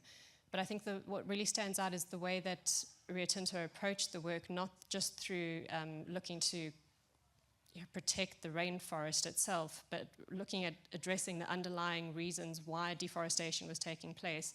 And they did that through working with government and communities and civil society organizations to look at how they could tackle that through creating sustainable livelihood alternatives. So that was everything from beekeeping to community managed forestry to reforestation to swapping out for clean cook stoves, to really try and address the reasons behind why deforestation rates were going up. And then I think, by linking up and marrying those biodiversity outcomes with good livelihood outcomes for people, you've got a much more sort of transformational perspective that you can encourage and rally people around. And that's where I think we need to go. It's not a conversation around mining versus nature and mining versus communities, but how can we all contribute and work together to get to where we need to go for a more sustainable future. Thanks, Mr. Lugota. And I liked what Dr. Ndindi was saying. We're not just looking at the future and the present, we're also looking at the past. So how then do we ensure that our communities, all of what we're talking about now, brings transformative outcomes? Thank you very much. I think biodiversity integration, like Doc said here, it needs to go beyond the regulatory compliance or regulatory matters. It needs to benefit the company, it needs to benefit the community as a whole. I believe that in terms of the company, you definitely have to make sure that you integrate biodiversity, to make sure that also investment strengthening. When you comply with the law, your investment also improves, because I believe it also, in terms of the company, it will make sure that it facilitate and makes easy licenses when it comes to operations. And because some of the issues where companies have is that you might have delays in terms of licensing, delays in terms of authorizations being issued because of the processes that were not followed. But when now going back into community, I'm gonna go back to the question or the comment that was made by the attendee at the back there, where we say, when you start making sure that the community feel involved in anything that government or companies do, they tend to protect the ecosystem. And if we leave them behind, they tend to make no need for them to protect that ecosystem. I'm saying this because going back, as you say, I think our forefathers knew how to protect this ecosystem without being told in any book. because they knew the importance of that ecosystem.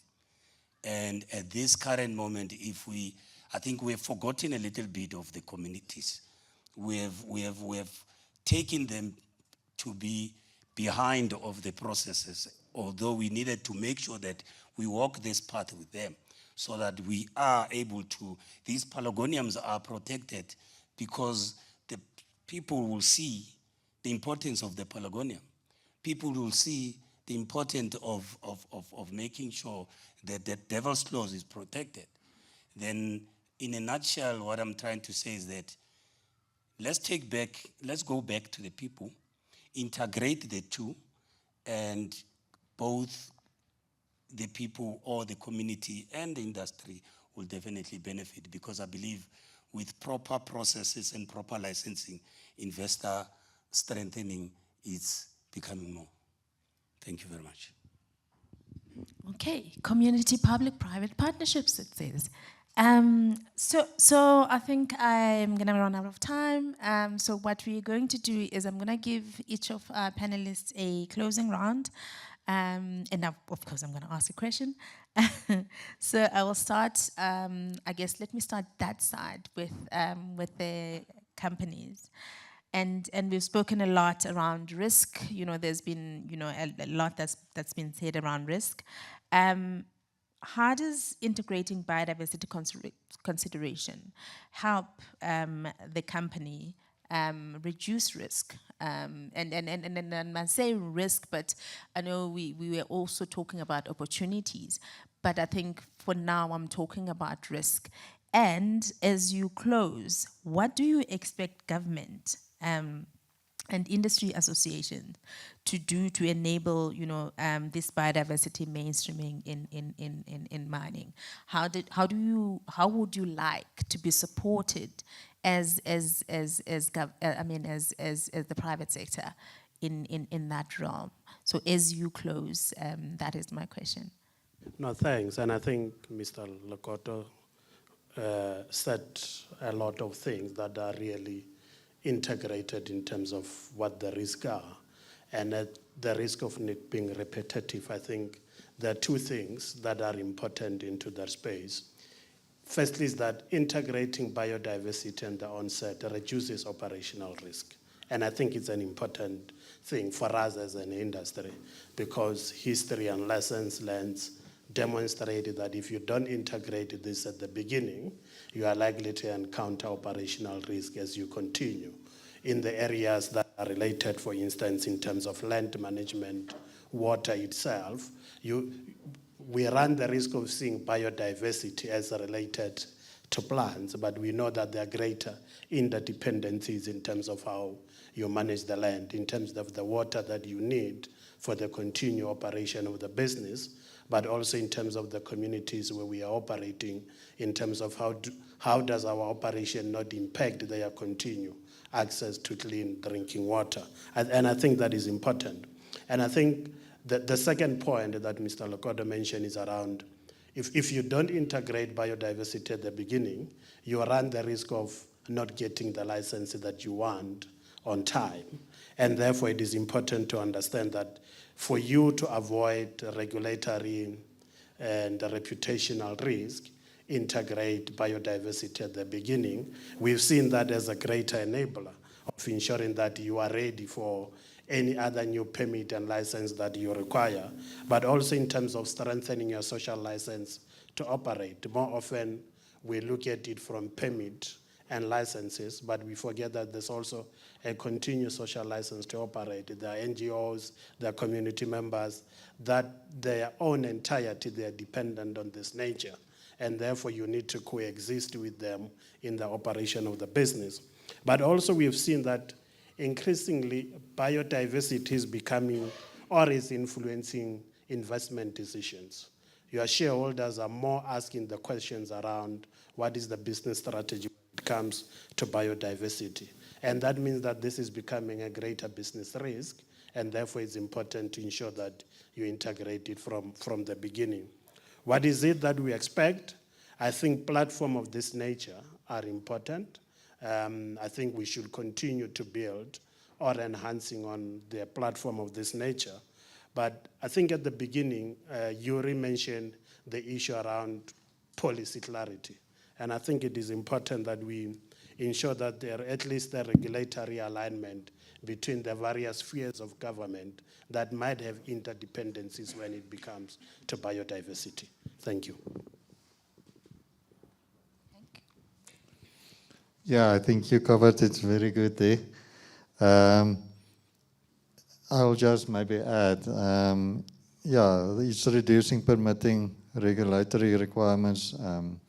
It supports our social license to mine. It informs the project screening as well.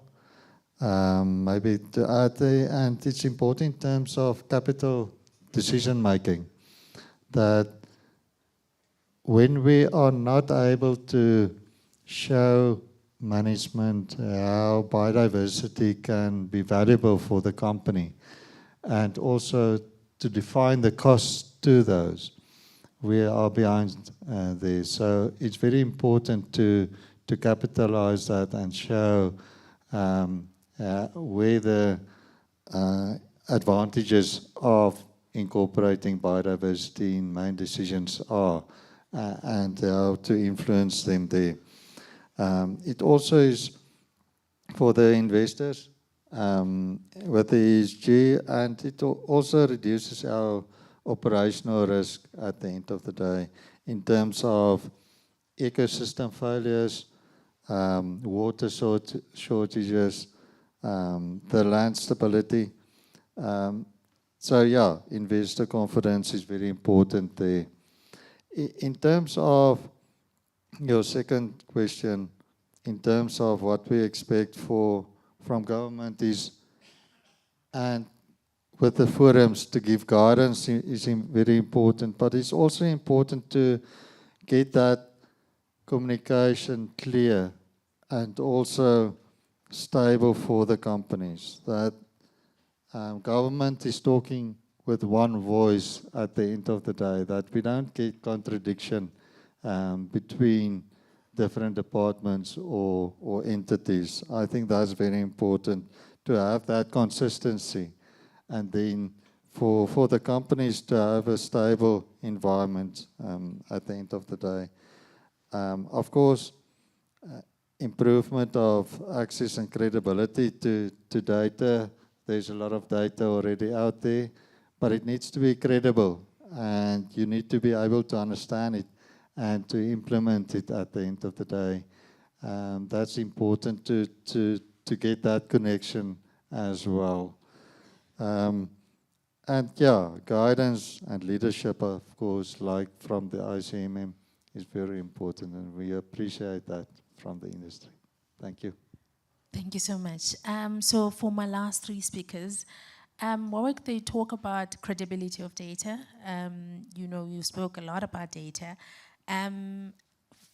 So the question really is for the last three speakers, what further concrete actions do you expect from the mining sector to prioritize over, as we're rushing to 2030? So over the next 4 years, what would you think would be the things to prioritize so that we accelerate these biodiversity-friendly practices in the sector, particularly, in the SADC region, because, we're kind of different from the rest, and we want to contribute to the GBF. What are the concrete actions that you think the sector should really be concentrating on for us to drive this forward? So I'll start with you, Warwick. I think, in another couple of the talks will go into other sectors. I mean, I don't think it's just the mining sector. I mean, I think we need to look at this as a sector, whole approach. I mean, I think the point has been made around the collaborative opportunities within landscapes. I think there's still an opportunity to connect more on that. I think companies have access to data. They have access to credible data. For example, as we were saying, through IBAT, you've got the likes of IUCN, UNEP, WCMC, BirdLife. So credible conservation organizations that have these curated data sets that give you that credibility that investors are looking for, is to say, yes, we trust your data, we trust your disclosure, But I think, as I said before, the opportunity is that collaborative effort within the landscape, and it's across sector.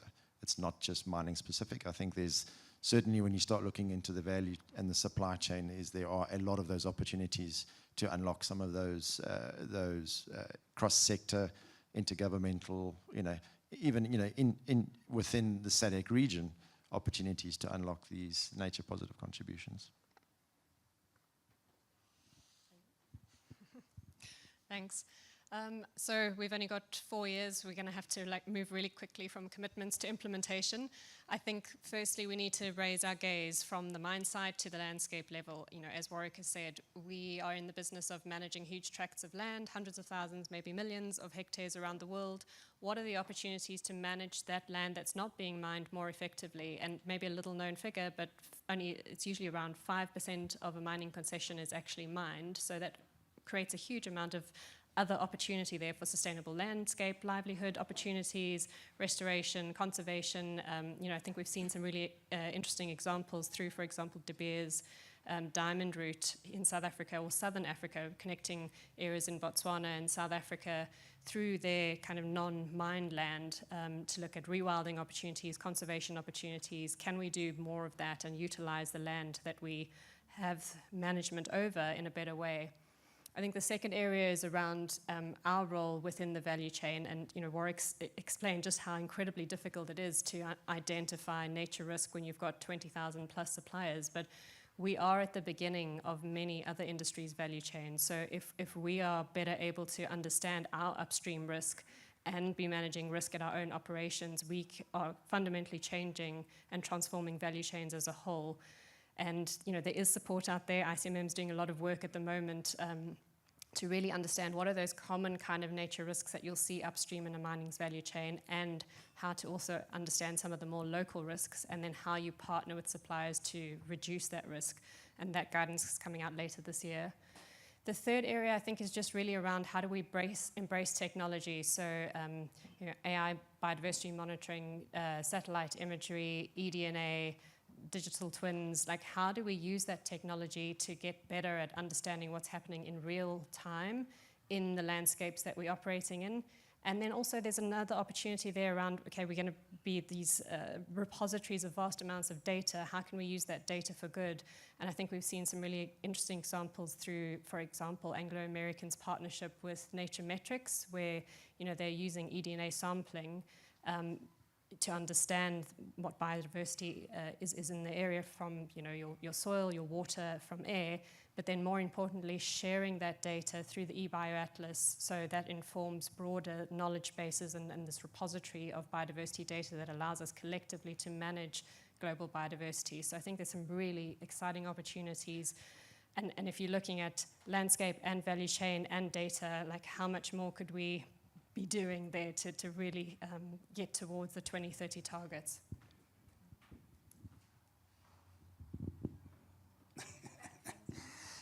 Thank you very much. I think as government and industry as a whole, I think I would say the key priority, maybe for even going forward, is to make sure that we, like I said, we need to improve and support the friendly mining, and make sure that the early biodiversity screening, it's taking place before the development, and making sure that we improve the mine rehabilitation and ecosystem restoration, because I think that is one of the important things that we need to make sure that we look into, and also adopt the nature positive approach, understanding that both can still work together, as I said, and also have a better monitoring and data sharing.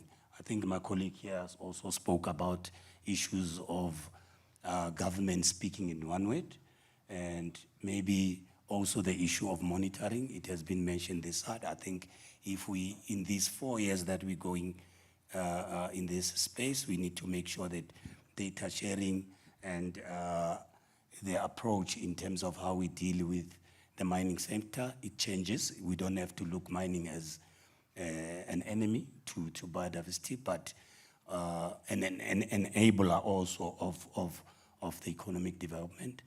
And I think more importantly, if we make sure that we align the Montreal biodiversity framework targets, because I think at the current moment we do look into other guidelines, but the MBF we normally sometimes jump through it, and I think if we can make sure that we align with the NBF targets, and yeah, I think in a nutshell with those 5 and with the relationship between the industry and government, I think we can do more, because I think as much as we are policy makers, but we still need the industry to guide those policies, how it's been done. And I also mentioned, I think, in our meeting that the South African Mining and Biodiversity Forum shouldn't be a forum that we discuss only technical issues, but we need to make sure that we discuss and understand what the industry wants. And also,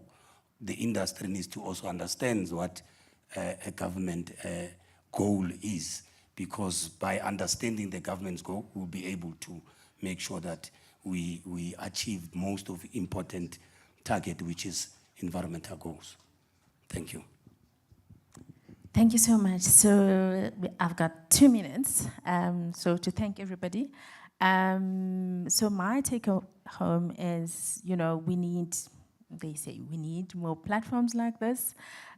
So there needs to be more dialogue where we actually do speak to each other, so that we don't do this work in silos.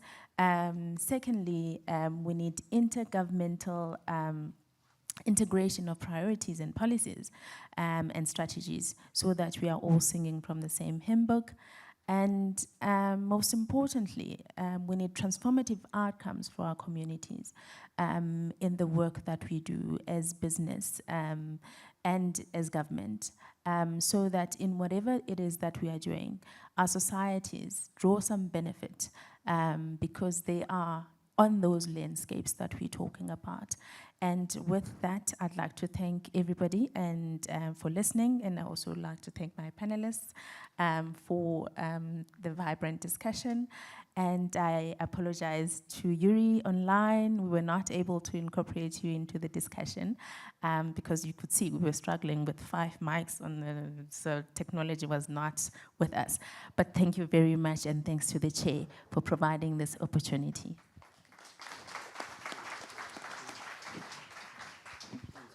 Great. Thank you, colleagues. We are going to break for lunch. Lunch is going to be served outside on the patio. Those of you who had special requests in terms of dietary requirements, please check with some of the staff out there. They will assist you. And then we are going to start promptly at 2 o'clock. So what I'm going to suggest is that you try and get in. I'm going to start scrambling you back into the hall by 10 to 2. And then we'll kick off with the energy sector, and then we've got the transport sector as well. So some nice discussions. We're going to try and create more time for questions, so that you guys can ask your burning questions. If I could please see Artemis, Vali, and Lulu. And yeah, I think Artemis, Vali, Lulu, if you could please see me, and Anton, just before you go to lunch, please.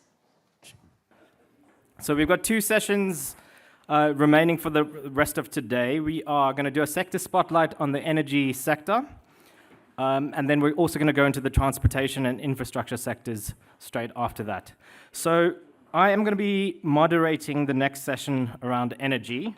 I'd like to call up the relevant speakers who are going to be part of the panel. I'm going to start off with Artemis Costarelli, who's the nature director at Ipieca, and then Lulu Lukotsi, who's from Total Energies, Valinava Kavagali, who's the country director at the IUCN South Africa, and then Anton Earl, who's the global coordinator for water systems at ICLEI. And Anton, where's Anton? Ah, there we go. Anton's not difficult to miss.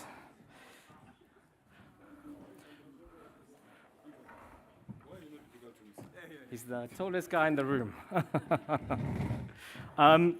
So to start off this session, are we back online? Everything's good? Fantastic. To start off this session, we're just going to get Vali to set the scene in some ways. And Vali, I'm asking you this question broadly speaking, but the energy sector, including renewable energy, has an intertwined relationship with biodiversity, but also climate change and other environmental challenges. In this regard, based on your experience in supporting businesses, could you share the whole of society approach, including how businesses should address those interconnected issues? Vali, over to you. And I think you can stand up.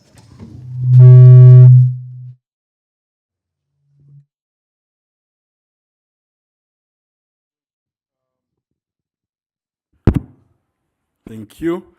Afternoon, everyone. Thank you. My name is Valina Kawagari. Finally, things are falling into places. For the longest time, different sectors have been doing their own things and looking for sweet spots where there's win-win, or sometimes there have been complications, and then it gets transferred to other places. So as IUCN, we've been advocating for not only one silo approach, but an integrated approach, which brings together multiple efforts, be from science, policy, implementation, and also peer learning experiences. So we find this is a very great opportunity, not only to talk about what are the other possibilities of integrating this conversation. And those who have been in the CBD, one of the difficult things is to admit that mainstreaming biodiversity into any of these sectors, this conversation is more than 20 years old. The reality is that there are many documents that are there, but most of these things, practically, as much as they've been applied, the lessons learned have not been shared across. And this is why we are finding ourselves here today with such a very huge development trajectory, which is demanding in terms of resources. We then have to go back and say, well, who have we left behind? Can we bring them on board? What sort of tools and systems do we need so that they can be able to contribute to this conversation? Next slide. Oh, okay. There we go. Cool. So I don't want to bother you with this slide, which is full of text, but what brings the conversation home is the fact that now we need to talk about nature-positive pathways. And these nature-positive pathways are integrating multiple sectors and ensuring that biodiversity or nature remains the central point of natural resources. We know very well that for the past few years, there's been quite a lot of developments that has been happening. Some of them, yes, I think we've heard from the previous session. Integrating biodiversity was just a compliance issue. And we were not even going back to say, in terms of restoration, how much in terms of restoration has happened and in terms of investment as well. But we were also not sharing what are the lessons that are coming out from those particular restoration projects. As IUCN, we are always finding ourselves in a very difficult space. We need to provide now for the 3 key Rio conventions, biodiversity, climate change, land. You also have to think about other embedded conventions that includes, but not limited to, heritage sites, chemicals. We've also talked about wetlands. So we need to think about coherently how do we bring all those different conventions from global to national and so in terms of delivery, because we can no longer just walk the talk. We cannot just talk without actually walking the talk. The implementation is very critical, that we need to actually influence and encourage. That part of influencing and encourage comes with investment. And we need different partners to come and actually help us in terms of doing this particular work. For the past few years, IUCN has been looking at the discussion around energy didn't only come from the demand from national level, it also came from the different global conventions. That includes, for example, the Paris Agreement. The Paris Agreement has got a huge temperature goal which talks about cutting down the global emissions. When you look at the biodiversity conversation as well, it comes clearly with how we can best hold the biodiversity loss and other targets that have been set there. The question is, within this space, within the mixture of all these parameters that governments and regions are dealing with, how do we actually integrate together? We've been also looking at the issue around the nature positive renewables, because how do we align the priorities that are coming up from government which are also aligned to meeting your biodiversity goals. They also have to meet their socio-economic development priorities, climate goals, and also ensuring that energy as one of the key pillars. Well, we know what has been happening in terms of energy for the past 5, 6 to 10 years in South Africa and how it has actually affected the economy. So how do we move forward, not only by science, but also technically and also implementation on the ground? So when we look at these two global conventions, it gives us an opportunity to bring the climate goal and the nature goal together, also ensuring that we can address issues around carbon emissions and socio-economic livelihoods. With IUCN, one of the things that we do is most of the times when there's a question on the table, we go back to the commissions of IUCNs, who are doing quite a very brilliant work. I think Albert also talked about this earlier on. Their effort is to look at the science-based evidence that says by developing this kind of models, these approaches, there's also a need for us to be able to implement this on the ground. And there's also examples that this can be done. How do they do that? You're also working with these different commissions to also look at the different species in terms of their rating, in terms of their assessment. One of the tools includes the Ray Data List, which is well known globally in terms of the work that it's doing in terms of different species.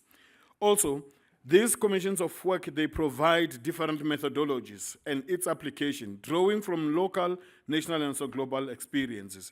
These are some of your Ray Data List of ecosystems, which is being used greatly in the National Biodiversity Assessment that the CE spoke about this morning.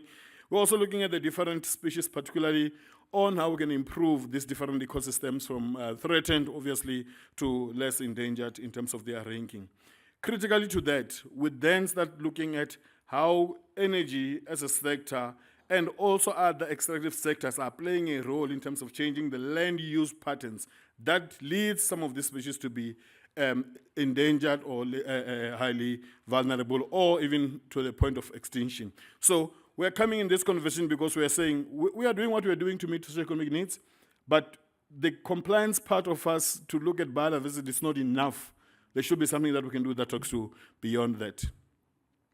We also thought some of the things that we need to think about is how best do we integrate this with the energy sector, but not only with the energy sector, because when we think about your ESG approaches, they include environment, they include socio-economic needs, they talk about governance, and as IUCN, we look at this broadly, not limited to only a particular angle. We look at it and say, who else is supposed to be playing a role who's missing in this conversation?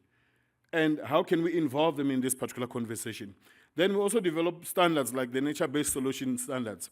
These are some of the standards that we are already now starting to talk to private sector to say, in your plans, in your area of work, when you apply these tools and standards, can you really see your input or your value proposition to biodiversity? Are you really supporting us to meet the biodiversity needs? Or you're just doing the ESG or the NBS tools or the TNF just for compliance? Because these are very critical elements or critical tools to help us meet those particular standards. I want to give 2 examples. I wish I could add the third one. The 2 examples that we have, we are working with the Vedanta International, the Black Mountain Mining in the Northern Cape, IUCN. In that collaboration, the idea is to meet their biodiversity offset needs and also making sure that there is actually a good relationship between the mining house and also government. Well, most of you who are in the mining sector already, you know the demands there. But also not only mining sector, but the energy houses, for example, ESCOM and government. There are a lot of conversations that goes in there that is to talk about environment, biodiversity, climate change responses, and infrastructures. So we then ask ourselves, how best can we really support these mining houses to meet their biodiversity reporting, one. Secondly, contribute to the biodiversity conservation, targeting the country and also in the province. A very great example in that sense that as much as the province is more of a regulator, they then come up with what is their desired biodiversity targets or in terms of biodiversity needs that they have for the province, and obviously what is the contribution that the mine can put in that space. The second example is the Sibanye Still Waters. We are applying the nature-based solution approach to work with them in terms of the so-called nature positive, but looking at climate change, energy, and also people. We had a very interesting session last year, the G20, which we were looking at how do we interconnect this, how do we address this interconnected philosophy or challenges, and making sure that as much as the mining houses or the different organizations, private sector, are talking about profit, reducing risk, they have a role to play in biodiversity, and this is why we're also talking to them on that. The third example that I wanted to show, which is much more relevant to this conversation, is the ESCOM partnership with IUCN. It's very clear that in all the infrastructure that they're putting out there, biodiversity is going to be affected. In every agricultural activity that is being done out there, biodiversity is going to be affected. So how do we increase that nature-positive climate nexus? So we can no longer be using silo approach to deal with these particular challenges. We not actually need to integrate, bring the relevant expertise, look at some of the lessons learned, build the community of practice. I think Ntaka spoke about this morning. Build the community of practice, and we learn from each other. Yes, in a sense, most of these houses, mining houses, or these energy houses, they're competing. But there's always going to be a common factor here, or common denominator, which is environment. And in that particular space, what is that we're doing? In terms of different opportunities, I think one of the things that is coming up from the Northern Cape, which I'm going to open this for all of you, it's the integrated landscape approach. As IUCN, we've come to coin this way to say, maybe it shouldn't be only an ESCOM issue, maybe it should not be a Sibanye issue, maybe it should not be an Anglo-American issue. It should be all of us issue. If you want to go to do the nature-positive pathway, it's all of us issue. We need to go to Mpumalanga and say, how do we address the energy issues, air quality issues, biodiversity issues, water issues, as an integration, not a siloed approach. Because just transition is for all of us. It's not for a particular set of people. The same thing goes to your stakeholder engagement. We always have to ask the question, who's missing in the room, who could have a very influential role in the decision that we make today? If we were to have a way forward, and energy says, the Minister of Energy says, well, you can do that, but you were not consulted. How do we bring them on board? Because that's one of the people that we're going to need to have in the room. Other elements include investment. The benefits of this partnership and this collaboration is that the private sector is way ahead on investment for technology. They are doing a lot of capacity building. They are already applying IUCN tools. Some of them we're learning also from them to say, well, we're doing this particular assessment, but we had to tweak A, B, C, D. They are using these particular systems, but then the results are not actually what is happening on the ground. So I think we need to move forward with the community of practice that will help us in terms of increasing this. The other part is incentive. What is the incentive of private sector investing in biodiversity? I think it's a conversation that we're not getting into, and I think we are tiptoeing around it. And can we have a robust conversation on that? When we're working very closely with an institute like SANBI, what are the incentives? Are we bringing the tools together? Are we bringing investments? Or we are still maintaining the silo approaches that at the end of the day we don't even reach the decisions or the place that we want to be. For example, when you have to look about science and information, we have many research institutions that talks about biodiversity. From coast, inland, sacred sites. I mean, someone was telling me about heritage. I said, no, I'm from Limpopo. We talk about sacred sites. Most of the people don't even know what sacred sites are. We're not talking about OECMs. We're like, are you going to classify this as a sacred site or not? When we talk about areas that are being mined or there's new development in those particular areas, how do we integrate that and what? Not only for compliance, because the issue of dealing with compliance is going to help us in any way. Most of the areas of the wetlands that we have said at some point, they are protected. Today, they are washed off. They are not there. I'll give you a very good example. Those who travel between Pretoria and OR Tambo, can you see how many structures are up there today? Those structures were not there 10 years back. Between Pretoria and Johannesburg, along the Midrand site, can you see how many structures are there? And then when it rains, you're going to say, oh, no, it's raining a lot and we're getting flooded. And you forgot that you're just putting concrete on the soils. And there's no, water is not going anywhere. So it's going to sip on the surface. So I think we need to bring all these dimensions together and we have an integrated approach and we bring this energy sector. Because for them, infrastructure is very important. For them, incentives are very important. The land use patterns that are happening are very important. So in a nutshell, I think we are sitting in a very delicate space, at a very important position to bring different tools that we have as IUCN or any other organizations and experiences that we can be able to facilitate this conversation. And I want to also obviously encourage the community of practice. I hope this is not a once-off. conversation that we're going to have, because I think the other one that we had was more than 5 years or 10 years ago. So if we can have a continuous discussion around this business and biodiversity, and we can drill it down. Most importantly today is that it's got other sectors that were not there. Energy was not there, transport was not there. So if we can put this in the context that we come out of here and we say, these are the priorities that we want to take. As IUCN, we've done so many tools, and we are very clear in terms of how these tools are going to support you.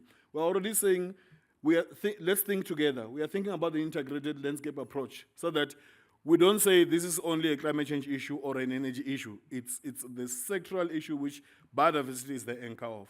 Thank you very much.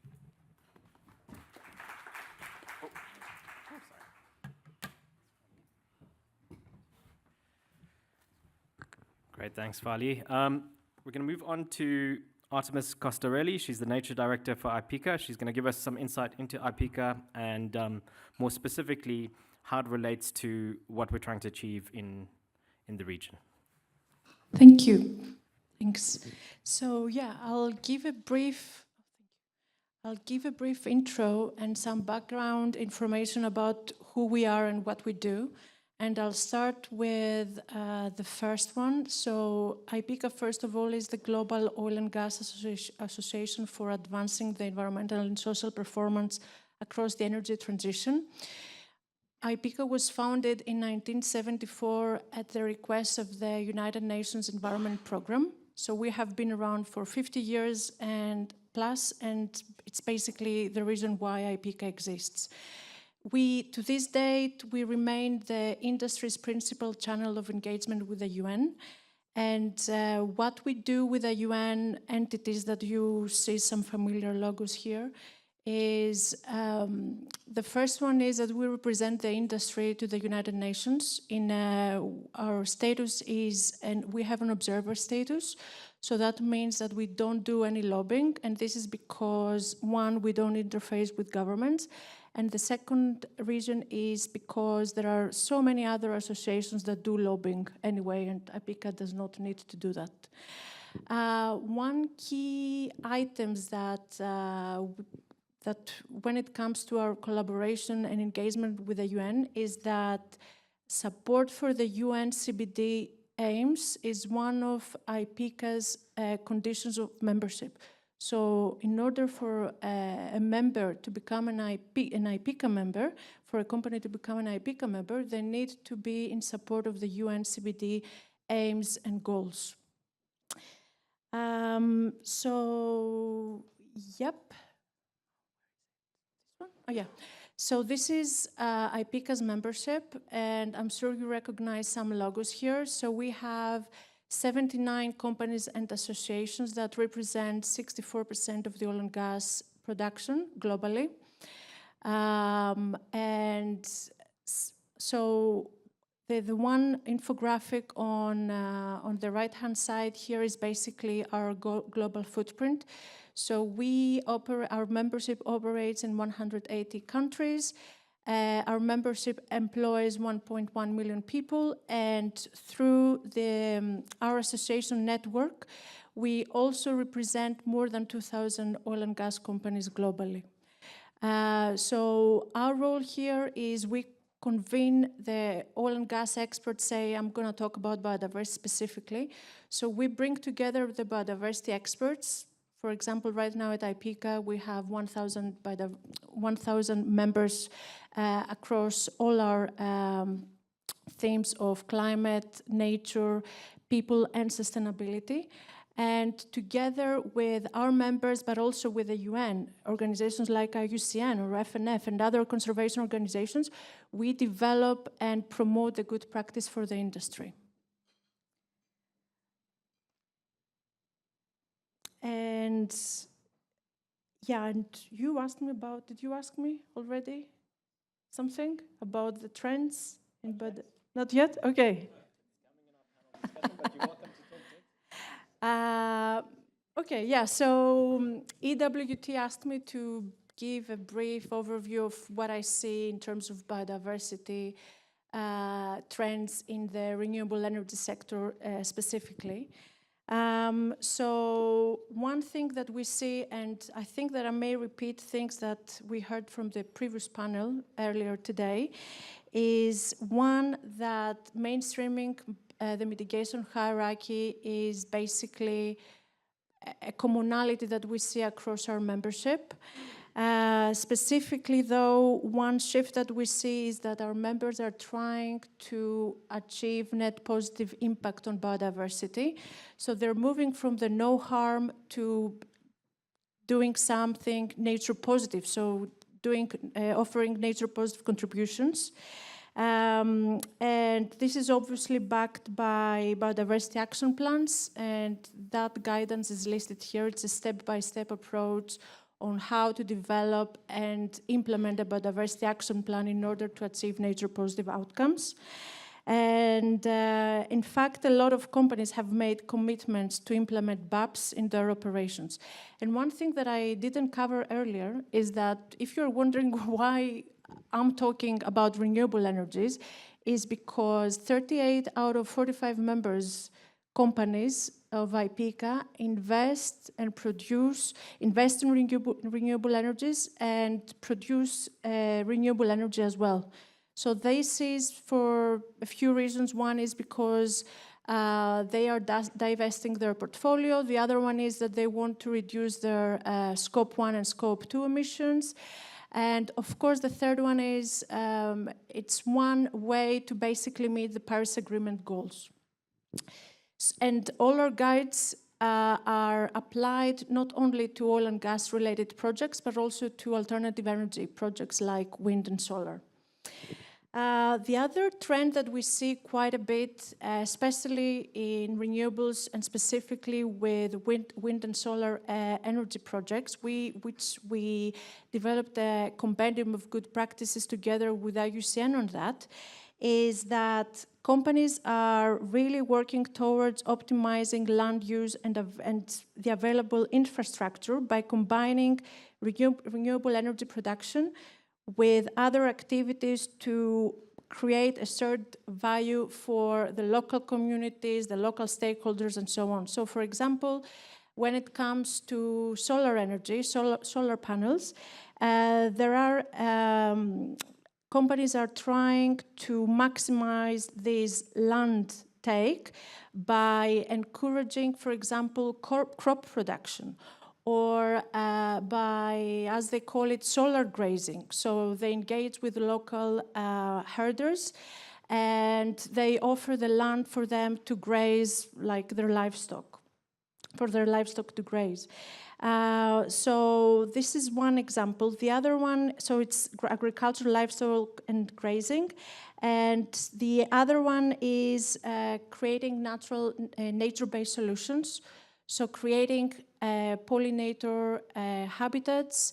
So there are a few examples out there, like in the US, for example, that I can think of, in which there is a solar farm and they have planted native wildflowers so that they increase the habitat retention, which comes with benefits like avoiding soil erosion and so on, but also they encourage beekeeping. So the whole spirit of the whole point of co-benefits is, to basically to keep everyone happy, not only the operator, but also the stakeholders, making sure that the habitat is restored, enhanced, and so on. Another trend that we see is across the supply chain and value chain. So clearly there is a lot of raw materials requirement for renewable energy, like solar panels and wind turbines. And we have identified that the offshore wind farms, for example, require larger and more impact-dense materials than their onshore counterparts, and this is because they have to withstand the harsh marine environments. So circularity is certainly an aspect that companies are looking at. And again, there is a lot of attention on supply chain, not only on there are stronger expectations on critical minerals and manufacturing, but also like what's happening with the end of life of wind turbines, for example. Again, that was mentioned in the morning. A lot of things are happening in the reporting space. So we've heard in the morning from ISSB and TNFD. So there is a lot of more transparency right now when it comes to biodiversity reporting, which is great.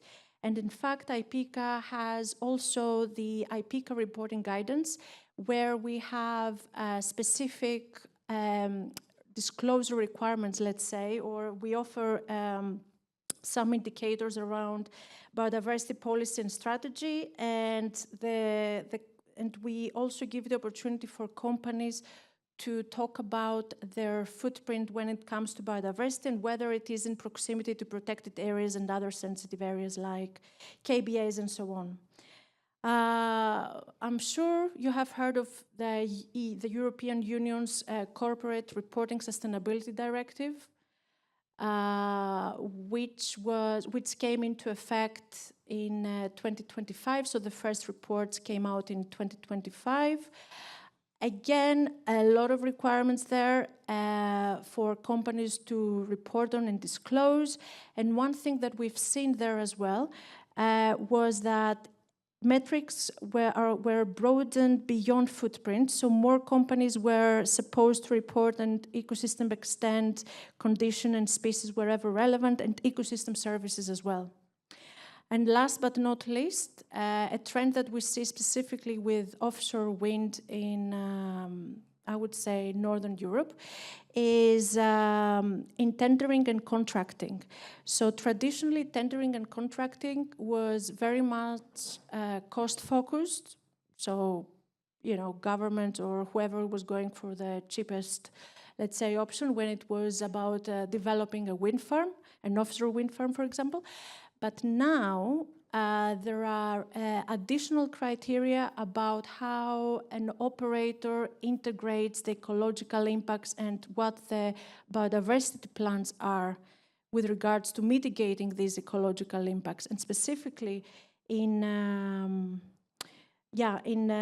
site, in an offshore wind auction in the Netherlands, the ecological impacts and the system integration accounted for 50% of the scoring. And other countries in Europe are following that, like France, Germany, Belgium.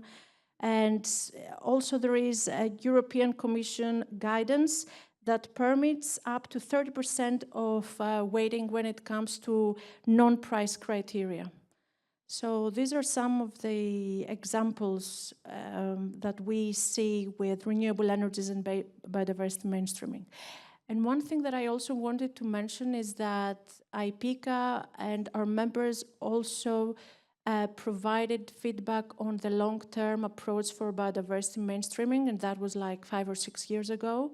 And it was one of the few sectors that was mentioned in the ULTIM document. So that's me.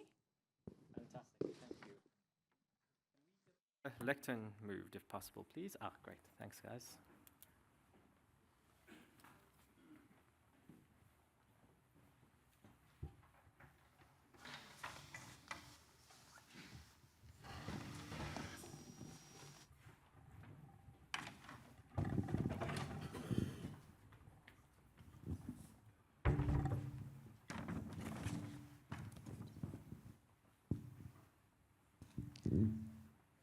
Fantastic, thanks. We are done with the presentation, I think. So we're going to have quite a nice panel discussion now. We've got quite a few questions, but I do want to give the crowd an opportunity and also those members online to also ask some questions. So we're going to try and manage our time correctly. My very first question is to you, Lulu. With regards to Total Energies, how is biodiversity integrated into your company's core decision-making processes? And particularly from project planning to operations and closure, you know, rather than just being a standalone environmental issue, how is biodiversity taken seriously? Thank you. I think by virtue that we are a member of Ipieca, I don't have to say much, I think.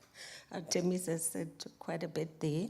But we are a member of various biodiversity NGOs and bodies.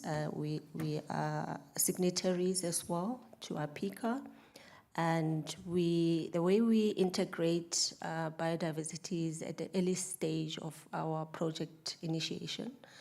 When we do feasibility studies, we subscribe to the UNESCO World, now they call it sacred sites, where we say no oil should be explorated in those areas, and also in the Arctic seaside areas as well, where we have halted all exploration of our company.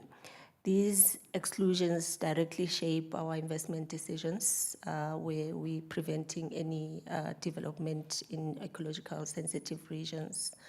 Specifically for our objectives as a business, our targets are strict.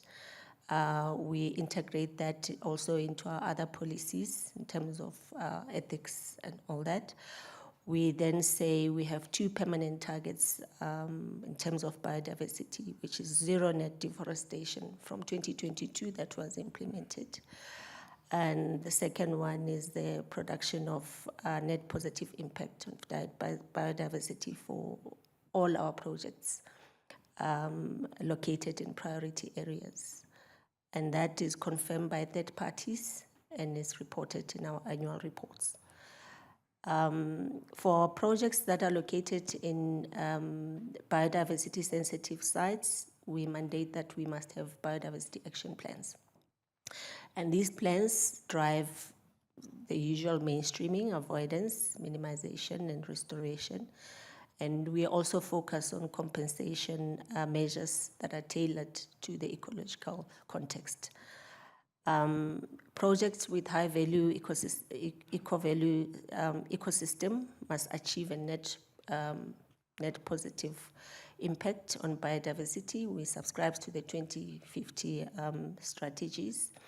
On our operational level, when we start with the tendering process, where we look for partners, stakeholders, lenders, we apply very strict biodiversity selection process, where we outline the requirements from beginning based on our company policies that has been adopted from SDGs. We then drive those processes throughout the life cycle of our projects, not only at initiation of our projects, which is construction.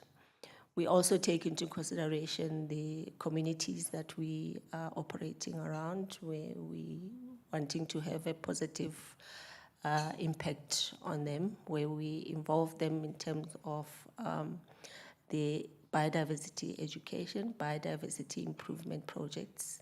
I think Artemis mentioned that in our solar PV sites, we are looking into the grazing for our local community farmers.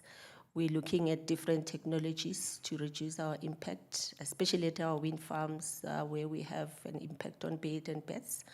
We now are doing investigations and exploring the AI technology to minimize the impact thereof. We also have noise disturbance in terms of our blades of our turbines. We're monitoring that, and we're looking at strategies to reduce that. And noise also, because we are located in the farm areas, in the outskirts. So we collaborate with the farmers in terms of reducing the noise input. So we form those long-term partnership to reduce our impact in the community as well. And we also have a civil right where we look at what we're giving back, to the communities, and we would establish partnership with your educational institutions, where we promote education and give bursaries to students to study towards biodiversity qualifications and stuff. We contribute to local universities where we have inputs and allow them to use our company in terms of research, in terms of improving biodiversity. And the one impact that I like is for us employees, we like given about a couple of days free to have initiatives, participate in initiatives of biodiversity improvement. So that I think is good. But portfolio-wise decision making is really driven by the biodiversity impact footprint framework that is co-developed with biodiversity consultancies. I mean, we have various consultants that are assisting us to do that, and that drive our strategies in terms of the business, how we are then framing working towards our goal of achieving that net positive impact on biodiversity. So we are consistent from the business, from the group. We have developed policies that are driving biodiversity specifically, and there's continued education of our stakeholders and consultation with our stakeholders. Mostly renewable energy projects are built with lenders. So we may be lucky to have lenders that are very strict, and we subscribe to your IFC principles that is assisting us to implement these requirements at site level. And we then monitor and always revolve and come up. And I mean, for example, of our PV panels, we are now looking to recycle those to a useful material that can be used and alleviate our communities. So biodiversity life cycle of our projects is really looking at alleviating the local community that we're operating in challenges and having that positive impact thereof. So that we believe that is we improving day to day. We innovative. We joining biodiversity groups where we are learning and we are open to more improvements in that sphere. We also partner with our local government, I mean SANBI. We continuously look to their innovative studies that they do and suggestions that they do. We are glad now that they are looking into different accounts that we can benefit on and streamline the renewable energy. It's fairly new in South Africa at the moment, but because Total Energies is an international company, we learn from a group-wide and we leverage on those improvements and then implement them in our country.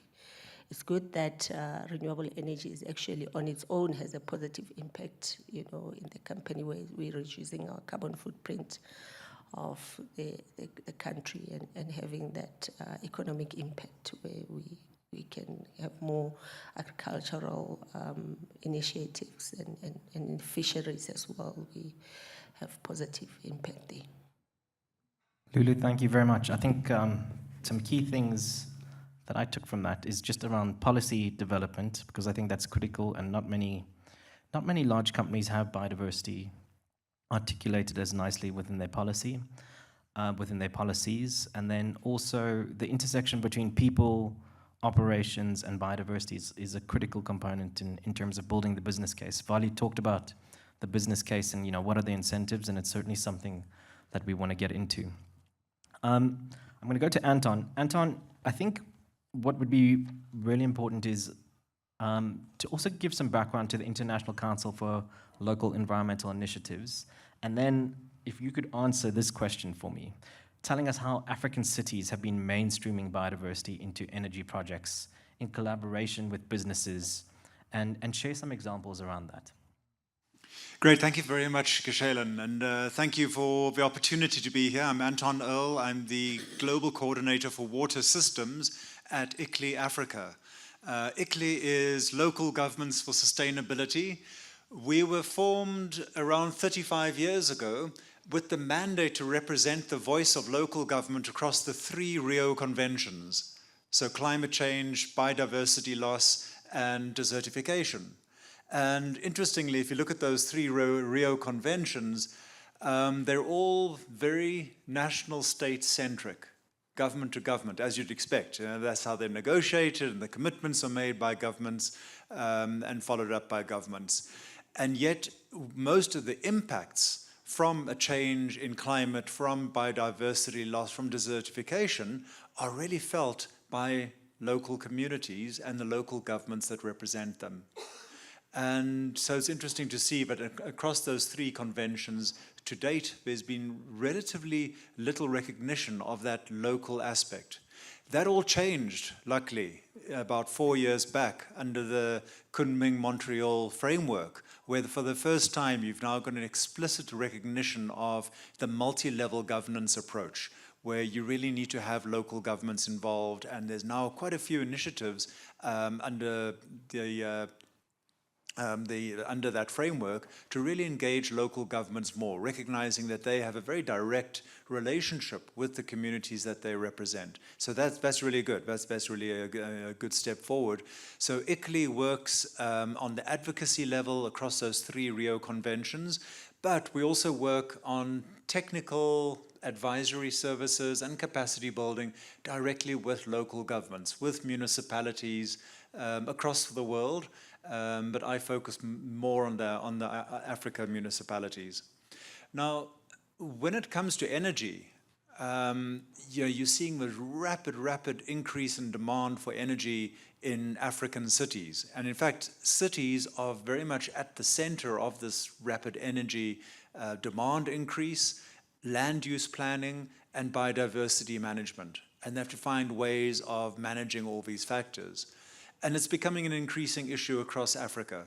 By 2060, Africa will be a majority urbanized continent. There will be almost 1 billion new urban dwellers added to Africa just between now and 2060. So that's a huge number. That's more than the entire population of Western Europe today.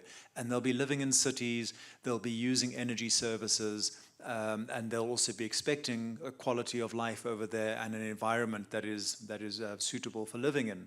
So how to do it? How to reconcile all these factors? Well, that's the challenge. I would say I always start maybe with the optimistic side, right? So it gives us a little bit of a sense of hope. But the optimistic side of that is, whenever I meet local government representatives, mayors and governors and so forth, they are increasingly shifting from a reactionary approach to dealing with crises, to climate change, to biodiversity loss, to energy supply and so forth, towards a much more proactive approach. So they are actually doing at local municipal level, there's so many good examples now of actually doing biodiversity planning or integrating biodiversity elements into municipal planning and spatial land use planning and so forth. So that is happening on the ground. The challenge is that they very frequently lack the technical resources to do this effectively, and they lack the financial resources. It takes money to become proactive and to take steps locally to become more resilient, right? So I think that's where us as the broader international community can really come in and lend a hand to support some of these initiatives. You asked about some of the concrete examples over there, Kish, and I mean, what I think of now, I was just last week, I was in Addis Ababa in Ethiopia, and interesting to see the large-scale initiative and investment that they've now made in countering the urban heat island effect. So it's amazing to see. They've created parks. The Addis Ababa River, which was really like nothing more than a glorified sewer, and which is still pretty polluted today, but they started creating parkland all around that. So trying to get the water cleaned, holding some of the water back, using that for irrigating various forests and urban forests that are starting to develop. And they've identified green corridors across the city. And when you ask them about, well, what's driving this? Are you doing this just because it's nice for people to walk around in the shade and so forth? But they explicitly say, no, well, we're doing this because we can reduce urban temperatures by a measurable quantity. And by doing that, we reduce energy consumption and demand. So that is really interesting. So that comes through showing how it's being incorporated into the thinking of a city like Addis. Johannesburg is another good example of that, of trying to use urban greening, urban corridors for reducing energy demand. But also, it's interesting for me that we segment these different sectors. So we talk about biodiversity, energy, water, as if they're separate. But when you get down to the local level, very often you find these things are really heavily intertwined and interlinked. So some years back, I remember being in Kigali, in Rwanda, and hearing there about how they face a big problem because Kigali is, well, they call it the city built on 1,000 hills, right? Mille collines. And you see it when you go there. It's so steep, the embankments, that they were having problems there with electricity pylons washing away every time you had heavy rainfall events, which are fairly frequent in Kigali. So they were working on an initiative there of doing slope stabilization through planting indigenous plants, taking away a lot of the invasive alien plants over there. I think eucalyptus trees were a problem there because they would create a lot of soil erosion as these heavy rains hit, and then turning it over and stabilizing these very steep banks to protect electricity pylons, they specifically mentioned, but also other infrastructure over there.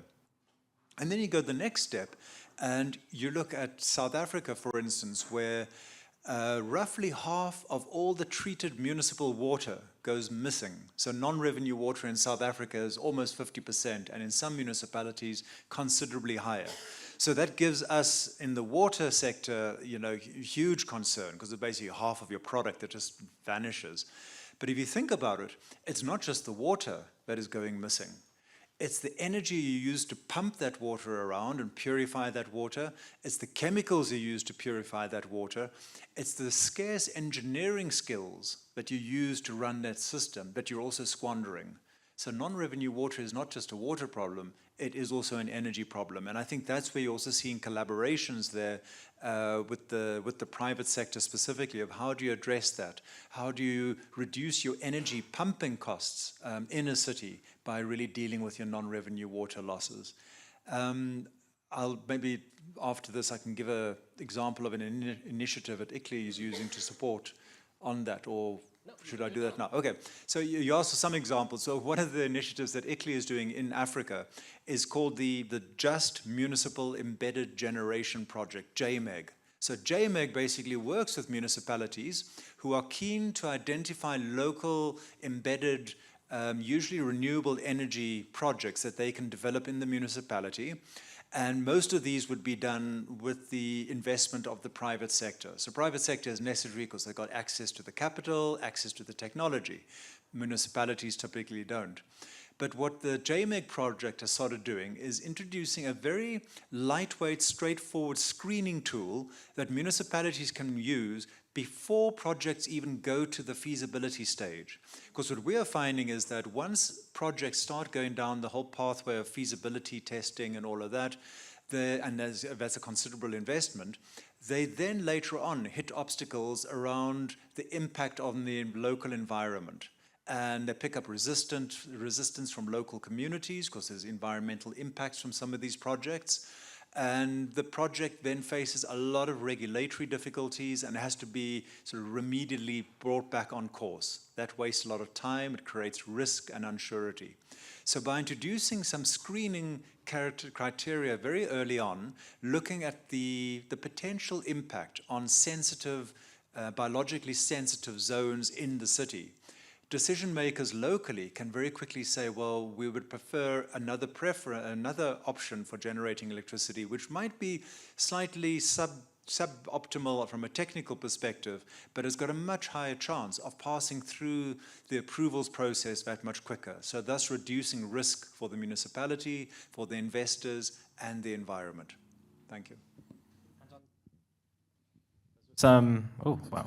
Those are some great examples. That particular example was quite outstanding, and I hope we can share more as we go through. Artemis and Vali, I'm going to ask the next question to the both of you.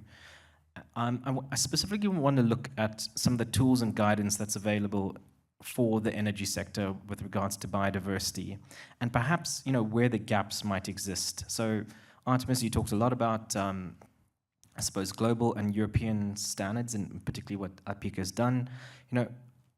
Do you get a sense with some of your partners in Africa that there are gaps in guidance, essentially? Thanks for these. Okay.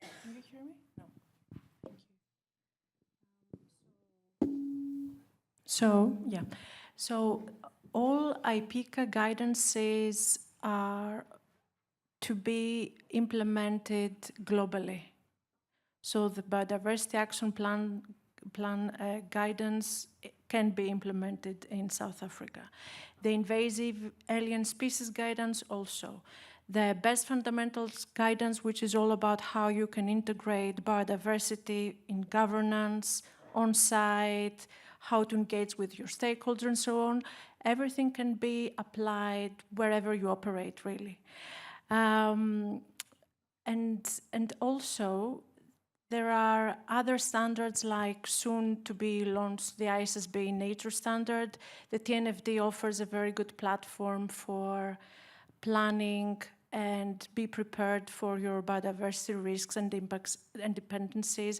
The IFC Performance Standard 6 as well, which is to be updated probably in Q4 2026 this year. So there are a lot of guidances and standards already out there. The challenge is to put them into practice, one. And one thing that we see as not a gap necessarily, but more like we need to be more mature in that space is the metrics. I know that the Nature Positive Initiative have issued the State of Nature metrics. Yeah, this is something that our member companies are also taking into account. And the other thing that we mentioned in this panel and also in the previous one is the landscape approach in general. So we talked a lot, I mean, we didn't address that, but there is a significant challenge with the cumulative impacts. And what we mean by that is, so for example, there is an operator operating in a specific area, and then 2 years down the line, there is another operator, another wind farm in the area. So how do you really attribute these impacts of your operations versus what your wind farm and the other wind farm does in the area? So I think this is a challenge, and this is perhaps a gap that we need some guidance on how to measure, potentially attribute the cumulative impacts and how you can do this with a landscape approach. I think that's potentially a gap or a space that we need more support with.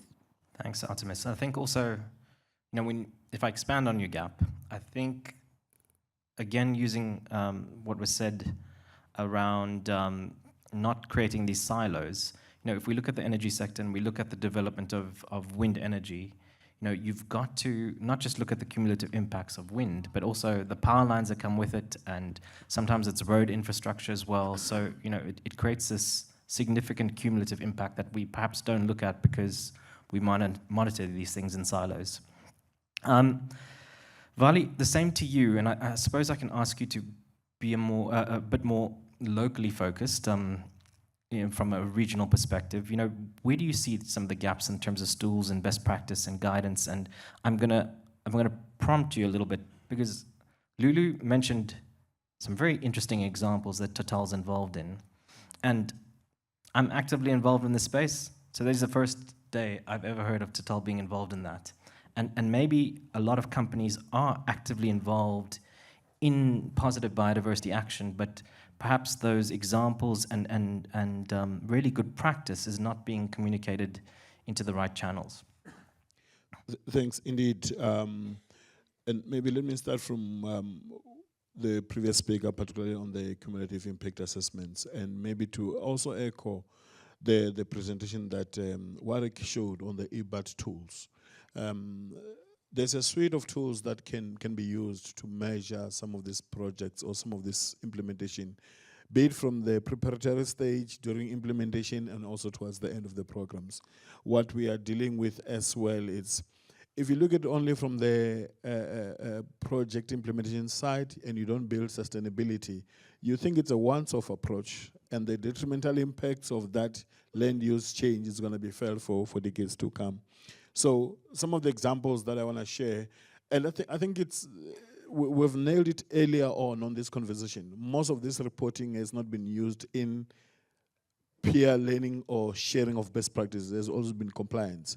I'll give you an example. Some few years back, we worked with several companies on climate change, and they've been doing quite a lot of climate change adaptation work or mitigation work, but it's not shared as a best case scenario for them. It's an ESG compliance reporting.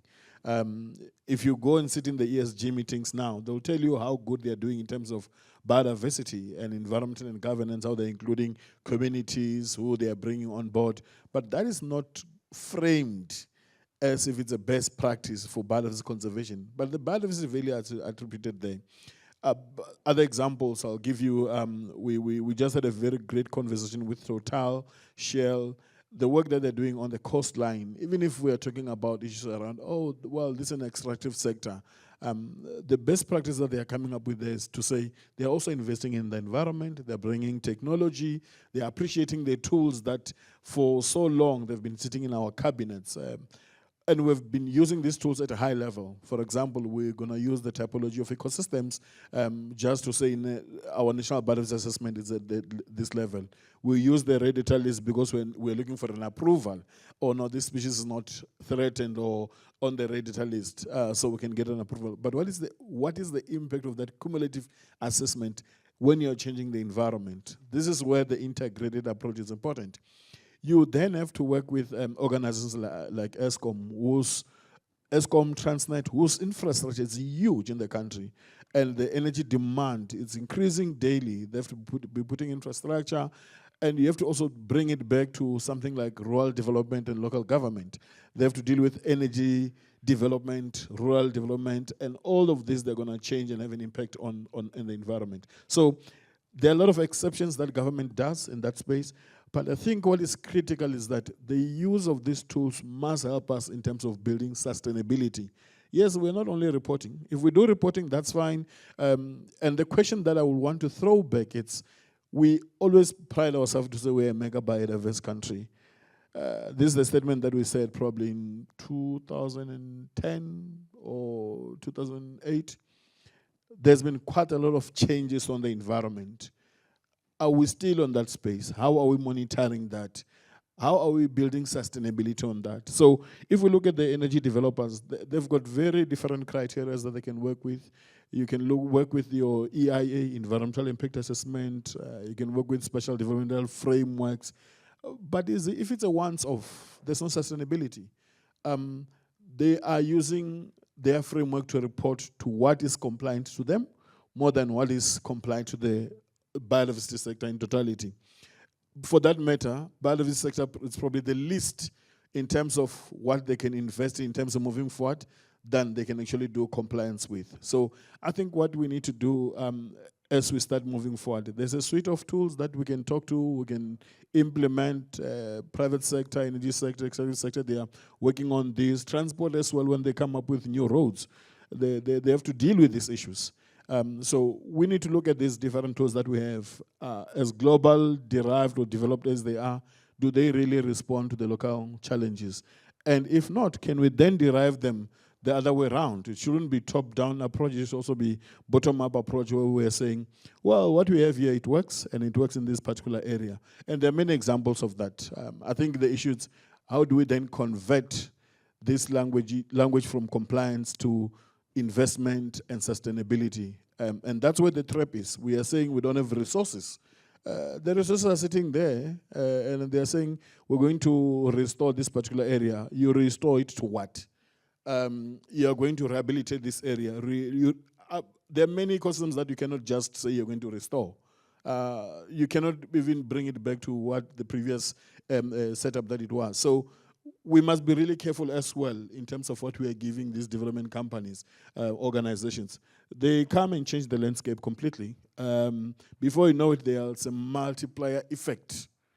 When you've changed an area from being a grassland to a human settlement, when people start experiencing floods there, you then say government is not responding to community needs. And that's not exactly what's happening.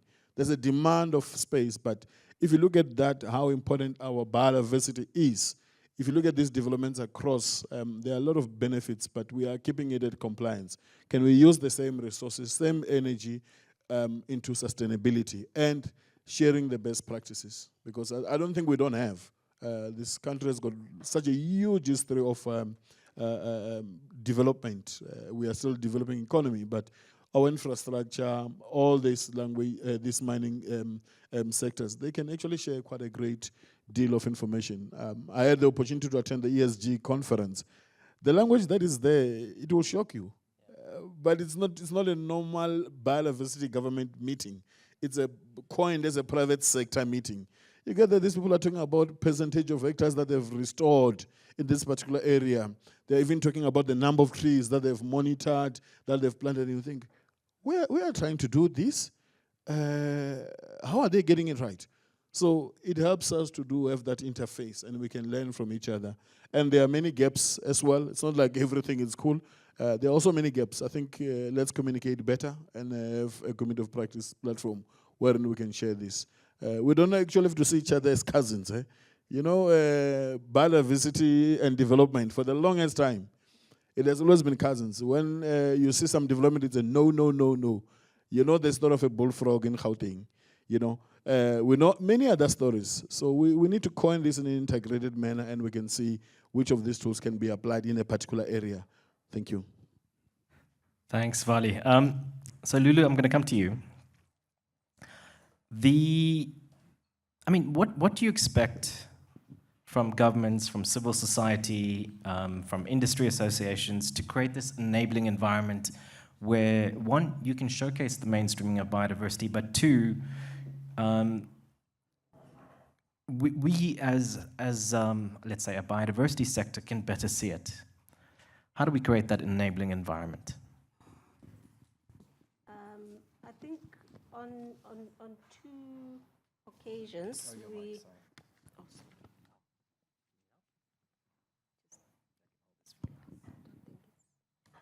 Hello? Yeah. That was my test.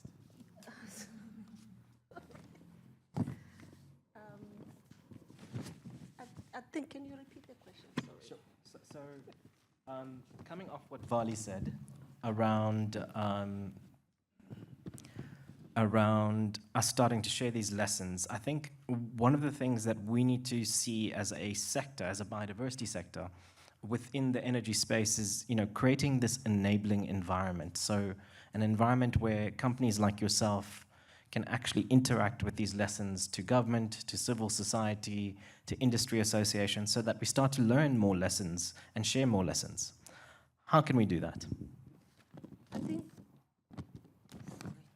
I think we appreciate as South Africans to see the regulators that are so involved in terms of biodiversity controls and being the gatekeepers of our sacred land. DFFE through the vehicles like your EIAs, that's one stop where you really can't develop any project without that. And we also have other regulators like your SANBI and the others where they look at, what we're doing and if we're doing it correctly.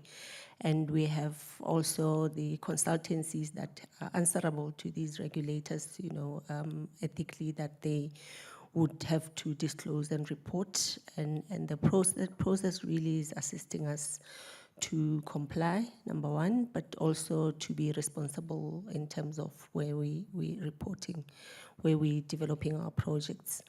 Additionally, I think government can benefit from establishing, because they have a database of a lot of these development projects, they can assist us with doing scientific-based biodiversity regulations and spatial planning frameworks that are readily available specifically for the energy sector, renewable energy sector, and those can be accessible and they can inform our permitting requirements as well. And that would be sustainable and also assist us in the long-term policy signals, and that would guide the energy sector in terms of compliance, and that would escalate and facilitate quicker decision-making in terms of where we develop, what do we build where, and what is our impact on biodiversity, what has been done before, what were the lessons learned, and projects that have been not approved, what were the issues. I liked what Director Shidada from SANBI said that they are now creating these accounts. She mentioned energy account, emission account, satellite account, and they're also translating Target 15 into national actions. So those kind of initiatives would assist us to have reference points, where we can easily access information and be shared. I think from industry association really is, we need to harmonize our methodologies. Sector-wide biodiversity benchmarks can also assist us there, and sharing learnings with each other as industry. It would assist us to have collaborative platforms where we can be able to also take quicker decisions and alleviate the energy challenges of our country and assist our communities. So that will assist us in facilitating mainstreaming in our energy sectors and not reinvent the wheel, so sort of, when something has been done before, it would be facilitated. In terms of civil society and scientific partners, they play a role in monitoring, in research, and innovation. Total Energies has partnership with universities and education institutions where we facilitate and encourage students to do research on our projects to see what can be done 30 years from now. I mean, there has been a comment from a gentleman that we're using EIAs that were approved 20 years ago. What has changed now? What has evolved and what is innovation? I mean, if we are erecting those turbines, can we erect shorter turbines?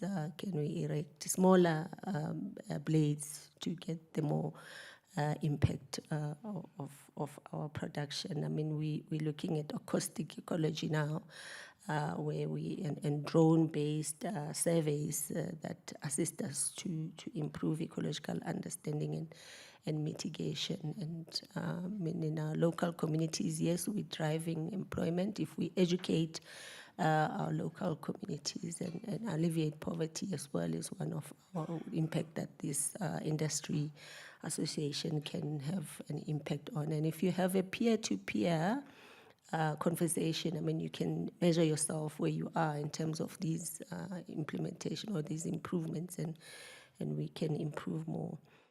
I mean, across all stakeholders, Total Energies emphasizes the importance of coordinated action to ensure global energy transaction and to deliver climate-based while achieving positive outcome for ecosystems and nature conservation. So we really are open to partner with regulators, industry sector. I mean, we now have an industry body called SAWIA, and those kind of bodies we can have other ones, that would be appreciated if we could see government regulators be involved and sharing lessons and learnings with us. And I mean, these regulations should be easily accessible. I mean, we should be having conversation around the tables about them and not be those distant cousins that you mentioned.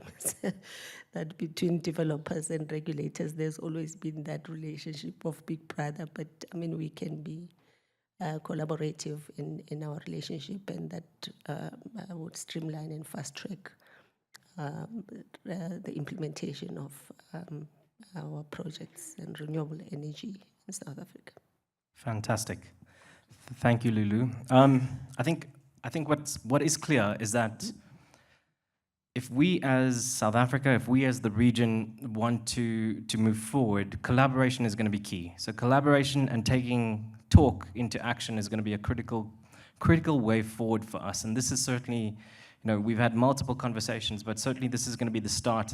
Today is going to be the start of taking that talk into action, and we want to make sure that we see more collaboration between the different sectors, the different parties involved.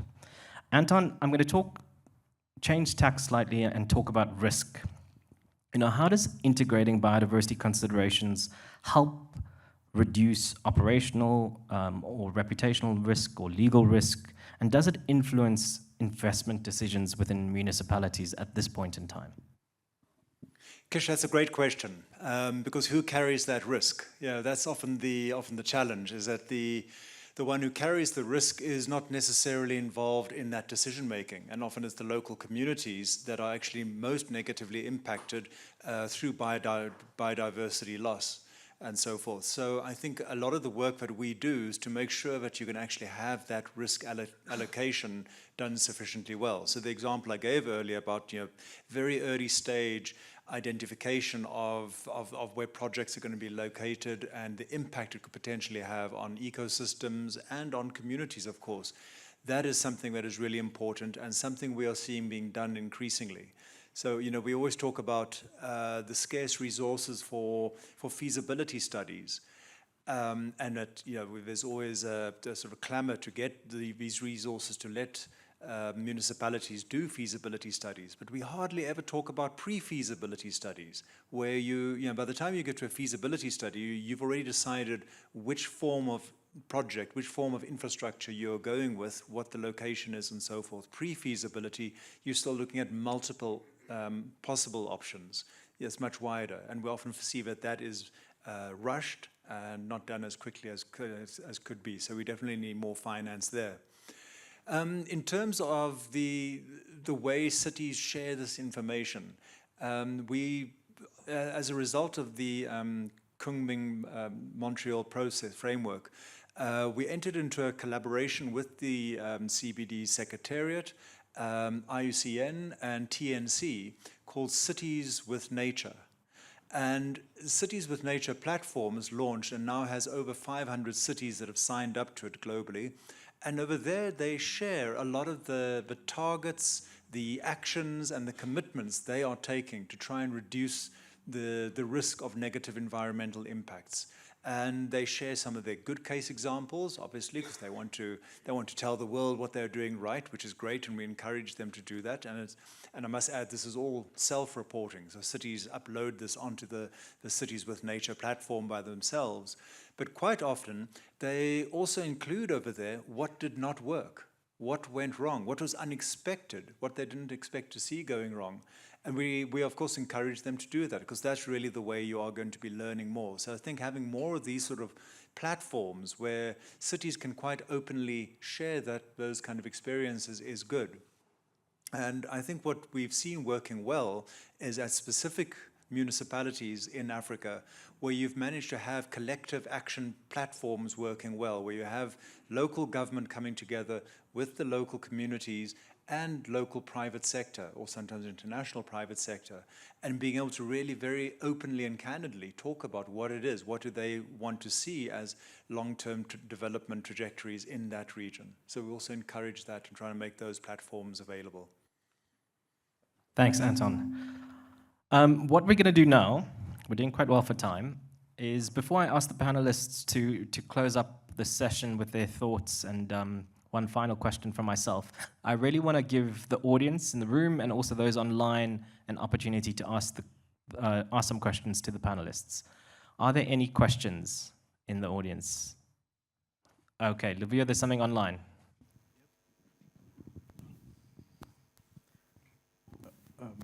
This comes from Dominic Wyness, and he is asking around, well, there's some context before he's asked the actual question.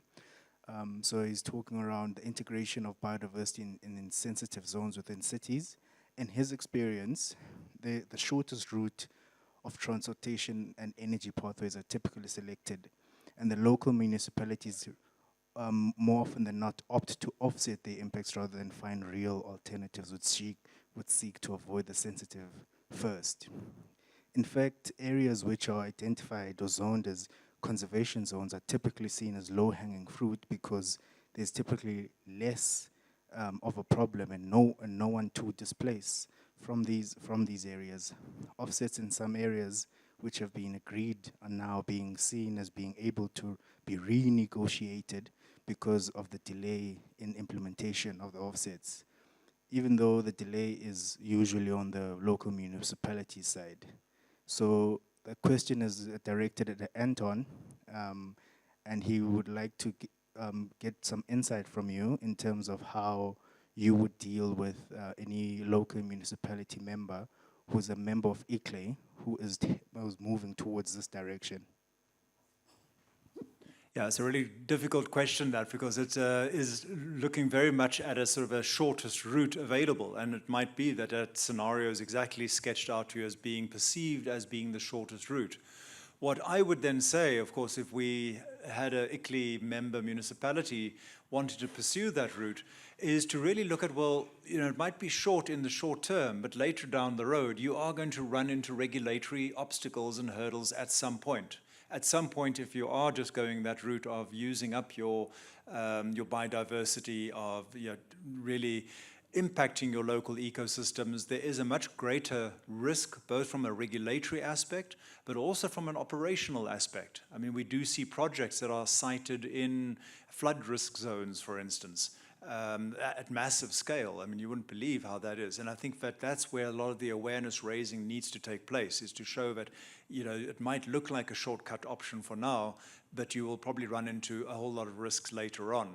So if you front load that process with a broader consultation movement, a broader grouping of stakeholders that can give that sort of input, you're more likely to identify other options rather than going on that environmental drawdown route, and options that the local community in the end would also support, which ultimately speeds up your approval process as well. Thanks, Anton. Ipieca? I thank you so much, Anton. And actually, I was thinking that Bali will just skin out to you and tell you that a couple of years, I think it was in the process of COVID, where we had the SAEU dialogue. That was between the South African cities and municipalities, and matching them with the European ones, just to share experiences and also to support with the mobilization of local actions to support with the implementation of the Kunming-Montreal Global Biodiversity Framework, particularly looking at it from the plan of action for cities and biodiversity. And I was just wondering, because that was, there was a lot of work and in terms of supporting mainstreaming of the Kunming-Montreal Global Biodiversity Framework into local actions, and that has died.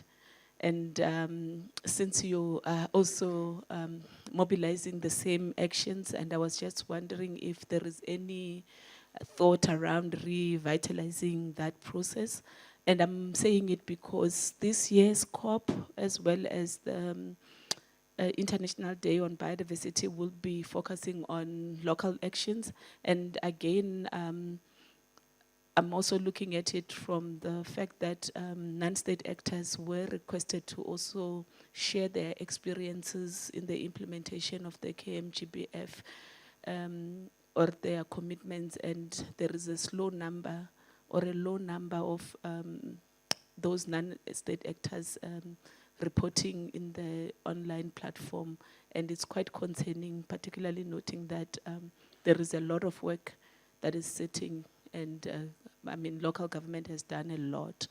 So one key thing is that I think it's quite important as we are driving towards the Yerevan, that we need as South Africa to revitalize that action and continue that conversation until we see the full integration of biodiversity into the IDPs. We have already started that good work.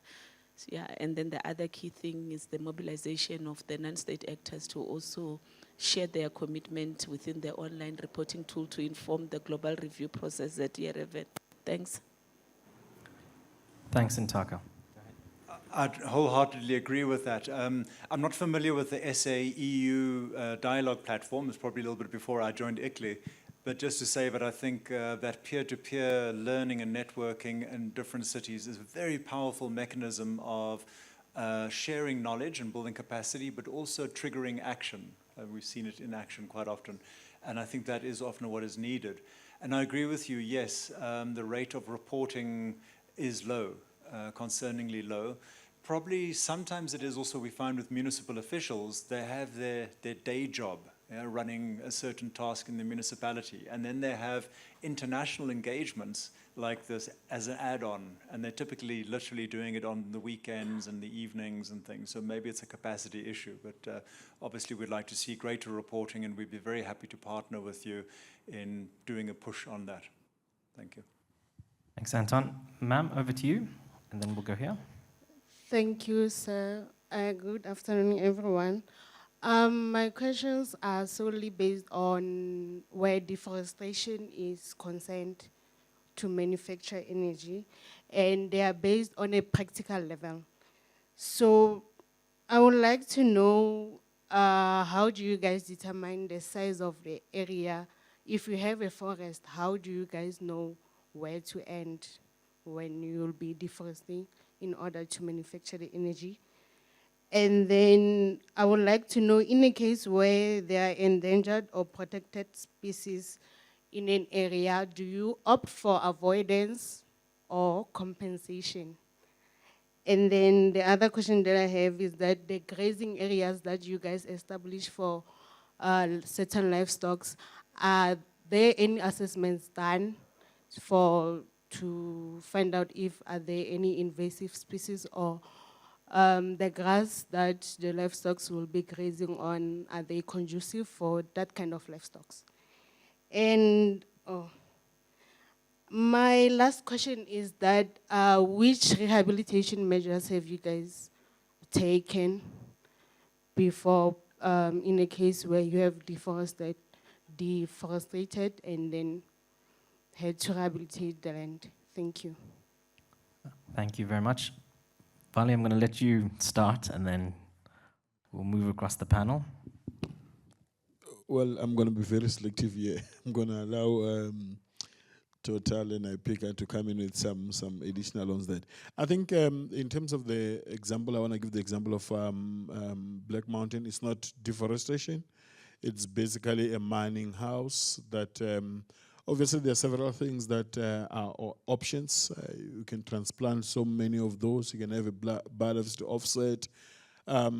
And you do your utmost best to minimize the impact on the environment.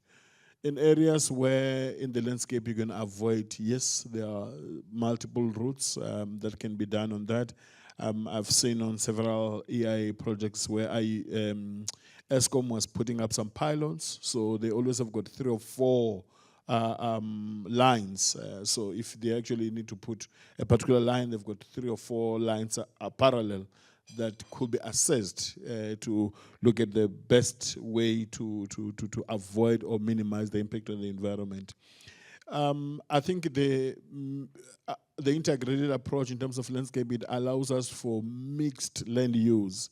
So you can set up your solar plant, and then if in an area that you're actually setting up your solar plant, you have got a particular, let's say, in a Sakaland Karoo, you've got Karoo bushes.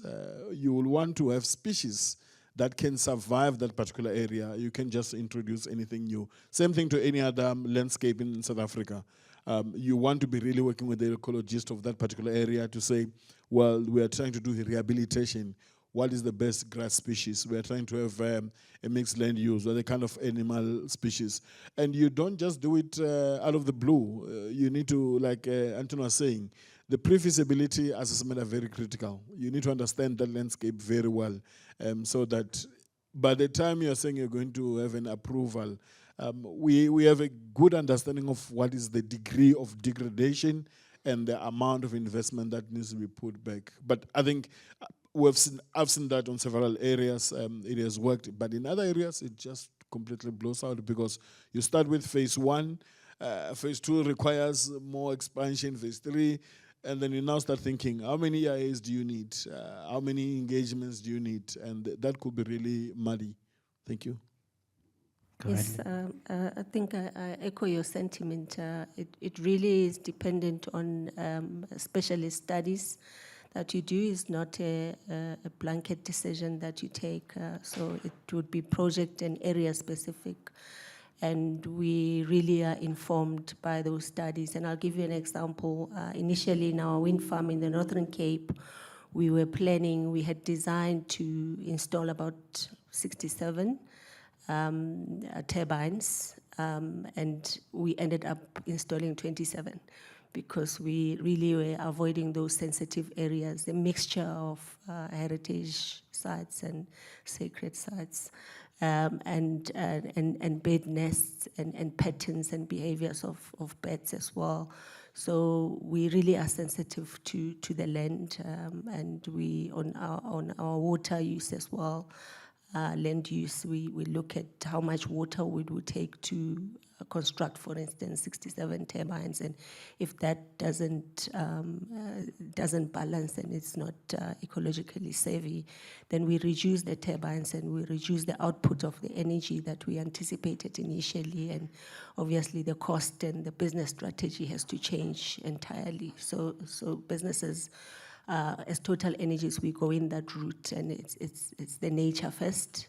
It's ethics, it's something that is very close to our hearts, and I think Total Energies as a group, they do appreciate, because they've got footprint in the whole world. They appreciate country-specific sentiments. I mean, in South Africa, we have areas where we go and send Togo, where we don't want, any disturbances there. Thanks, Lulu. Sorry. So that's how we do it, and we can have a conversation after this just to give you more information. Thank you. Would you like to add anything?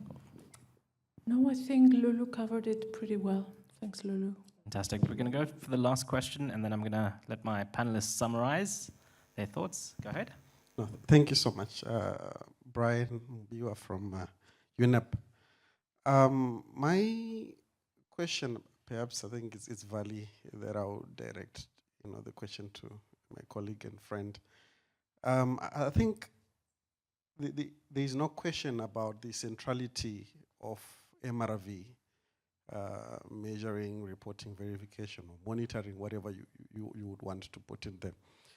And I think we all agree that there is need to track the impact of what we do, whether it's positive or it's negative, whether it's real or perceived, and one could also look at it from the impact of the land use change that is affected, but also the restorative action, right?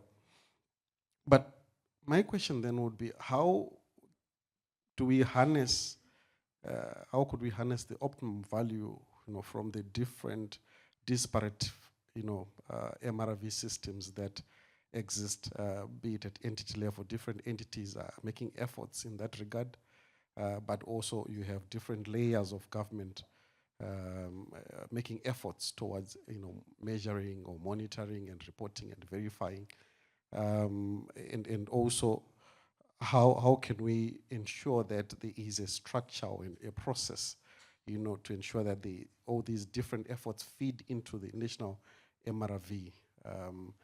Maybe just your thoughts, around organizing ourselves, towards that place where things are a bit more organized. Thanks. Thanks. I was wondering if we're going to have coffee on our friendship after this question. So I think there are a few things. DFFE had an initiative some years ago that was looking at EIA system, where you look at the system, you can be able to identify. They also put up GPS location in terms of the different developments. And I think that was one of the tools, I think for me, we should be investing in big time. It's a desktop, just depiction of what is happening on the landscape, and then we can start feeding back in terms of what are the activities on the ground, what are the indications in terms of rehabilitation, restoration, and what is the plan on that. I'll tell you why. That is going to help us to break down the silos. What we have here is that we do not have an enabling environment that allows an interface between development and conservation and multiple. I mean, if you look at a map now of Northern Cape through a SANBI lens, it will be different from the provincial lens. It will be different from NDP lens. I had when we were talking about the integrated landscape, we convened a meeting in Northern Cape. There's a concept by SANBI, mega living landscape. It's embedded on some of the mining areas, solar plants, agricultural areas, human settlements, and you look at it and you're like, okay, how do you pull this out to say this particular sector must be reporting this particular M&E framework or MRV framework? So I think part of this conversation, I think maybe to throw it back to SANBI, is that if we all see the South African ecosystem through biodiversity, we are robbing ourselves of any other activities that is happening under different layers. Secondly, if we don't bring the development lens onto a portal like BGs, then we are robbing ourselves of seeing whether what we are doing on the ground is successful or not. And I think the other part is also, what can we define the governance space, the roles and responsibility and clear mandate? Through the local government, we realize that local government doesn't have a mandate with biodiversity. It's a fact. They're going to be running on water and energy and infrastructure. Biodiversity, it's the list of. So when you embed that local government development plan, what does it look like? So we end up having a trajectory of each and every layer of government going a different path. And some of these are very contradicting. So I agree with you, Brian. We need an enabling environment that we can develop an MRV system with cross-cutting indicators. I think SANBI did this some while ago, or DFFE, wherein different sectors could report on the different elements, which was aligned to the IT targets, if I remember well. So we need to do the same exercise for the GBF. Then we must also do the same exercise for the land, UNCCD, and agriculture, because all these sectors, they are pushing their own agenda, their own mandate, which is not centralized anyway.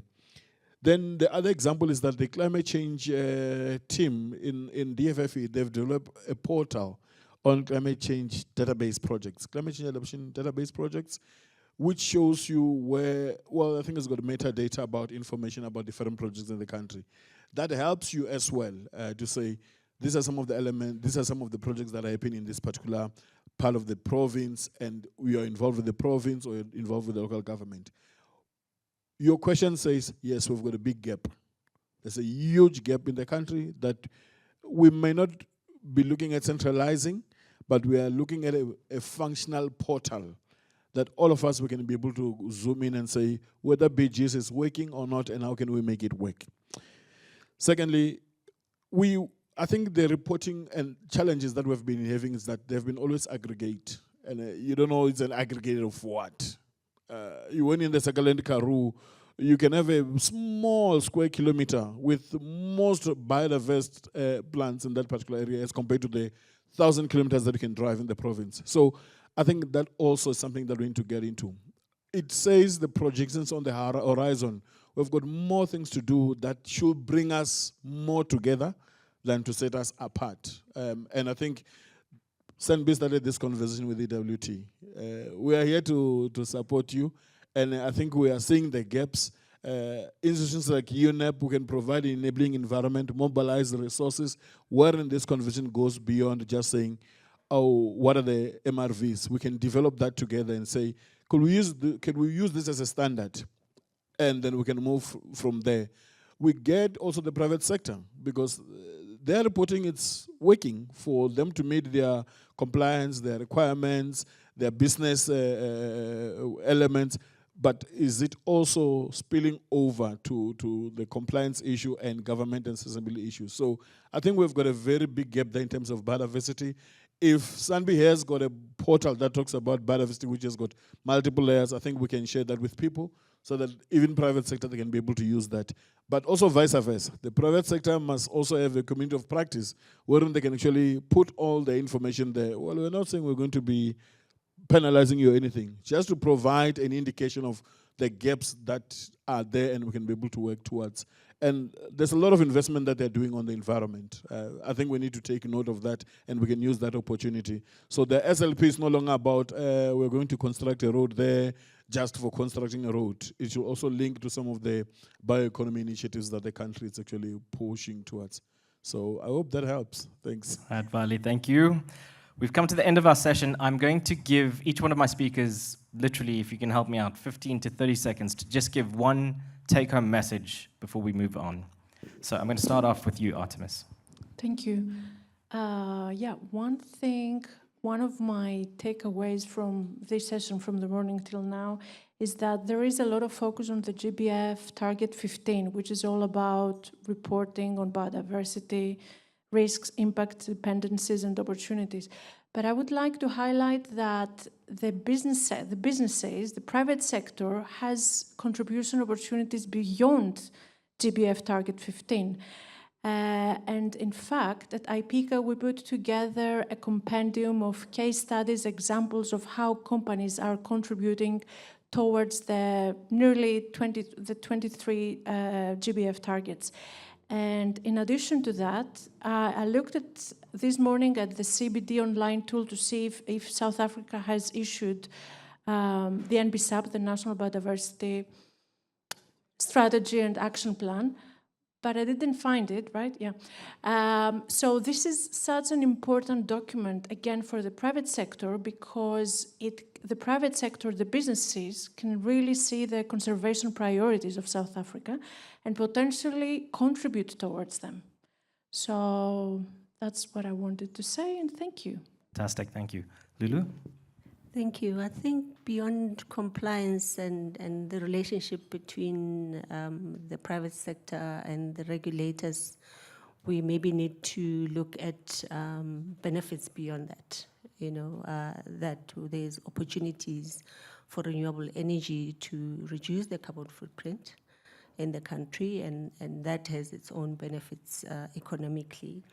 And we also have a benefit in terms of social licenses, where we create jobs by complying to these biodiversity requirements, and really in education, in elevating poverty in our local community, and reducing risk. Really, the early detection of biodiversity requirements, it assists us to reduce the risk. So we need to move forward with a view of having a positive impact to the nature, and also coexist and establish core strategies.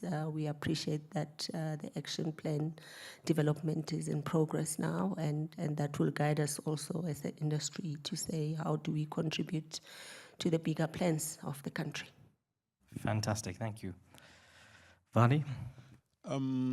Integration, collaboration, and sharing best practices will take us far, and I think together we can do more. Thank you. Hear me. The energy transition in Africa will be largely driven by the needs of cities and take place in cities. And of course, cities have a mandate for that, but they don't, as Vali pointed out, have a mandate for biodiversity. And where we can make inroads with them, though, is to list their urban natural assets as urban infrastructure, natural infrastructure, going to the extent that they even include that natural infrastructure, like wetlands and so forth, in their asset registers, where it attracts an annual operation and maintenance budget. That's the level we want to aim for. Thank you. Fantastic. Thank you, everyone. And I'd just like to say to my panelists, well done. Thank you so much for making time to be with us today, and we really learned a lot. Thank you so much. Thank you. Hey. Thank you. You can step down. Thank you very much. Thanks. Anton, thanks. Thanks. Thank you very much. Great stuff. Okay. We've got the final session of today. I'm going to ask Lucia to come up. She's going to be moderating the session around transportation and infrastructure impacts. Over to you. And then once we are done with this session, We'll have a quick close and we kick off again tomorrow.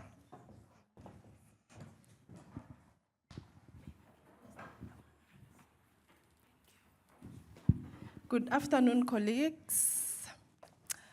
Yeah, that was such a very informative session. I hope this session will be equally informative, and I hope everyone is still wide awake. My name is Lucia Mutlowung from the Department of Forestry, Fisheries and the Environment. I'm responsible for information management and science policy interface. I'm sure you have heard a lot of some speakers earlier mentioning the IPBES. I'm also the focal point of the IPBES, and we recently concluded a very important assessment, which is very critical for this platform. The assessment on business and biodiversity, which really underscores that businesses, they depend on and also they impact on biodiversity. So we really encourage everyone to tap on that assessment. It's available on the IPBES website. So without further ado, I will call upon my panelists in this transport and infrastructure sector, which is equally important with those that have been presented before, your mining and so forth. So I'll start with Nenekazi Songaba, the Environmental Manager of South African National Road Agency Limited, SANRAL. If you can come and join me here on the stage, ma'am. And Takalani Morolana, Policy, Community and Government Relation Advisor from the Nature Conservancy, TNC. So I said SANRAL in full so that those who are not aware of SANRAL in full, they know that it's South African National Road Agency Limited. Yes, Takalani, this side. Nenekazi, this side. Thank you. I will also call upon Shahid Ali from the Development Bank of Southern Africa, DBSA in short. We also have Thabo Hlajwayo online, if you can confirm if Thabo is there. Okay, thank you so much. I think we are all on board. So I will start with Thabo, since he's participating online due to other circumstances that were beyond him and us. So Thabo will touch on mainstreaming biodiversity in the sector, especially at Endangered Wildlife Trust, where he is based. How has biodiversity been mainstreamed in different operations of EWT? How are they incorporating biodiversity-related targets, especially the GBF that we are talking about today in their operations? And you can share some examples, practical examples in a mainstreaming biodiversity. Over to you, Thabo. Lucia, and good afternoon.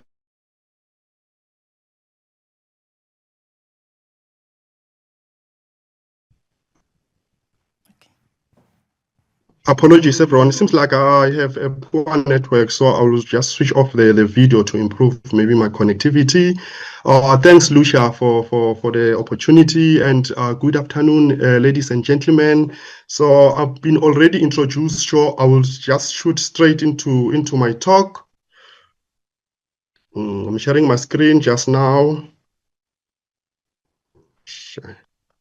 Please confirm if you can see my presentation. Yes, we can, Thabo. Perfect. Yes, I think.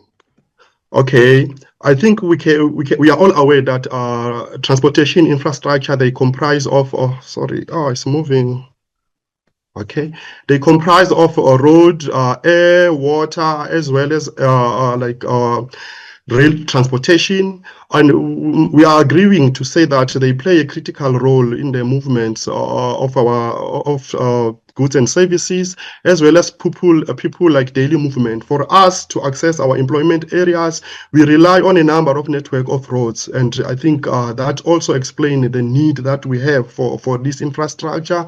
And yeah, they promote trade and industry, which is good for our economy. And again, projections are showing that our human population is projected to increase. And again, as human population is increasing, it is emphasized the need that we have for transportation infrastructure. But however, if biodiversity is not mainstreamed, we risk what increasing impacts of biodiversity loss as well. So it is important that we have some talk around what mainstreaming of biodiversity in the transportation sector, so that in our inclusiveness of transportation sector, we make sure that our wildlife needs are also incorporated. So this is our beautiful African continent, as we can see, and we all agree to say that it has been intersected by a number of networks of transport infrastructure or corridors. But as that happens, that increased landscape fragmentation, meaning that there's available space for animals becomes limited, which results to habitat loss, and the barrier that is formed by these networks of roads forces animals to change or alter their behavior. So instead of crossing the road, they now try to apply some avoidance behavior because now the roads are busy, but sometimes the circumstance doesn't allow them to do that. So they are forced to attempt crossing. As they do that, they risk becoming roadkill, and all these factors, they increase the risk of extinction. So here I'm gonna share some of the negative ecological impacts of road infrastructure as a case study, because our current project are focusing on roads, and we are saying that increasing wildlife vehicle collisions, they risk human life. Some of these incidents become so carnageous in such that they become a road safety concern. Like the example that you can see there, this was in Hoedspruit along the R71, where an elephant collided with two bakkies, and there were a number of people that were hospitalized as a result of this incident. Damage of infrastructure as well, the road infrastructure itself, meaning that SANRAL now has to allocate a budget to fix the damaged infrastructure. The road, the car is damaged, the back there, some insurance claims, also so this highlights the cost-benefit analysis of having these incidents as well. But then this is an elephant, a big five species. We've got like tourists who travel all the way from Europe to come to Africa, to come to our beautiful Kruger National Park to appreciate the beauty of an elephant. So it's sad to see them dying just like this, So this is also like collapse the ecotourism sector. On another example, we've got a savanna buffalo here, which collided with a car in the Malelane section on the N4 highway. And as much as this is also a road safety concern, it's also a health concern now, because we've got members of the community harnessing the meat from the dead carcasses. However, it's not assessed for maybe some pathogens, maybe it contains some diseases. So this is also a health concern. So we have two separate incidents that involve a hippo. They also occurred along the N4 highway in the Skumaskloof section.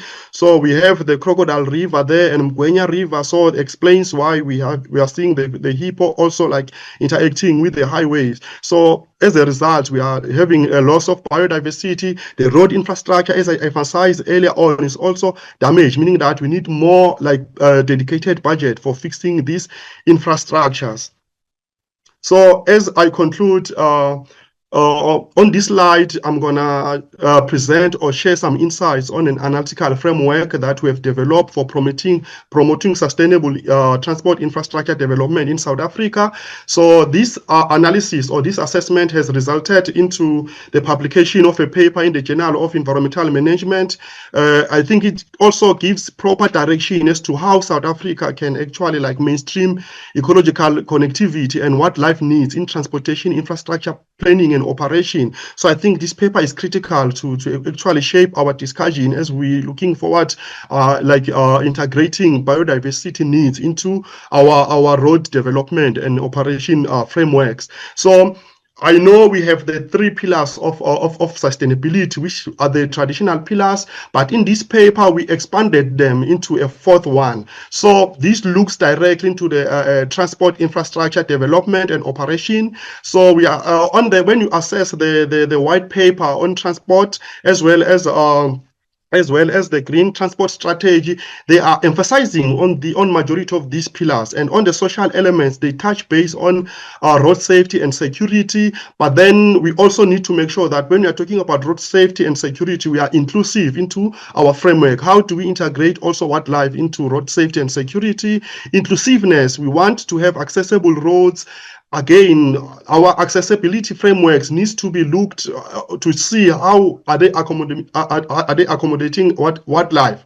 Efficiency and reliability, we need also to assess all those critical questions around that space. And when you look economic development or sustainability, we are saying that we are in need of transport infrastructure that will promote trade, industry development, as well as creating opportunities, as well as enhancing economic growth. That's what we need. And again, there's a need to also look into aspect on how can we ensure that our road infrastructure have sustainable finances for green transport infrastructure. I think this is also an important element to not leave out. And we are also looking on environmental sustainability within the transportation sector. We are saying that we need transport infrastructure that will promote resilience or climatic, that will be resilient to climate change, in such that they have adaptation measures for in case we have natural disasters, improve air quality, forecasting and reducing emissions, as well as mainstreaming biodiversity in terms of connectivity, and also reduce biodiversity loss. So we also package all this information in a nice manner. And lastly, we're talking about institutional sustainability, wherein we are looking at strategic planning and design of transport infrastructure in a collaborative manner that is cut crossing, like we have cut crossing integration or collaboration, or in this space, if we can be able to also make sure that we comply with this principle, we'll be able to have transport infrastructure that has proper governance and integration. So I think that concludes my talk. But then I'll also share maybe later or on our discussion how we are mainstreaming biodiversity into our operation within EWT. How are we promoting that channel in the space? Thank you so much.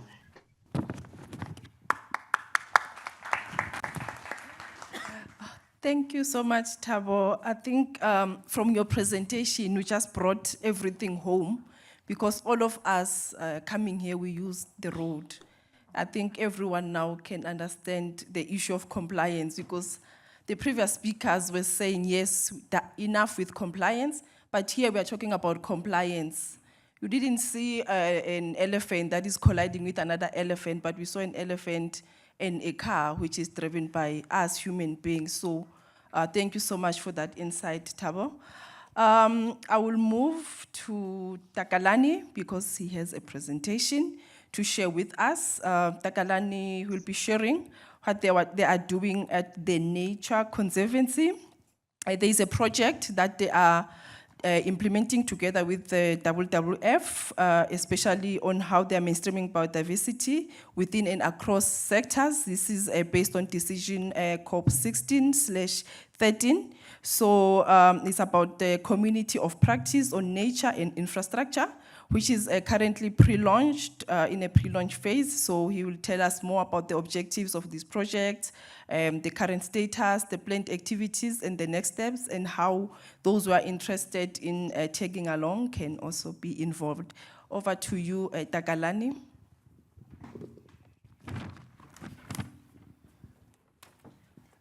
Thanks, Lucia. I think Valley would be very happy now that you're talking about community of practice. He mentioned a lot of community of practice in the previous panel, so we are going to introduce something about it. Just by introduction, my name is Takaran Murula, and I'm from the Nature Conservancy. Nature Conservancy is a global environment organization with a footprint in over 80 countries. And we are in all continents, and we are in over 17 countries in Africa. That includes South Africa. Yeah, in South Africa, we work in different landscapes, and our head office is in Cape Town. So I'm just going to talk quickly about the community of practice, which, like I said earlier, Valley will be very happy about it, that we're introducing something that he spoke a lot about. In the preface, I just want to say this is not new per se, and it does not replace anything. So it's a committee of practice about collaboration. I think the last word that Valley was talking about was collaboration, integration, and alignment. So we're just going to show you how we can work together in terms of how we can coordinate, collaborate, and align the work that we're doing in the nature and infrastructure. So the COPNI, in short, which is a committee of practice on nature and infrastructure, is hosted by the Biodiversity Mainstreaming Champions Group, SCBD, WWF, the Nature Conservancy, and is also supported by Jeff and GIZ. Just to give you a sort of what has happened so far in terms, these are those who have been following on the CBD process, negotiations, and so on. They will probably know all the steps that has happened so far, since from 2010 COP 10 until the last COP in Colombia, which was COP 16. I'm just not going to go into details just to bore you with most details, but I'm just want to highlight some few things that the first COP, which was 2010, that's where the issue of biodiversity mainstreaming was highlighted to be, so that we can put them into national planning. And then I think the one thing that I might just need to highlight also is the COP at the Sharm el-Sheikh, the COP 14, that expanded it to include the biodiversity mainstreaming sector, infrastructure, to include mining, infrastructure, and manufacturing. But also what is important also, if you look at the one at the COP 15, which was in Canada, which is, most of us talk about it, the GBF, KMF GBF, that we talk about it a lot, is the one that adopted the issue around the biodiversity mainstreaming. But also what I just want, sorry, this thing does not have a case. I wanted to show you. So one of the main things that we are trying to highlight here is that the infrastructure and transport has also been highlighted as one of the drivers of the loss of biodiversity. And then so at the last, in 2024, at the COP in Colombia, COP 16, 20 countries launched the biodiversity mainstreaming group, which they enter into partnering together. So it was mostly it was about only the only countries only. And then last year, Jeff, together with GIZ, have put aside some fund to support this biodiversity mainstreaming into nature. So this community of practice, the fund was put aside last year, even though it's still in the beginning. So in 2025, so after that, the community of practice, so there's a fund which GIZ have put up money, then CBD, WWF, and the Nature Conservancy is currently the one that are holding or secretariat to that fund. And then, but countries are still allowed to join. And then another milestone is that when you look at last year, is that of all the countries that have submitted their national targets, yes, 40 of them have issued related to the targets that are related to infrastructure.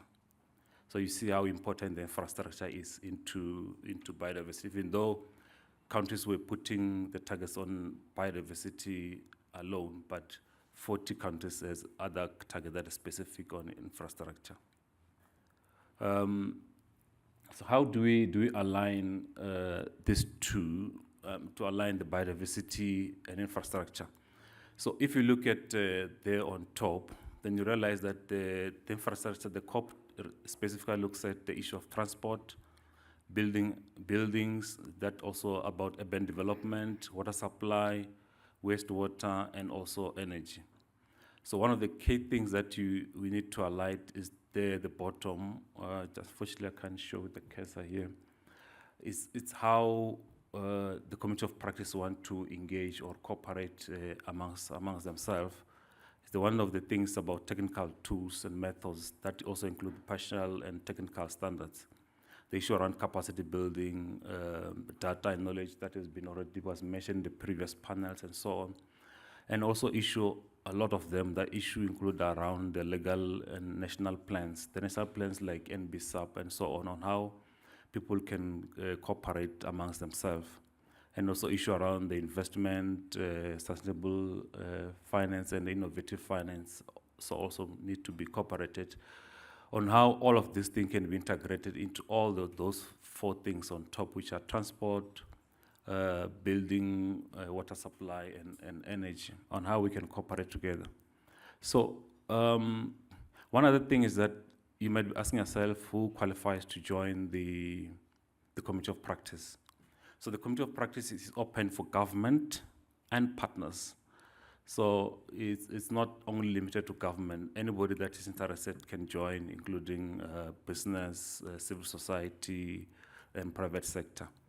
And currently, because it's still on the initiation stage, one of the key things that are proposed function is knowledge exchange between parties, agenda setting. So there's draft agenda, but it's still not complete. So if you can join, you still have an opportunity because you're at the early stage, able to be part of the development of the agenda of this committee of practice. Then also linking to issue of funding, capacity building, and technical support, and also networking with each other. So, so that's how the currently as it stands, the propose how the value add of the committee of practice will be. First, you need to join. That means you need to connect with others.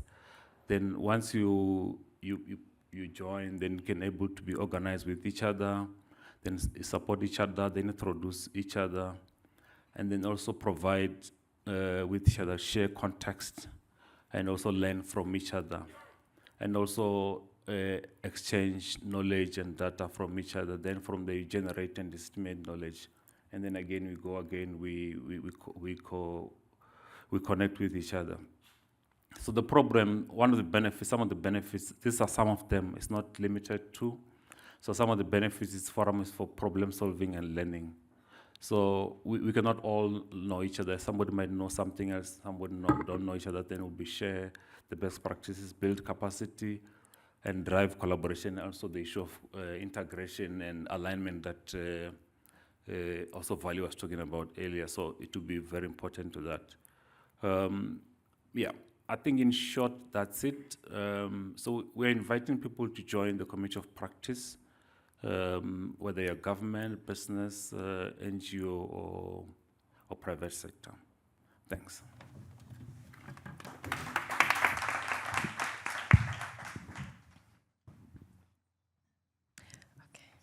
Thank you so much, Takalani, for that presentation.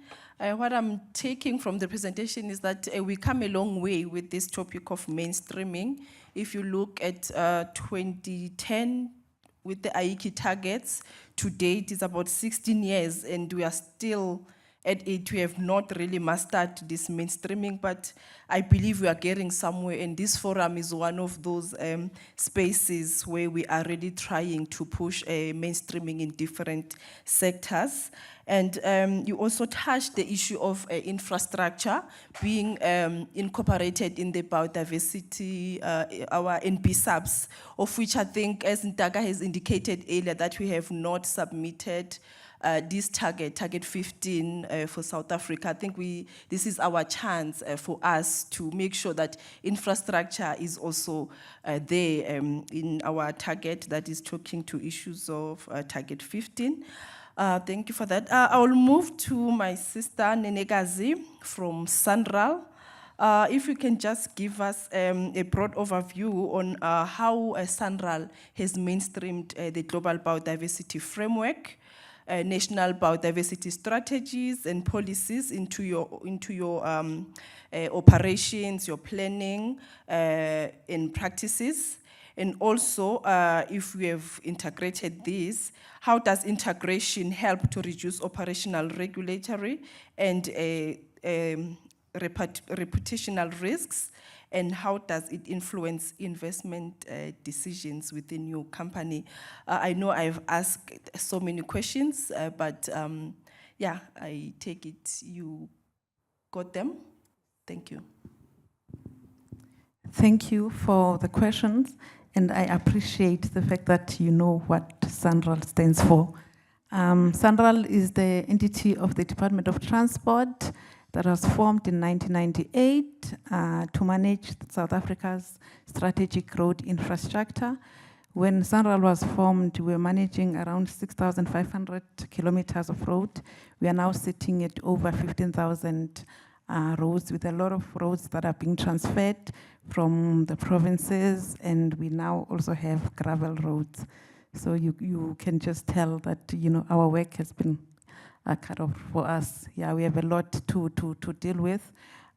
With that said, I think it is important to speak to SANRAL's mandate. The previous speaker has already sort of noted what, you know, road infrastructure entails.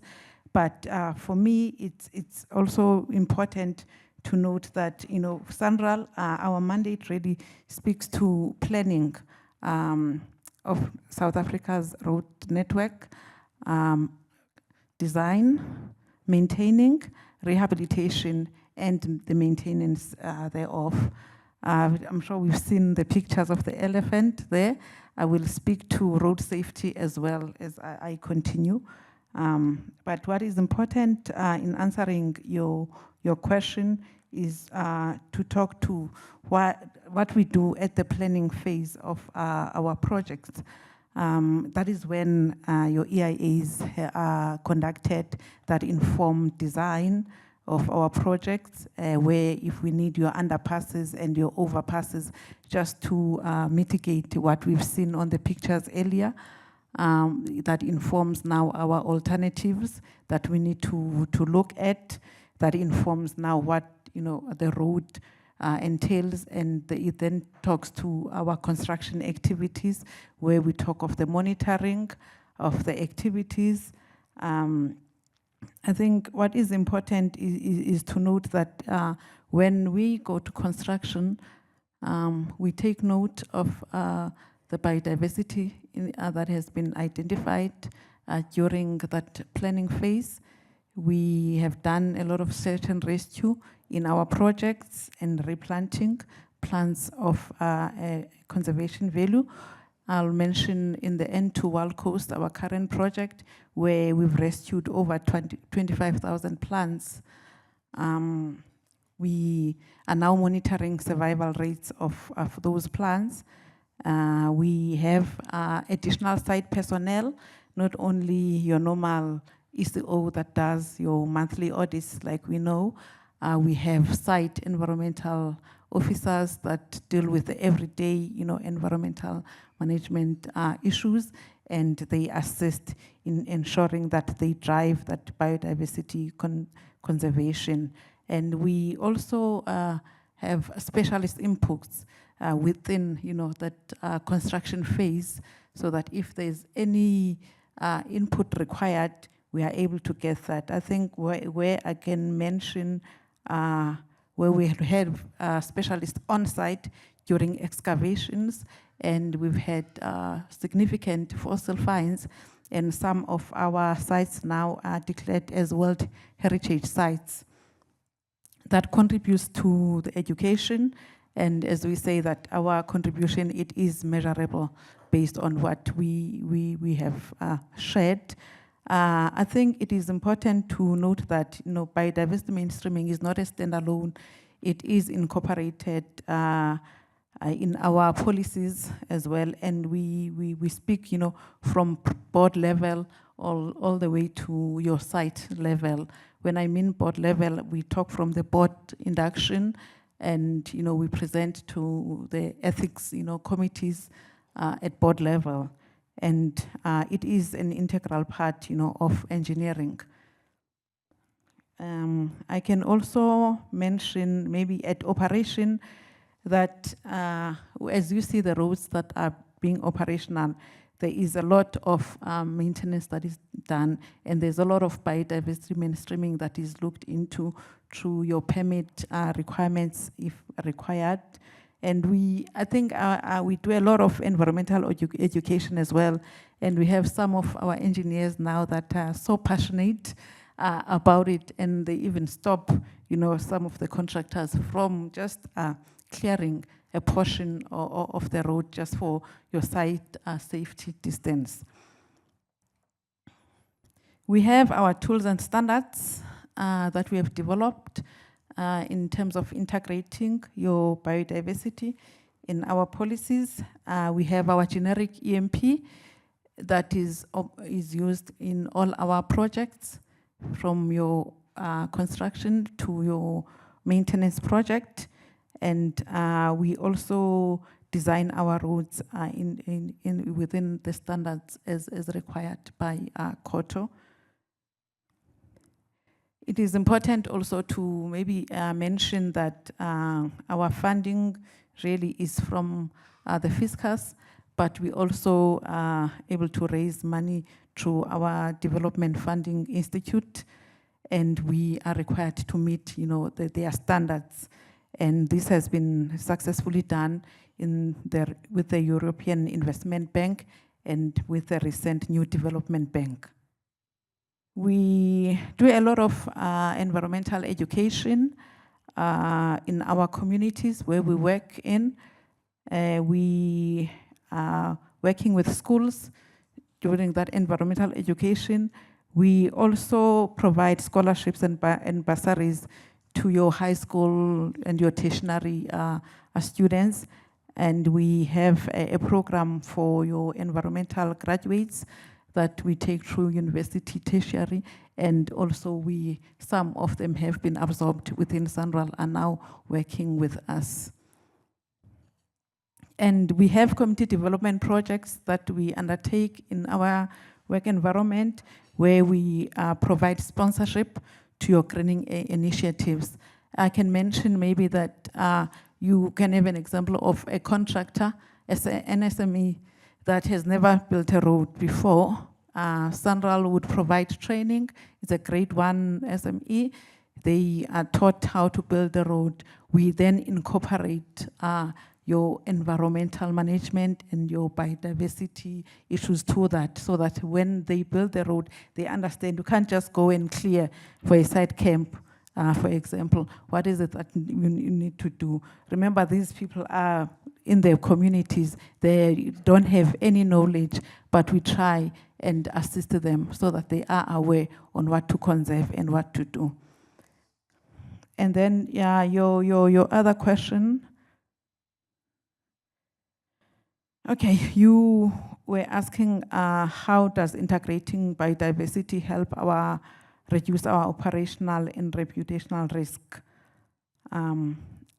For us, it's more of reducing delays. Remember, if there is no compliance or there is no consideration, then it means work will be stopped on site. There will be fines. There's the contractor claim standing times. There's complaints. And as I mentioned, the reputational risk. So we strive in ensuring that, as I mentioned earlier, with our work, biodiversity mainstreaming is integrated, and at all times we are proud of what we do as SANRAL. Thank you.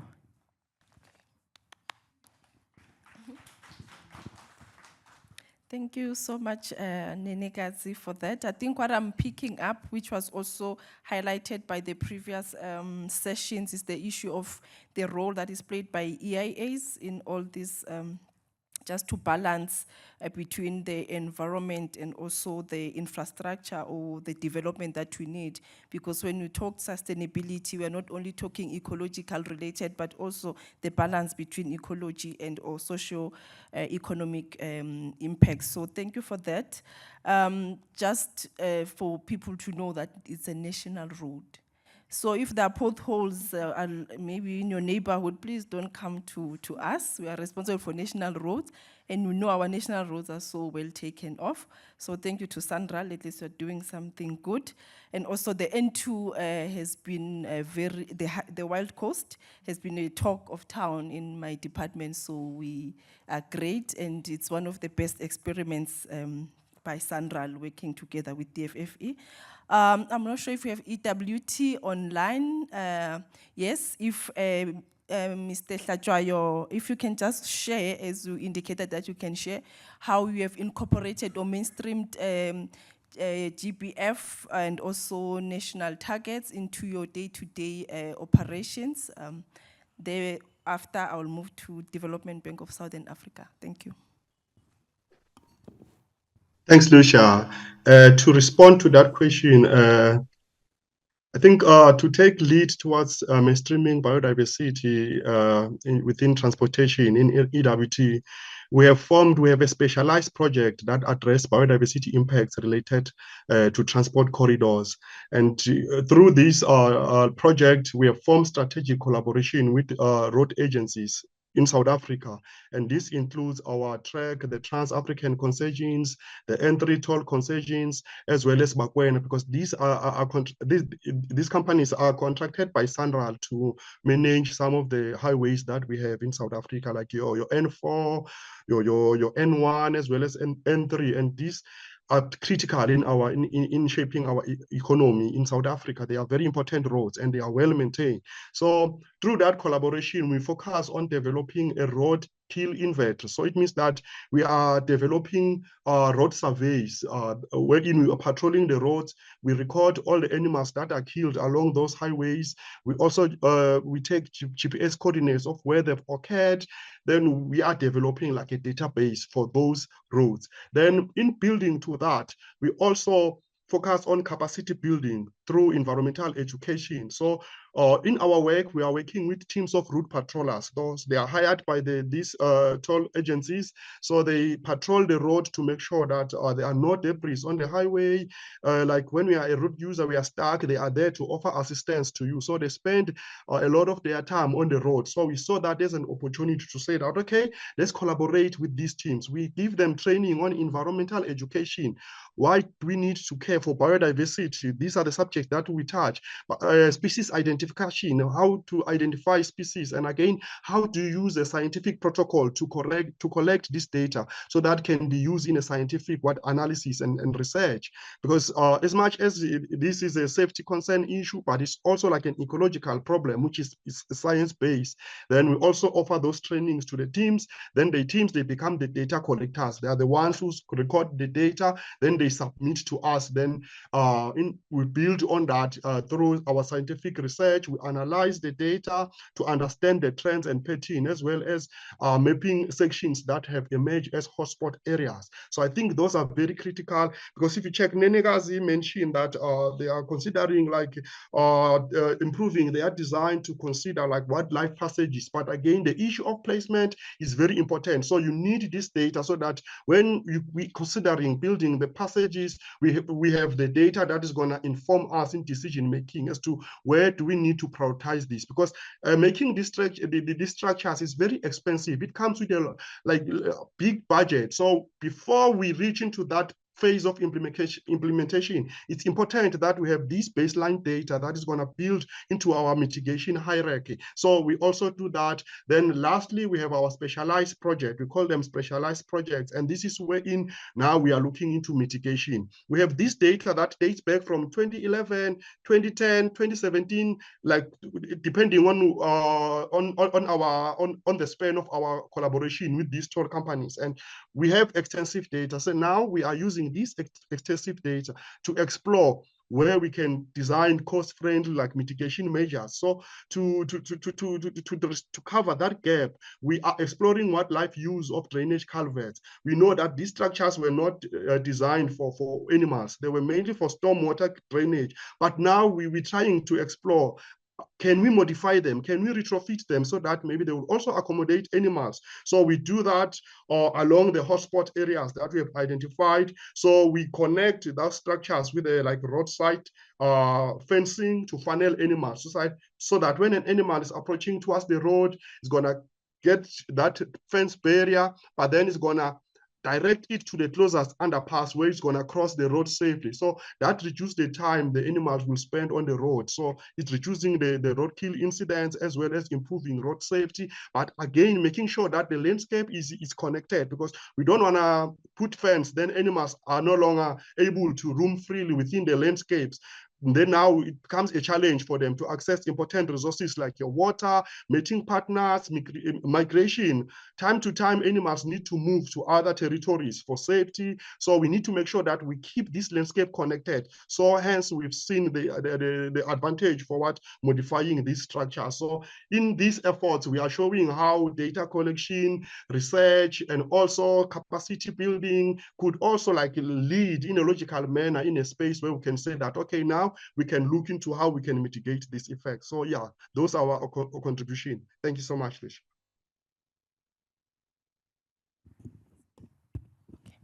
Thank you so much, Mr. Hlajwayo, for that. I think what is also coming out is the issue of collaboration, the partners that you work with, because we understand that alone we cannot achieve, but working together we can go far. And just to understand and to get to know the work that SANRAL is doing, not only to EWT, together with SANRAL, of course, is doing not only to protect the animals, but also to protect us human beings. It's incredible. I will move to Mr. Shahid from the Development Bank of Southern Africa, and we know some of their core mandate is the issue of infrastructure and transport development and financing. So if you can just share with us how is the DBSA integrating issues of biodiversity consideration into your day-to-day work, the projects that you deal with, from the planning, implementation, operations, and closure. So how do you, if maybe you can also share with examples in terms of mainstreaming biodiversity in such infrastructure projects?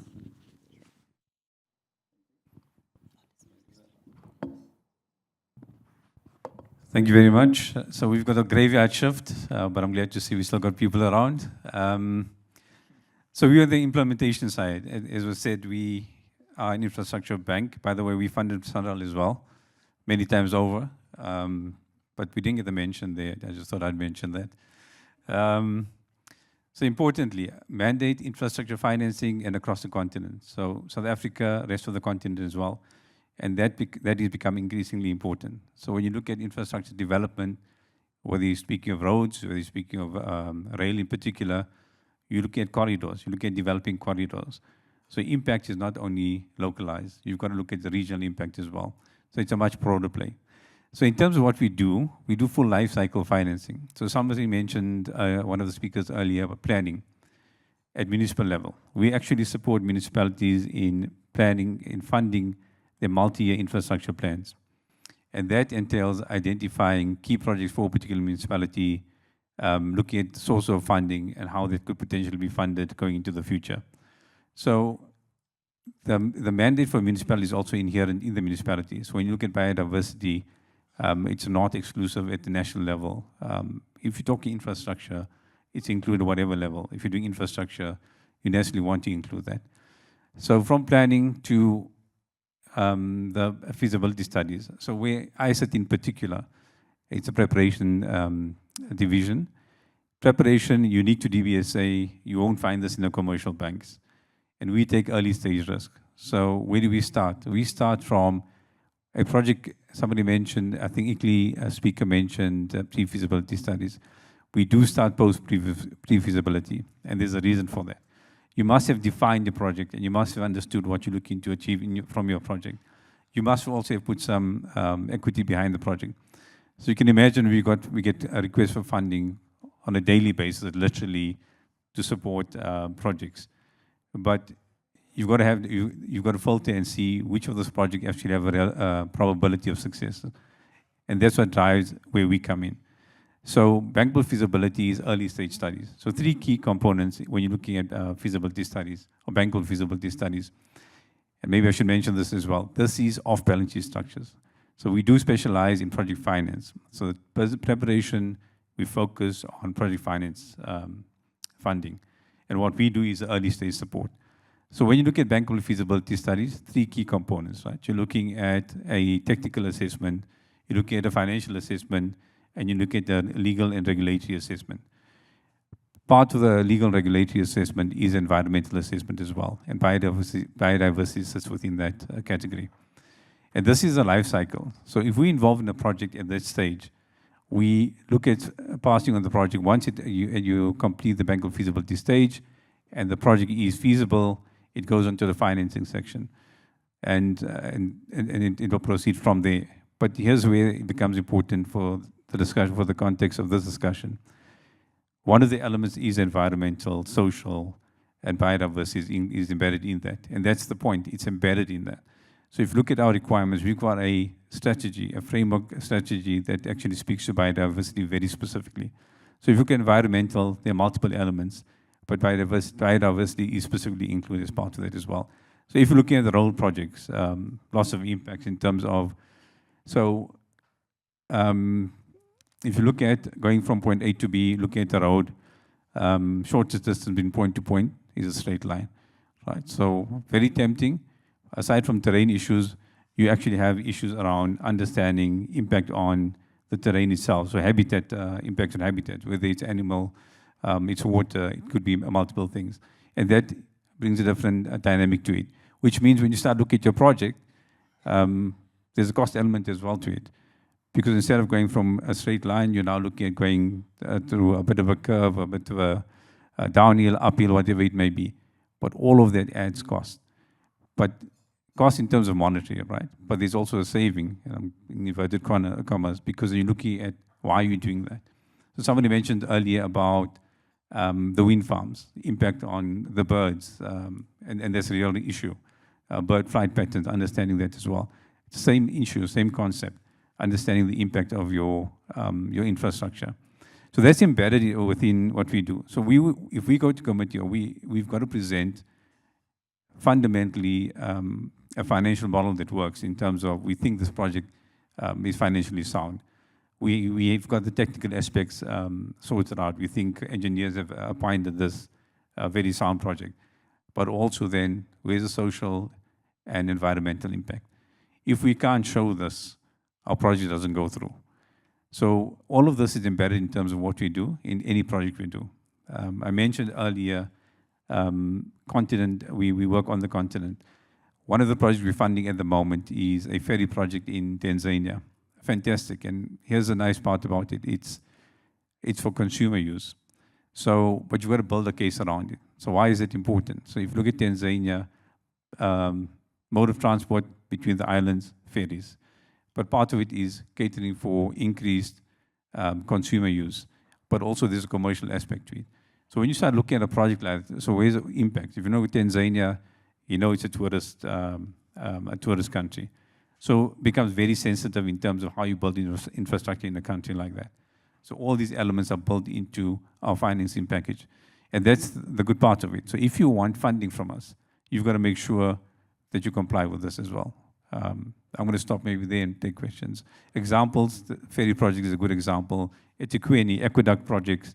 You're looking at a river rehabilitation. You're looking at engineering around how the river flows. If you look at aqueducts, the flow, source of water, flow.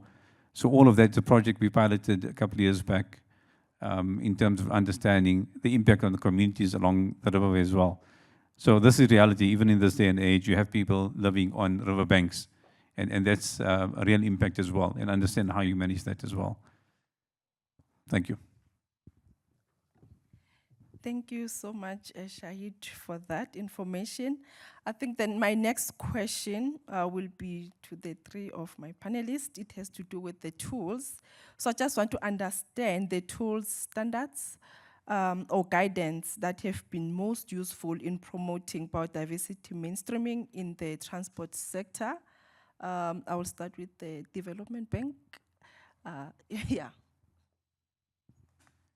Sure. I mentioned earlier that we have got a strategy in place, but with that we've also got environmental management plan, tools, and it's quite extensive. And at the moment we're actually developing further tools in terms of understanding. So in addition to just looking at project level. So every project has a management tool in terms of how the project is managed, how it's progressing, what the impact is on the project, what changes there are. And these are also monitored on an annual basis, semi-annual and annual basis. So we've got measurement tools for each project, and just remember, projects are different. So we are specific to project. So these general criteria that you can consider in infrastructure, but the minute you look at the type of infrastructure you're dealing with, it becomes a bit more specific. So there's a tool that manages each of the implications and the development of a project, but it's also a broader tool. So at the moment, we are looking at developing a more consolidated tool. So you look at individual projects, and then you look at how you're measuring across maybe all the infrastructure projects and the key elements or common elements across the infrastructure projects as well, and seeing how that, how we're progressing against that and what the impact is of the development as well. In addition, the idea is that we take this information and see how, when we look at future projects, what we've learned, lessons learned are always very important, and what benefit we can actually extend to future projects as well. Thanks.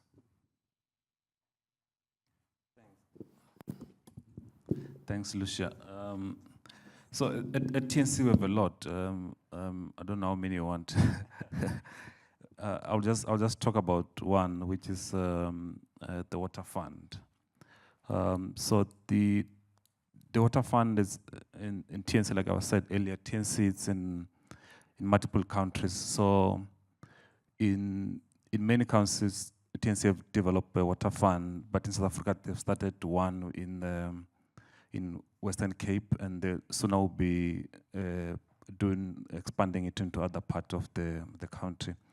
So in water fund is that it's a model where the end users downstream they pay for the health river at the upper river. So we take the money that had been collected at the so it's a system where it's a multi-funders. One of them, the users, others are donors, and the public sector. So that all of them, then we establish what we call the water fund, so that we make sure that the river are looked after. So that people don't only use water. When they use, they also pay, and then we use the fund for the river health, and also to make sure that the river is maintained for the longer health of the river and sustainable use of water for the next generation. Yeah, I think that's one. I don't know if you want more or it's fine. Thanks. Thank you. I think similar to what has been shared by my colleague from DBSA, we use similar tools, which is your EMPs, for all our projects. Our other monitoring tools would be your audits that are conducted at site level by your independent environmental control officers. And we also have quarterly audits conducted in other projects. And I must say, we are also being audited by DBSA in some of our projects. And I must also say that the EMCs, those Environmental Monitoring Committee, also part of the tools that are used. We are part of the South African Road Federation, which also plays a role in this regard. I think for the N2 course in particular, I can mention that there's also an external, view, which we can say that it is also a management tool, because there are a lot of NGOs and interested and affected parties that are sort of measuring our performance on a daily basis. I must also mention that though they are also invited to be part of those, the EMC, where they can raise their concerns or raise any issues that they may have with us implementing the project. Basically, that's what I want. I don't want to repeat what has already been shared by the other speakers. Thank you. Back to the Development Bank. You mentioned that biodiversity consideration are embedded in your legal and policy tools during your project screening.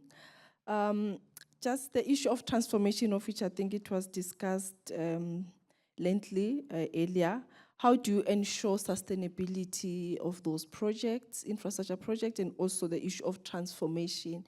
We heard from SANRAL on their, like your capacity building, that they have the awareness raising, the bursaries that they offer to the disadvantaged communities. So from the DBSA point of view, in terms of transformation and long-term sustainability, how do you ensure that in your infrastructure projects? So I think one of the key points for us is any project is localization. So understanding the local community, where the infrastructure is going to be built.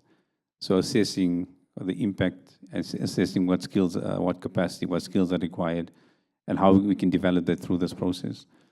So fundamentally, it's going actually to that level. And with that also, a big part is gender mainstreaming. So we look at community, so if it is,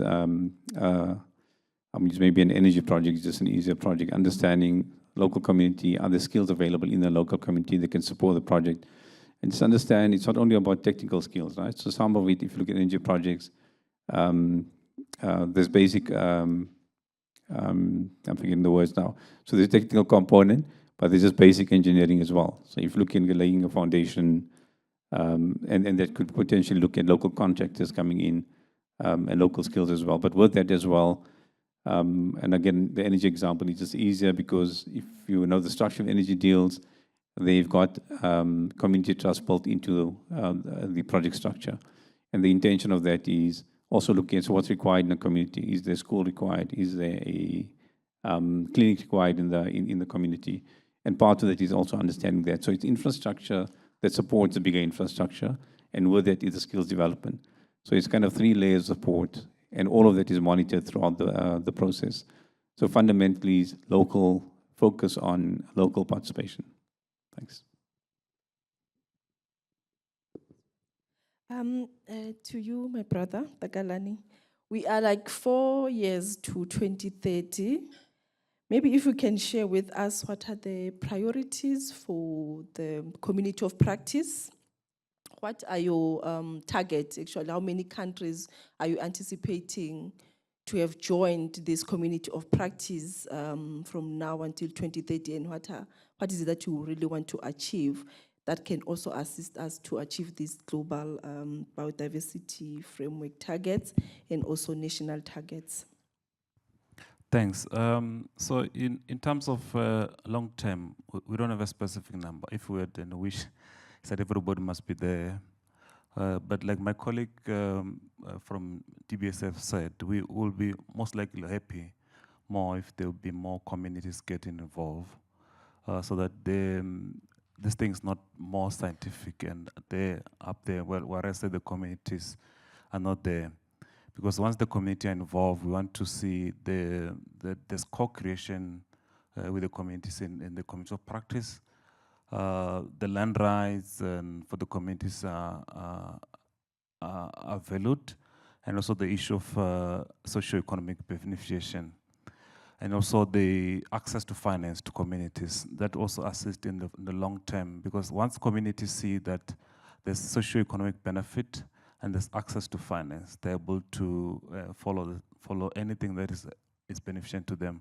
But if one or two of those things are not there, that's why things does not go for long. It comes short term, and we don't want to see that in the biodiversity sustainability. Thanks. I think the same question will go to the Development Bank of Southern Africa and also SANRAL. Going forward, looking to 2030, how do you see your organizations contributing towards us achieving our 2030 GBF targets, just in short?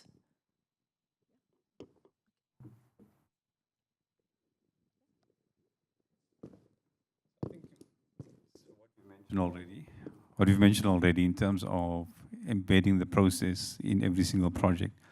And I think my colleague made the point, so it's not about a day target, it's a longer-term view.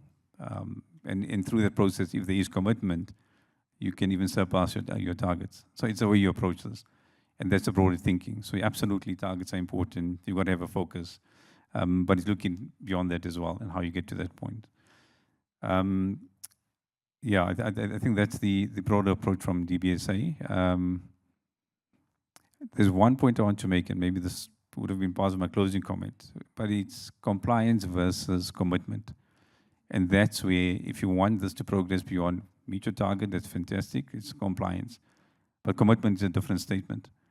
So that goes beyond just looking at a target. And if you can embed that in terms of the way you think about projects and approach projects, you get a far better result, even at a corporate level. So if you look at us corporates, a lot of what I heard earlier, statements around lots of commitment from lots of corporates, but it's always linked to something within the corporates. So it's good intention, nothing wrong with that, but the question still remains, so how do you make sure a corporate is actually committed to this, not compliance?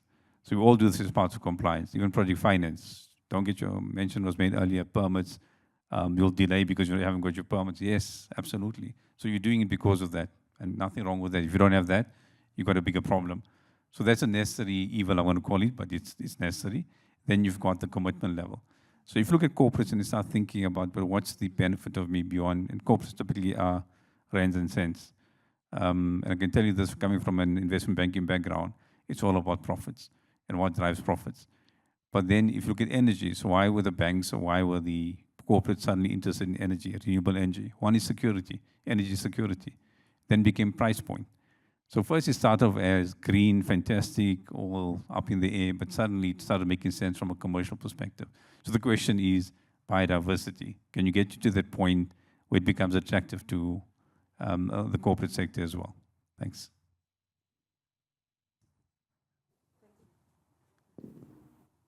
Is it working? Okay. Thank you. I think from our side, we would maybe say that stronger partnerships with government and other stakeholders in the industry, that is key. And there's a lot of research that is being undertaken, but where does it fit to? We are, as SANRAL, sitting with a lot of information and data that we gather from our project and with our partners, your CSIRs and other institutions, tertiary institutions, but where does that research fit to? And I'm sure some of the colleagues sitting in this room also are involved in doing research and reporting as well. I think we heard earlier on in the first few sessions about now the reporting, but are we reporting or are we working in silos? I think for me, it's forming stronger partnerships to take us forward. Thank you. Thank you. Thank you so much for that, colleagues. So the last question now is about the enabling environment. I know that there's a lot that is expected from government. So if you can just highlight 1 or 2 points on what is it enabling environment that government should create in order for your work to continue, for you to work effectively, not complying, but yeah. Thank you. It has been said that we need to go beyond just compliance. I think one of our slogans as SANRAL is we go beyond roads.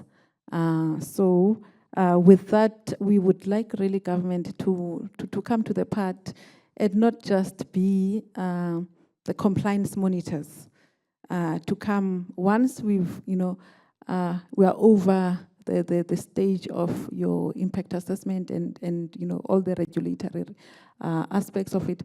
We would appreciate if government can come and play a role. I'll make an example on the N2 Wild Coast, where there is an offset requirement We are offsetting, we are required to deliver 15,000 hectares of land that would be a protected area. We are at this stage sitting at over 23,000 hectares. We require government to come and work with us. You understand, SANRAL will build and maintain roads. We don't really know much about now implementing offsets. We have partnerships, we've partnered with Eastern Cape Parks and Tourism Agency, but we do need our government to come in and be part of, what we are doing in protecting the environment. And also in other projects as well. We find it difficult where government comes as more of like a police, other than coming to say, oh, SANRAL, let's collaborate, let's talk. We understand the policing part, that role needs to be played, but there are projects or instances where we need to work together and collaborate because we are one government at the end of the day. Thank you. Thanks. I think for me, a few things. I think one is the first one is just people must join committee of practice. I've put the scanner there, so if people want information, must ask me after the meeting. So, but one thing is that we, as enablers, I think this issue of whole of society, we really need to put into practice so that we end this thing of there's government, there's NGO, there's development banks. So if we put this thing of whole of society into practice and we always be in one room and we work together, we'll save a lot of problems and we'll solve a lot of solutions at once. We'll be able to create an environment that is good for investment and access for other finance, like sustainable finance, green bonds, and so on. And also we'll be able to also bring the communities. I need to emphasize this thing of bringing the communities on board, because the whole society include everybody. When everybody is on board, it's easier to work on. Then instead of saying, government must do this thing, the banks must invest here, others. Then when you're in one place, then everything will be great. And then under the committee of practice, it will even be more easier. Thanks. Thank you. I think maybe in a word, it's common theme, or whatever, throughout all the speakers, partnerships. Right? So I think if you're looking at getting a result, and it doesn't have to be formal partnerships, I think often we defer to when government looks at partnerships or public-private partnerships, we've got a particular legal construct in mind or something very formalized, but it doesn't have to be that. And we shouldn't be afraid as government to actually learn from the private sector. Absolutely nothing wrong with that. We know they've got their own drivers. We should be cautious, absolutely. But there's a lot that they invest in. There's nothing wrong in taking from best possible learnings and exploiting that for everyone's benefit. Thanks. Powerful words indeed from my three panelists. I'm not sure if Hlajwayo is still online and he would like to say closing remarks. And if there's anyone who has a question, please start raising your hands now. So that I will know. Thank you. Thanks, Lucia. I'm still here. And interesting insights from the other colleagues there. So in closing remarks, I would like also to emphasize, I like the principle that the previous speaker has touched on, the community of practice, forming communities of practice who are proactive in engaging these challenges. I think that's a path that we may need to go. But again, when we look specifically on the issue of biodiversity mainstreaming within the transportation sector, I feel like we indeed have a problem, although we just don't know how big it is. And if you check, this is mainly because of not much has been done in the space. This relates to what we have said, to say that it seems like this principle of biodiversity mainstreaming has been there. It's dating back in the 2010, but then what is being done? I mean, from 2010 to now, there's not much change that has been done. And if you check, this goes when you check our policies or our standards around this these concepts, but especially looking on the transportation sector, there's really lack of clear standards that advocate for biodiversity mainstreaming within the sector. Like, I'll give an example of your green transport strategy, the white paper on transport. These are very important, national policy, directives.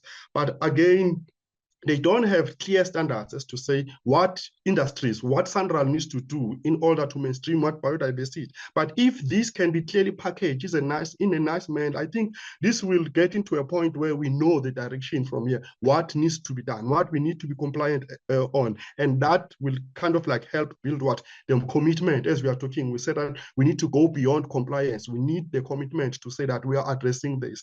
So yeah, I also like another point that Nenekas has mentioned, to say that it's high time we break the silos. Let's collaborate, let's engage, let's establish a community of practice where we engage these challenges collectively. Thank you so much.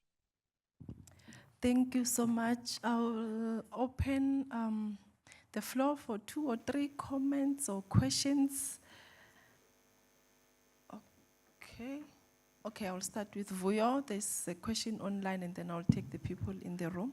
Thank you. This question is 2-part and is directed to Nenekazi. First is, how well do you think the critical biodiversity issues are incorporated into projects other than the N2 Wild Coast project? And then, on the second part, do you identify offsets or compensation upfront and allocate budget to address that risk, or is it something that gets dealt with only after authorization has been issued, should residual impacts on critical biodiversity be identified through the EIA process for the roads and their associated impacts like mining requirements?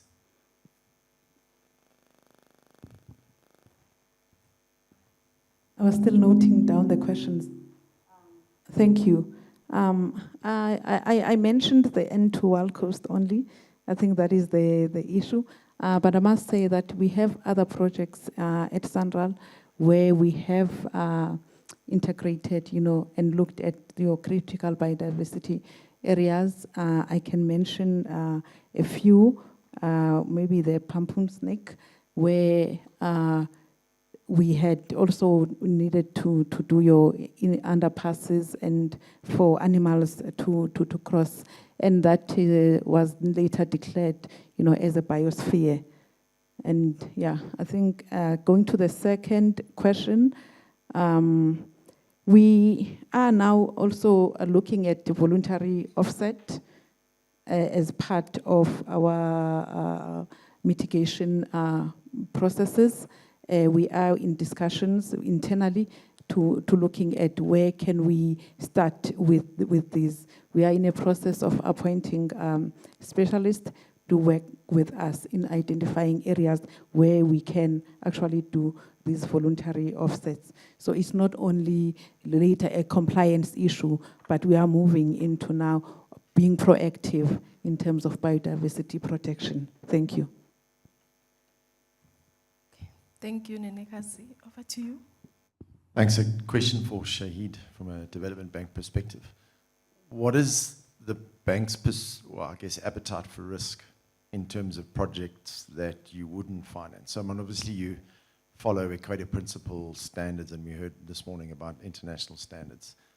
Is there a level of risk appetite within DBSA and other development banks, particularly around infrastructure development at a, that is needed at a national level? And as I said, what is the risk appetite to potentially go back to the developer? I mean, if it's sort of a pre-feasibility stage, are there changes that can be made, or is it a hard sort of no-go from a development bank if it triggers a particular standard? Okay, I don't take difficult questions. That's a difficult question.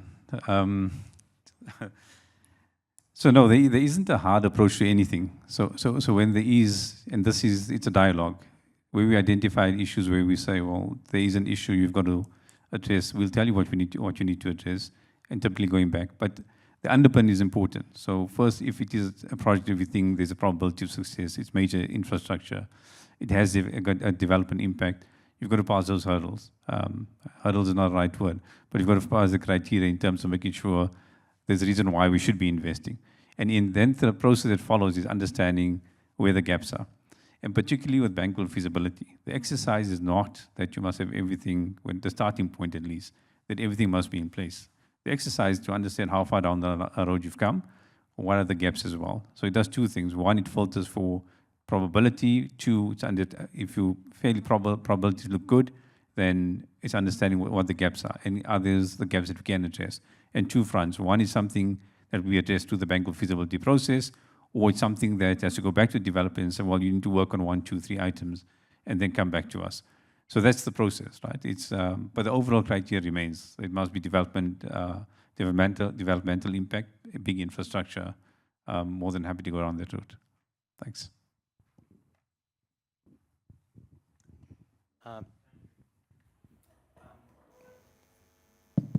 There we go. Thanks very much for the session. This is a question, I suppose, to the panel, and I don't mind who answers it, but what's interesting for me in the South African landscape is that for a large part of time, the mining sector really led the conversation around biodiversity and mining. And because they had to. I mean, Warwick pretty much was one of the pioneers in terms of bringing biodiversity to the attention to from a private sector perspective in South Africa for I don't know, 15 years ago, perhaps, Warwick. If not longer, I'm sure longer. But my question is, I mean, to have you on a panel right now is quite phenomenal. The transportation and infrastructure side, discussing it. How do you think we can start to get other sectors involved in the discussions? I mean, tomorrow's going to be, I think there's agriculture and there's forestry, but you know, aspects like, or sectors like the retail sector, like the wildlife economy, what has to be the trigger to have these conversations that I suppose exists outside of compliance? Or is compliance the only sort of business case lever that starts these conversations? How do you think, you know, what was that lever for transport?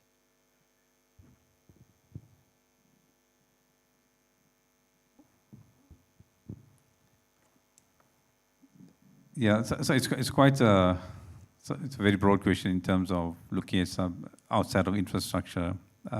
So definitely conversations I had at different levels. And when I said earlier, the private sector involvement. So, but it's, the question is what drives the private sector in their particular area? So if you look at retail as an example, why would they be interested? And it comes down to economics. And that's the distinction. So regulation in terms of, well, you've got to comply for a broader objective as a country, as a community, whatever it may be. Then you've got on a more of a, it's not a micro scale, but a lower scale, where you're looking at, you're going back to the retail example. So why would I be interested in something like that? What's the benefit? So retail off the top, if you look at creating environments, so if you're looking at, say, potentially a shopping mall or development somewhere, it's creating the green spaces around. So what will attract people to come to that particular space?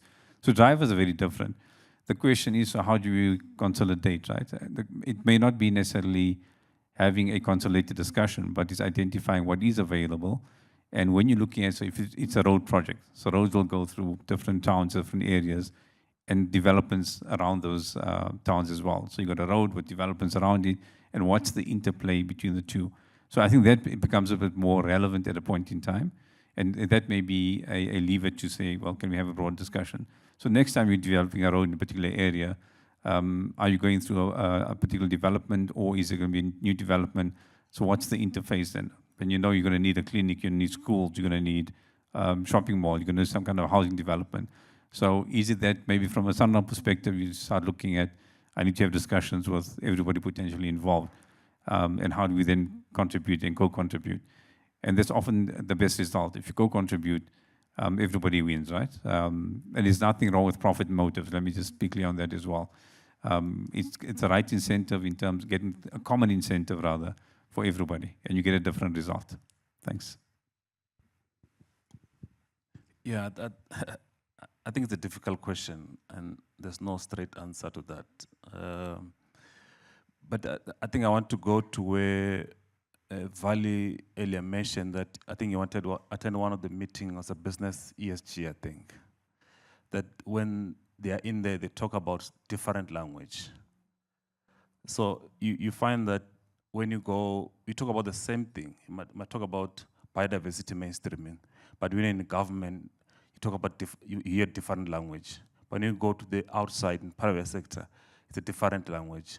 So maybe it might not be a straight answer. That's why I say it's a difficult question. Maybe the first step is to find a way on how all of us can be in the same room, so that we can speak the same language and we share the same values. Because the more you have industries that are out there that are talking amongst themselves, and the government is out there and talking about amongst themselves, so there's that misalignment between the two. So for me, the proposal is that then everybody needs to be in the same room and we speak in one language. Thanks.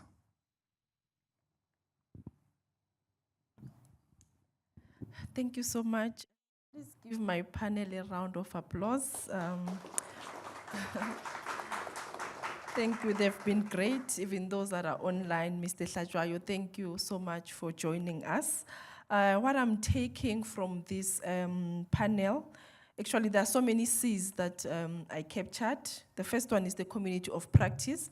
Over and above the information that was shared by Tagalani, I think it's high time that we resuscitate the Business and Biodiversity Forum that we used to have. I think that will be one of the outcomes of this forum by tomorrow. The issue of commitment, I think even you sitting in those chairs at this time, it shows commitment. So it's the first step towards commitment. And collaboration, private, NGO, civil society, government, we need to work together. We need to collaborate more and more. Government, we note from what Sandra said that we must stop being police, but we should work together with them as experts in some of the work that they are doing. And creating stronger partnerships also came out very strongly, and that we must learn from the private sector. You know, there's an opportunity for us to learn from each other. They learn from us, we learn from them, we learn from NGOs and people, like the mention of indigenous knowledge that is there. The issue of sustainability that was mentioned earlier, that we must look beyond, from the past, not only future and the present, but what happened in the past also defines what is happening now. So, and the whole of society approach those are my exiting words. And thank you so much for your indulgence and for your waiting until this time. Thank you.